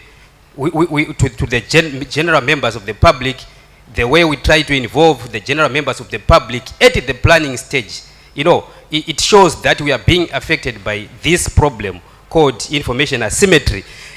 So my point is, since the budget policy or since the budget itself feeds from these documents, then it means to say that since there is this disconnection, the problem of information asymmetry would then affect our involvement at the budget formulation stage.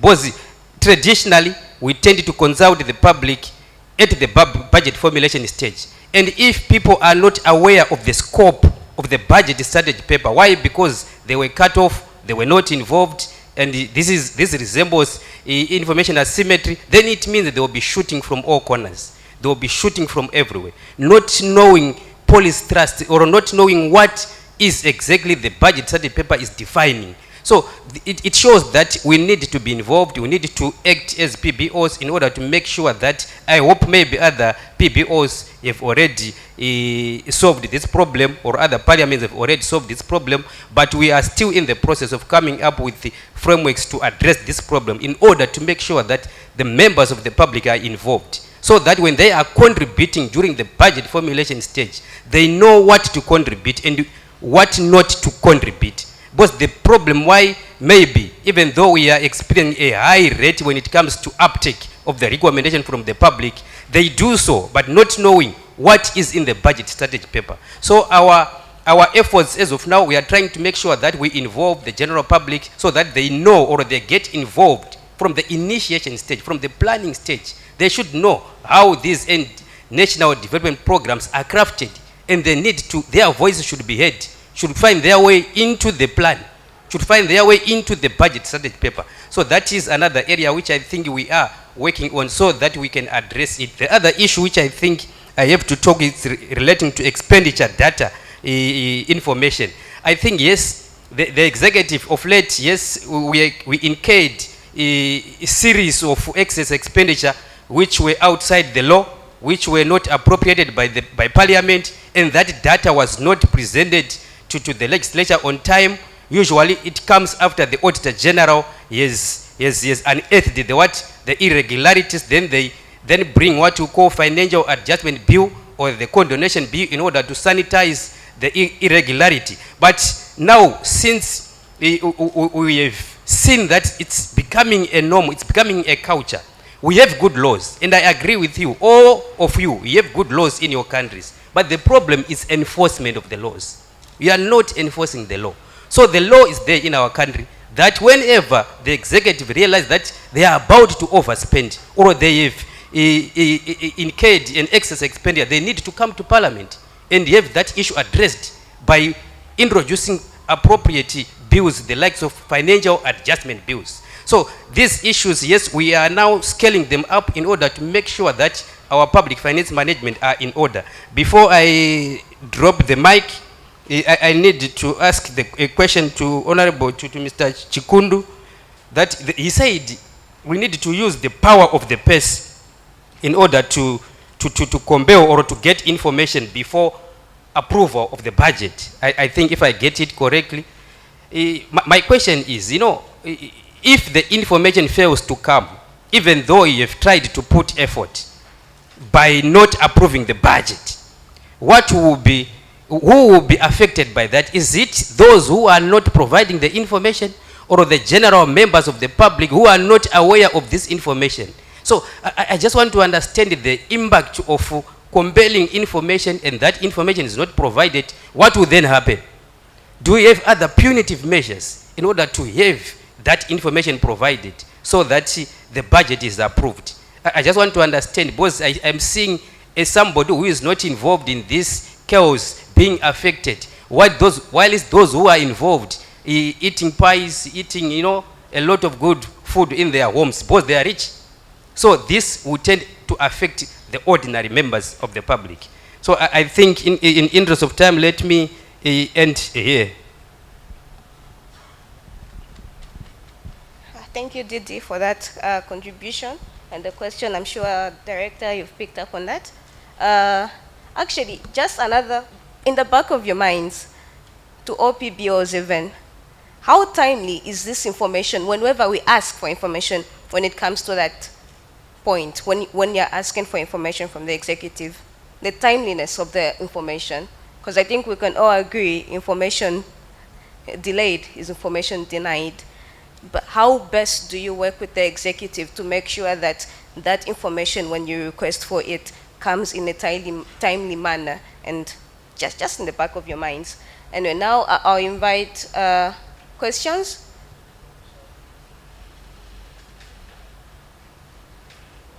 She's okay. You okay? Okay, I see a hand. My brother from UNDP Kenya and Dr. Masinde. Oh, okay. You can go ahead. Okay, thank you very much. Thanks to the presenters. So I am going to speak to two issues on the presentations. One has to do with the three stages you mentioned, that has to do with where are we as PBOs. We need to evaluate ourselves and then maybe look at the reasons why some of us are stuck in our current places. I agree with you. Most of us have been quite stuck in specific positions. But when we also want to address that, we want to look at the stages and probably the reasons as to why we are where we are. We should not forget when the former PBO of Kenya was presenting yesterday, she did talk about the framework for an effective PBO.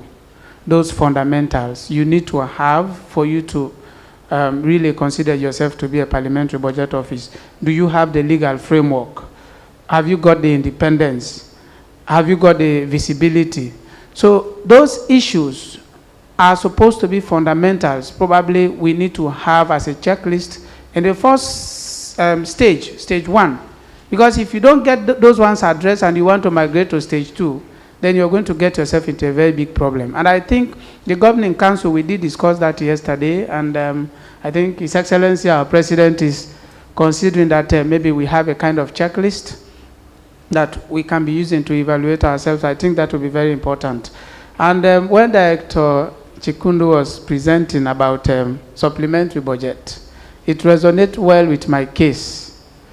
It has always been our problem. If they will come and they will tell you, maybe there will be some policy statement. We are receiving some grant and this is how we intend to use, and then they give you some few literature and how they intend to use the money and so on and so forth. But for me, the fact of the matter, I think it shouldn't even be supplementary budget. Probably we need to consider looking at paraphrasing that statement. Probably we call it a media review. And the reason why I say so, when Parliament approves budget, it is not approving a pool fund. Each ministry, agency, and department has a quota on the basis of which the budget is approved. So if I have 50 apples and I want to share to 50 people, but then the sharing of the 50 apples is contingent on where I'm buying. I say, if I get 50 from the market, I am going to give each and every one of you one. If for any reason, maybe the Ministry of Finance, you're not able to raise the required fund, you do not have that authority to determine which of the 50 you should supply. In my view, I think there is need maybe at some point to come back to Parliament to say, we were anticipating to raise this kind of revenue, but eventually we did not. So there is a need to review expenditure in line with what we think is real. On the same token, if there is possibility, maybe you realize that you're now going to raise more funds as initially anticipated. Sometimes they use their discretion to just decide which ministries they should be giving more funds to. So what we have actually done to be able to work on that, because again, that is very difficult for you to be able to control, especially where you have majority party in governance and they are majority in Parliament. So what we have decided to do is we have a product we call this budget performance report on a quarterly basis. It does not just capture revenue and expenditure per quarter, no. But the allocation of monies to ministries, agencies, and departments on a quarterly basis. So we actually look at how much money have we raised as a state as compared to what was the projected figure in the budget. And then out of that money we have actually raised, how much has gone to who. So at every point we are able to know that you have exceeded budget for this MDA. This extra was not approved by Parliament. You have not been able to meet target for this MDA, and we think that is wrong. And we do what we do at that point. We just engage the Finance and Budget Committee and then do the presentation to them. And they call the Minister of Finance in some cases. They engage them and then they have an understanding as to what they should do going forward. Maybe this is something probably also that may be of use to some other jurisdictions that are facing the same challenge. Thank you very much.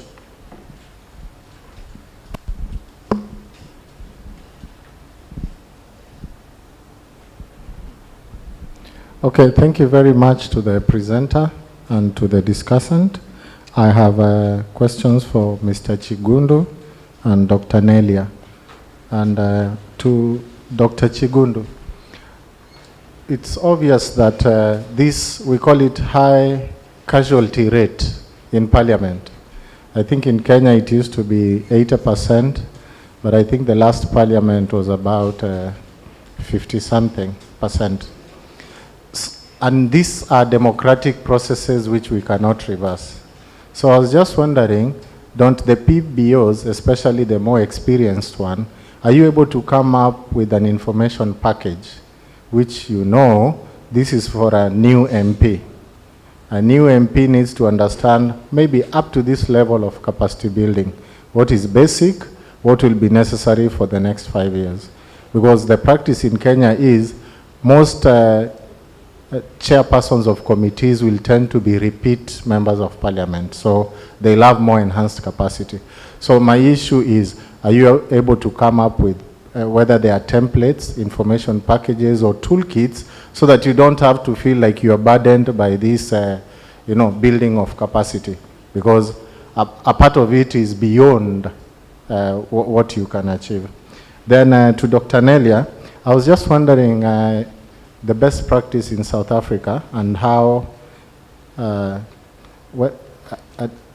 not sure that I should use the word reliable, but placing the National Planning Commission under the presidency, don't you think that robs that office of some independence? Because the presidency is a very political structure. It tends to set a vision, and more or less, political visions tend to want to bend institutions towards that vision. And some institutions should be independent. And I think if I remember one time, I don't know whether it was Dr. Manuel, I mean, you could see there are areas where there are clear disagreements between, government mainstream policy and what is being suggested by the Planning Commission. Over to you. Mine was just to Dr. Nelia. The findings you did present a while ago, is it a tool that you used? Are they dashboards in Excel that you put data and then you get the findings and then make conclusions out of it? So was it quantitative, so to speak? And whether you have that tool that still exists that can help you even in the future do a similar assignment. Yeah, the issue number 2 is about information acquisition. For PBO Kenya, I think the one for bill, we only give Treasury 2 weeks. So if we are costing a bill like today, we give them 2 weeks to respond in terms of their views about the financial impact of the bill. If they don't revert, we move on. So we don't really have, because at some point we have to put a sunset date in terms of waiting for information and the views of the Treasury, for instance. So for us, our rule of thumb is we do a letter to the Treasury. If they don't respond within 2 weeks, we assume that they are in concurrence with the bill, and we'll cost it and present to the Budget Committee. Thank you.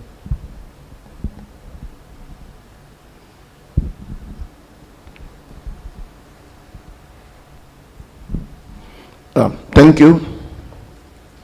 The presentation on information asymmetry is very, very important, because everything that we do as PBO rely on information. So if information is not available, it hinders the work of PBOs. For example, if the budget is to be submitted to Parliament, because the budget itself is not a standalone document, the budget must be accompanied by a set of documents. For example, in my country, the budget, the president budget statement, performance reports, SOE information, among others, including the budget framework paper, which must be submitted before the budget is submitted. Now, in your presentation, Dr. Dekonde, you mentioned that power of the purse should be used to compare compliance with budget with information submission. In this case, how can power of the purse be used to compare compliance? Because, for example, in my country, the only power that the legislature has is to hold people who are responsible in contempt. For example, you are supposed to provide information, or you are supposed to do a piece of job and you fail to do the job. Sometimes the Parliament will call you, or the legislature will call you, and that if you cannot provide the information, they just hold you in contempt. I think as PBO, as a network, we should find a mechanism in place of checklist to assess our member PBOs as to what they are encountering, what are some of the problems, so like the way they do in PIFA. If they do the assessment, you get score for meeting minimum standards.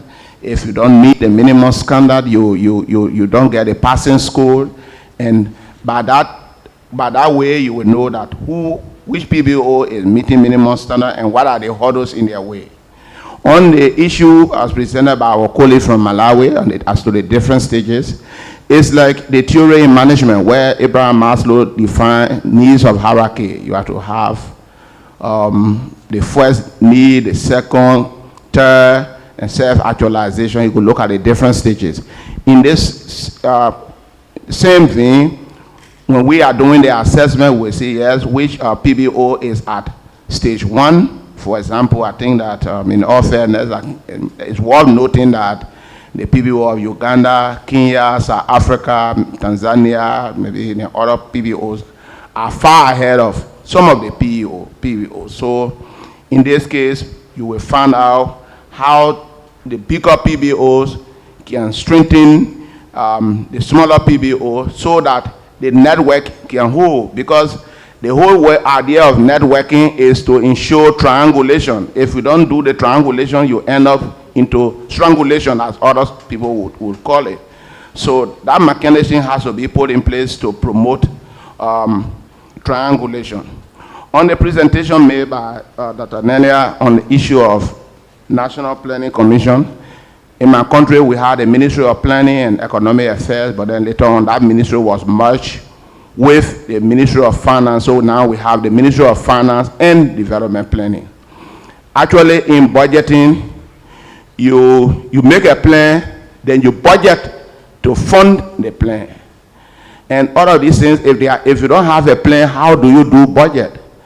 And so how is the Ministry, the National Planning Commission in South Africa is working with the Ministry of Finance to make sure that the budget is consistent with the national plan, because the national plan is supposed to promote maybe the capital development agenda of the country, so that at the end of the day, and because we have in my country, because we have the Ministry of Finance and Development Planning merged together, partners have advised about coming up with a plan by spending entities. So because of that plan has not been adopted, we are having problem with consolidating the medium-term expenditure program, which was launched, because a national plan that we have needs to be adjusted. And so how can the national plan that in South Africa can help to promote a budget project? Thank you.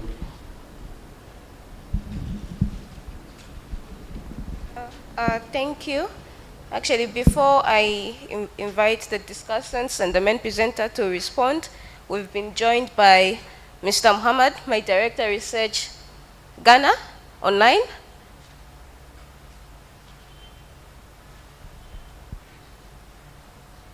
Is IT, is he there? Okay. Mr. Muhammad, the issue at hand, the issue we're discussing here is information asymmetry. Can you hear me? Yes, please. Yes, and would like to hear from you in Ghana the extent of information asymmetry in your country and ways you've been able to bridge that gap. So maybe if you could just walk us through that a quick one, just 5 minutes. Okay, then in that case, I've forwarded a small presentation, but because it is just 5 minutes, I'll just try to summarize. Here we also have the same problem of the information overload on the part of the executive side, and Parliament not being able to have the expertise to overcome that. We view it as the problem, the principal agent problem, where the executive side, we all know it. We know they have the people. We know they have the data. We know they have all the information, and Parliament is put at a disadvantage because number one, the MPs are not experts. We all know that. Number two, the attrition rate is very high. Number three, our in-house capacity to analyze the information cannot match that of the executive. So because of that, there is a balance in favor of the executive where we do not have access to much of the information that is available at their end. So in that case, as a principal, because Parliament is the representative of the people, they are the principal, and the executive can be taken as the agent to perform the duty for the people of Ghana. Unfortunately, because the agent have more information than the principal, we have to devise means of getting the full disclosure from the executive side. So we have developed a number of strategies, including legislating some of them in the Public Financial Management Act, which require more disclosure of budgetary information in year. Because what happened initially was that when the budget is presented and they leave as the end, there was no reporting requirements on their part. But now we have instituted in-year reporting where they have to submit quarterly report to the House, mid-year report to the House, and at the end of the day, Section 7 requires that they come with the annual budget performance report. So this is an attempt to bridge the information gap. And we are also intensifying the work of the Public Accounts Committee and then the work of the Auditor General, because that is another measure that we have put in place to make sure that the audit reports come on timely basis so that we can be able to see what is happening. And in addition to all that, we are trying to increase the in-house analytical capacity, trying to analyze the information that is being submitted quarterly, mid-year, and then the annual reports, so that we can be able to at least reduce the problems or the challenges that comes with this information asymmetry. As the presentation shows, you will see in one of the slides that the balance is just in favor of the executive, and because of that, yes. So because of that, because of all these factors, we are at a disadvantage. So they are heavily with information. But I can say that with the Public Financial Management Act and the regulations that come with it, there is so much demand on the executive to disclose that we have significantly, overcome most of the challenges. The only challenge remaining now is the in-house capacity to be able to analyze the information for the House to debate. So overall, we do that. We try to come out with some product. We do the budget analysis. We do budget briefs for them. We analyze the financial loan agreements for them to see. We do sector analysis. We also just try to see how we can come up with a template for committees to also do their M&E on the field to at least monitor some of the projects that are mentioned in the annual budgets. So these are I can call it a feeble attempt by Parliament to try to reduce the information asymmetry and try to see how we can overcome some of the challenges that comes with it. Hello? Yes, Director. Hello? Yeah. So far, that is what we do. I wouldn't want to go through my presentation because of the limited time I've been given. So that is how we try to overcome the information imbalance in our Parliament. No. Thank you for that, Director. Sorry for rushing you through. I think we're just trying to wrap up quick, and our time differences haven't done you and us justice. So apologies for that, but your presentation has been shared to the group here. So yeah, rest assured that the information has been shared, as it were. Now I'll invite responses. First of all, we'll start with the main presenter, Director Uganda.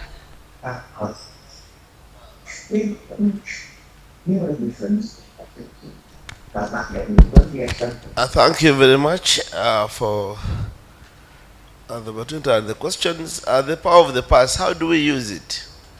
This has come from two delegates. Yes, the power of the past is very important. There is no government can operate without a budget, and no budget can work without a parliament. How do we exercise it? We exercise it in many ways. One, the budget usually has timelines. What to do before we reach a stalemate?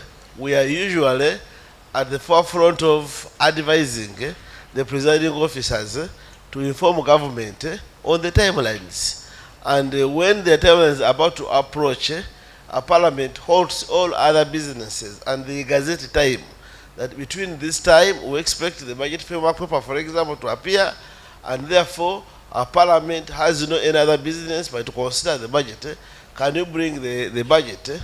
What usually has been done, which we are going to discuss over the weekend with the Minister of Finance, was that to meet the legal deadline, they bring what we call dummies. They bring a document not bound and they lay it on the table.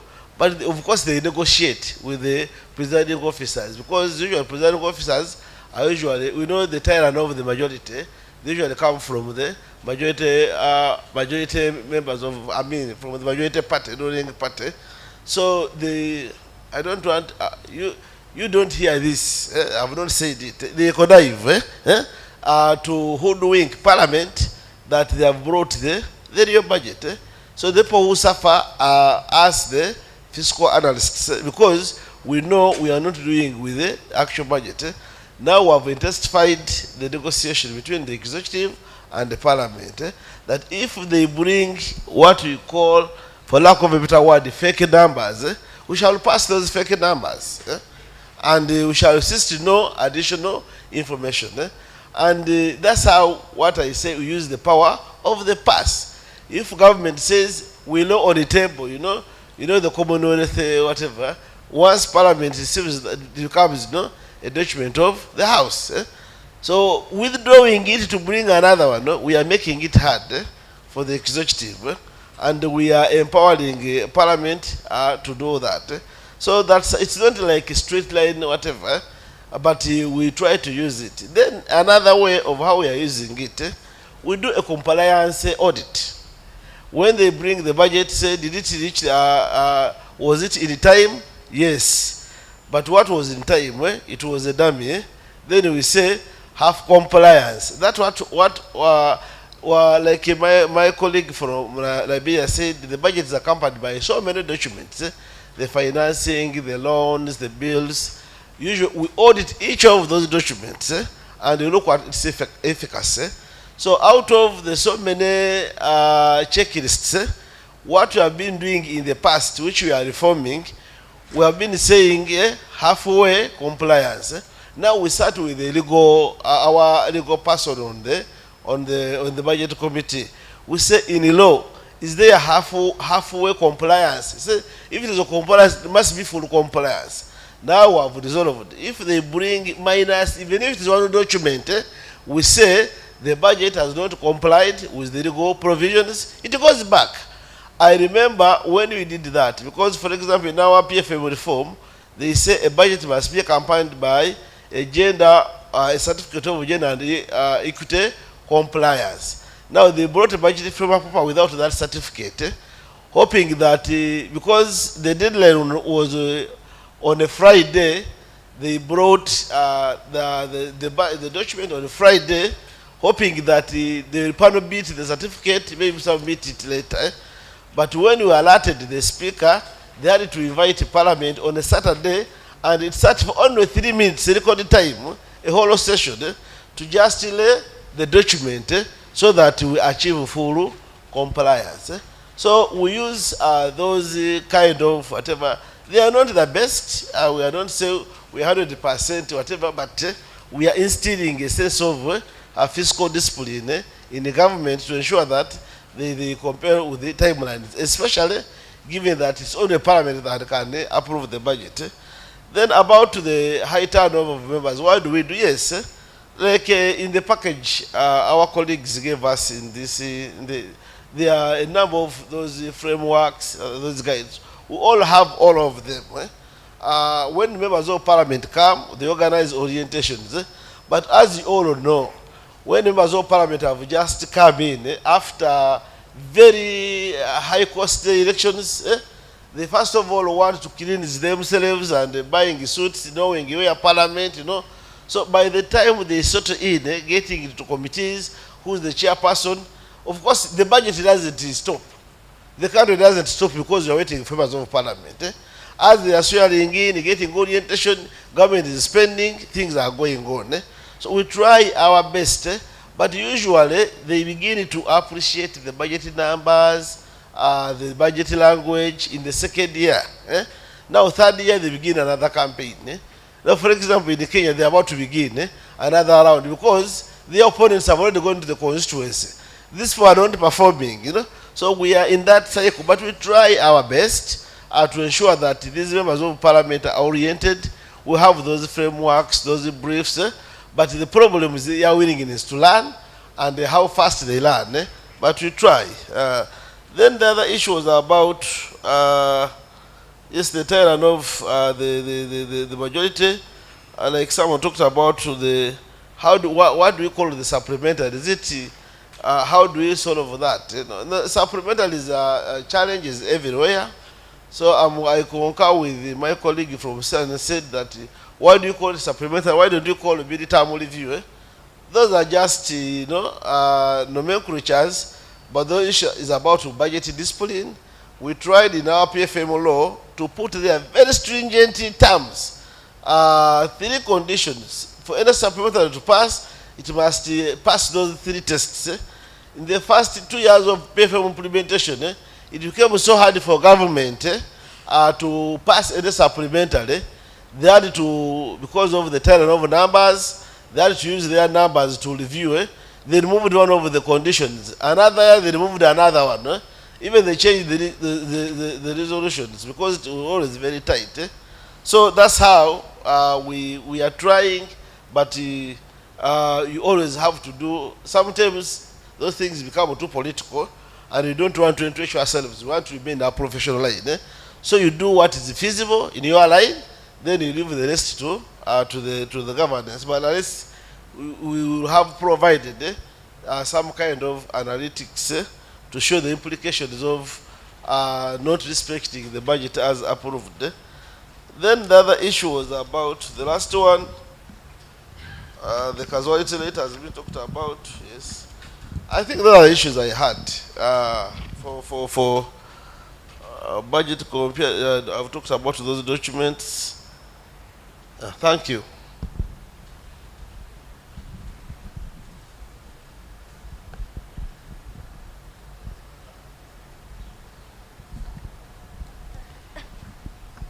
Thank you.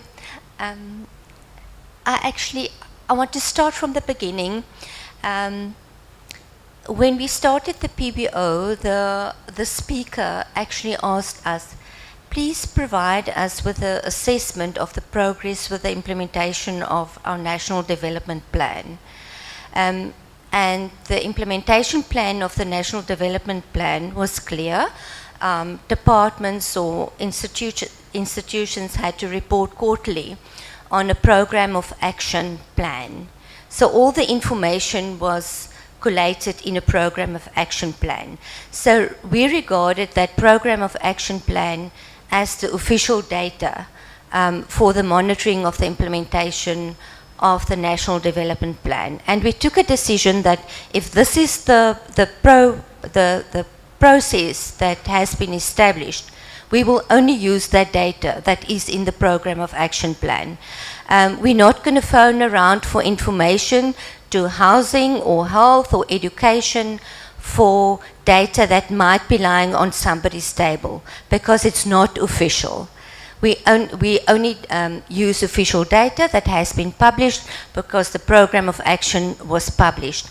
And with our first assessment, we actually found that progress was only 38% because of the poor reporting. And then we basically provided our speaker with that information. And it actually, when she presented to other speakers and to cabinet, it actually created a bit of chaos and an uproar because it's very slow. The progress was very slow. And we also presented these numbers to the Appropriations Committee because we only serve the Appropriations and Finance Committees. But our committee also invited the Department of Planning, Monitoring and Evaluation, which is responsible for reporting and collating and collecting all this information. So we presented our findings, and they were also in the same committee. and they were also embarrassed because of our findings. And some of the comments were in terms of how we assessed the progress with the implementation, and they said, but why did prove and make sure that we have all the information? And that's why I also indicated. And then with our next assessment, the progress was much better because the reporting was much better. But also we also realized, because of the lack of information, we need to go a bit further, because everybody is saying, and it's almost like we have wonderful policies. And yes, we do, but if it's so wonderful and if these policies are so good, why can't we implement them? Somewhere there must be stumbling blocks in terms of the implementation.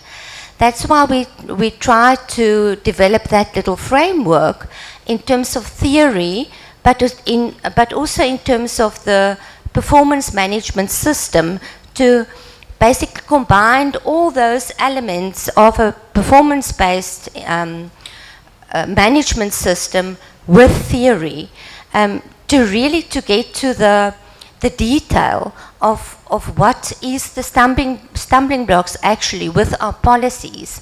And that's where we discovered that some of the national priorities are not included in annual performance plans or strategic plans of departments. And then we went further and we looked at the alignment of our annual performance plans with the budget. And then we also collect that information. So all that detailed information we listed in the findings. So that is how we these findings to our committees, and then they will make the recommendations, or they will call in the departments. They will call in the Department of Planning, Monitoring and Evaluation, and basically tell them, these are the findings from our Parliamentary Budget Office. How are you going to improve on these things? So yes, after our first analysis, our Department of Planning and Monitoring and Evaluation amended their guidelines in terms of how departments need to change their strategic plans, need to change their APPs. And then after those guidelines were issued, we did another assessment, and on the 2019-24 medium-term strategic framework. But those, some of those findings were similar than the previous 5-year implementation plan. So we still don't know why ministers or departments don't implement those guidelines. One of the reasons might be that there's no consequences. These are guidelines, but no consequences. The other reason might be is that these guidelines are now amended and issued, distributed by the Department of Planning, Monitoring and Evaluation. But in terms of legislation, our PFMA, it's actually the responsibility of the National Treasury.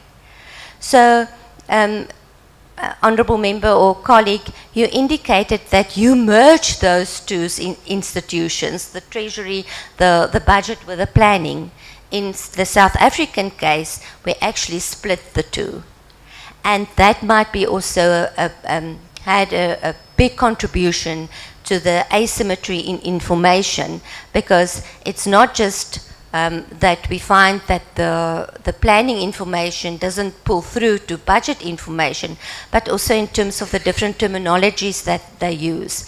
If you are a program manager in a department and you need to implement these things, but you have different concepts which are not actually defined, how do you really interpret what to do and how to respond and report on the, or even to develop outputs in terms of the outcomes and priorities that is required of them to perform on.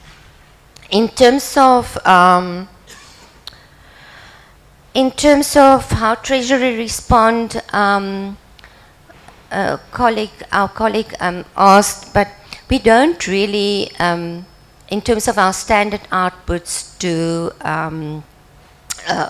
costing. It's just in special instances that we do costing, but not really on projects, big projects. What I wanted to also say is our Treasury really respond quickly. In a very few instances, we actually have to ask them for additional information.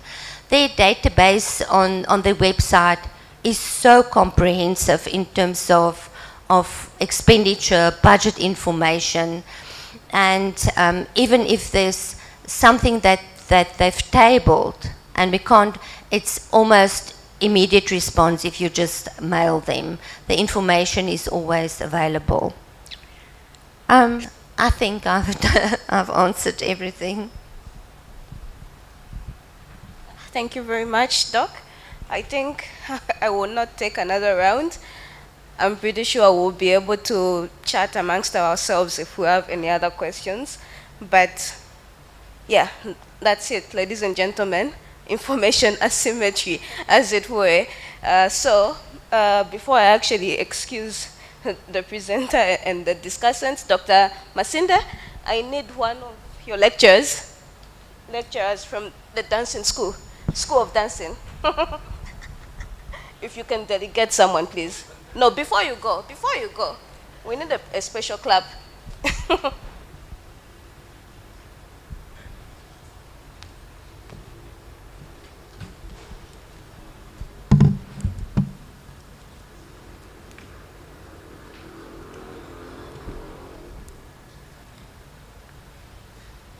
I mean, we started this with a clap from the School of Clapping. So yeah, Peter, thank you. I think I should be, my teacher should also be around. Teacher Millicent. Eh? Oh, you come later. Anyway, thank you panelists for the wonderful presentations you have done. Actually, I've learned a lot. What we can do, since this is the last presentation of the day, we can stand so that we give them a hearty clap. So, okay, I wanted to speak in English, but I remember this is an international conference. So, what we'll do is, we'll do factorial. Bonamdeng, would you like to join me? We do the factorial together, since you are the father of factorials. Come, please join me. So, you can get your factorial. Shums says that I have taught him so many things, and amongst them is clamping. We are going to do a 5 factorial. And 5 factorial, we will clamp 1, 2, 3, 4, 5. Then 1, 2, 3, 4. Then 1, 2, 3. 1, 2, 3. 1, 2. And then 1. While we do factorial with this, with our ants, we shall also do another factorial after the ants.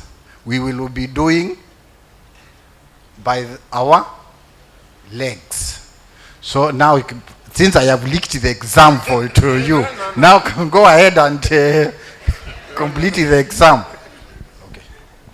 Okay. Just for purpose of practicing. 1, 2, 3, 4.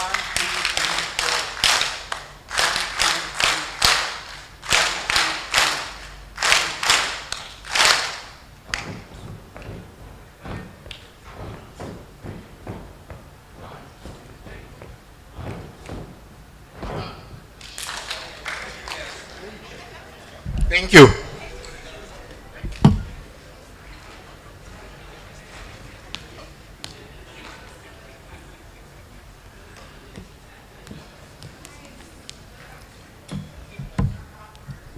Can you believe it? We're done. We are done. I can't believe it. Yes. Unbelievable. Thank you very much, our panelists and our presenters, and even you as participants. I think it looked like a long 3 days, but finally we are done with the 3 days. Now, we've got some announcements to put across. Maybe I'll invite Millicent to come forward so that she can make some announcements before maybe I invite Dr. Masinde. But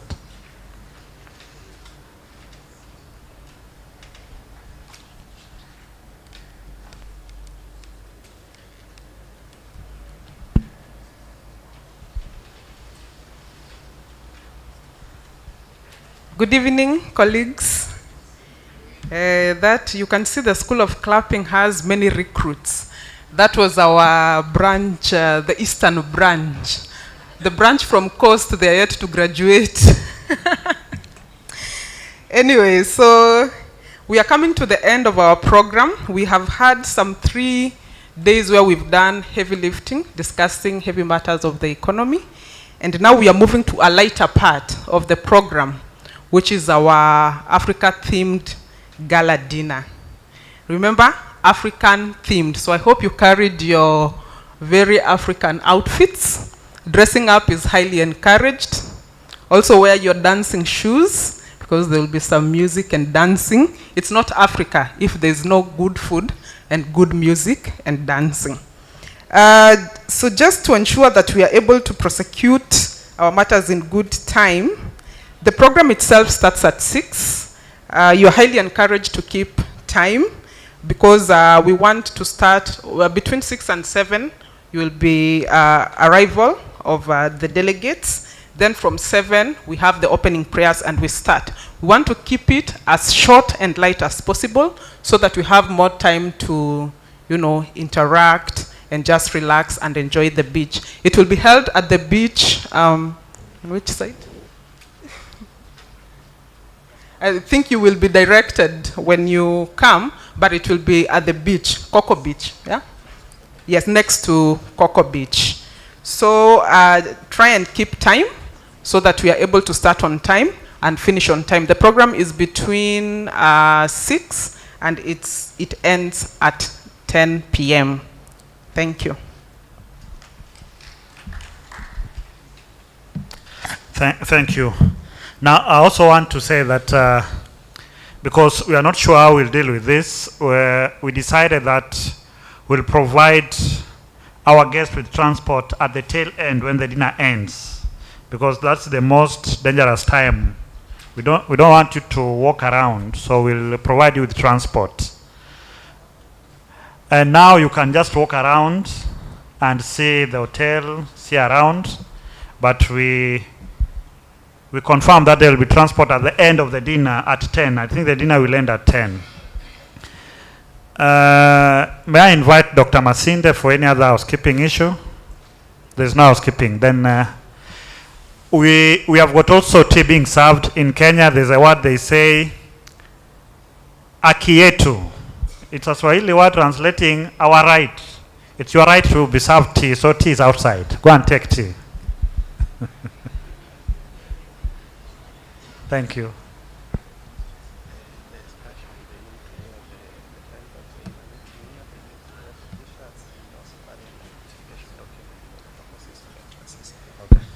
Sorry, there's one important announcement I've not made. Tomorrow we've got an excursion. If you didn't give us your name, perhaps maybe we give you one more chance to present your name in the next 5 to 10 minutes. You are advised to wear the t-shirts that was provided in the conference bag. Then you carry an identification document, either passport. If you are Kenyan, you can carry your identification card or a passport still.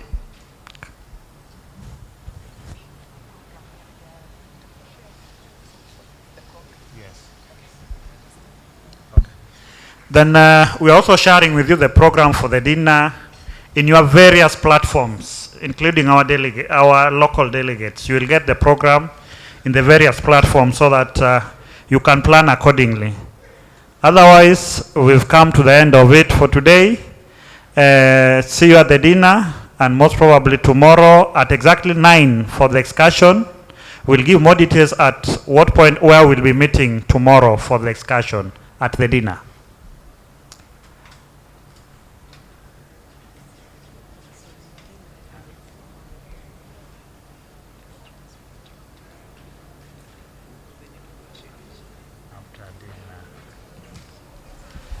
Sorry, we'll provide transport after dinner. So now I think our Kenyan brothers, you can assist our delegates get Uber, taxi fare to go to the hotel rooms and change for those who are not residents here. Yeah, is there any other question? Any clarification? Everything is clear. We go for tea and coffee.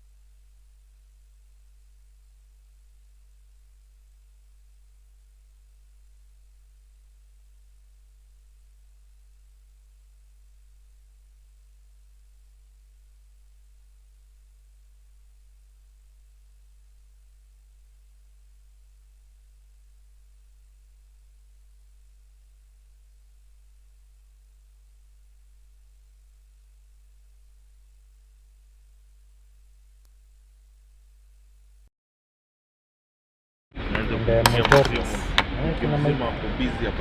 Kuna mic. Nilienda nayo Nairobi katika 3 weeks. Na mimi nilirudisha. Fully charged. Hizi kubwa ndio naona nitakuta na kubwa. So hizi ziko fully charged. Hizi zinaisha zote. Ziko katika hapo hivi. Ndio charge. Hiyo kwa hiyo. So zote hizi ziko charged. Hizi ziko charged. So hizi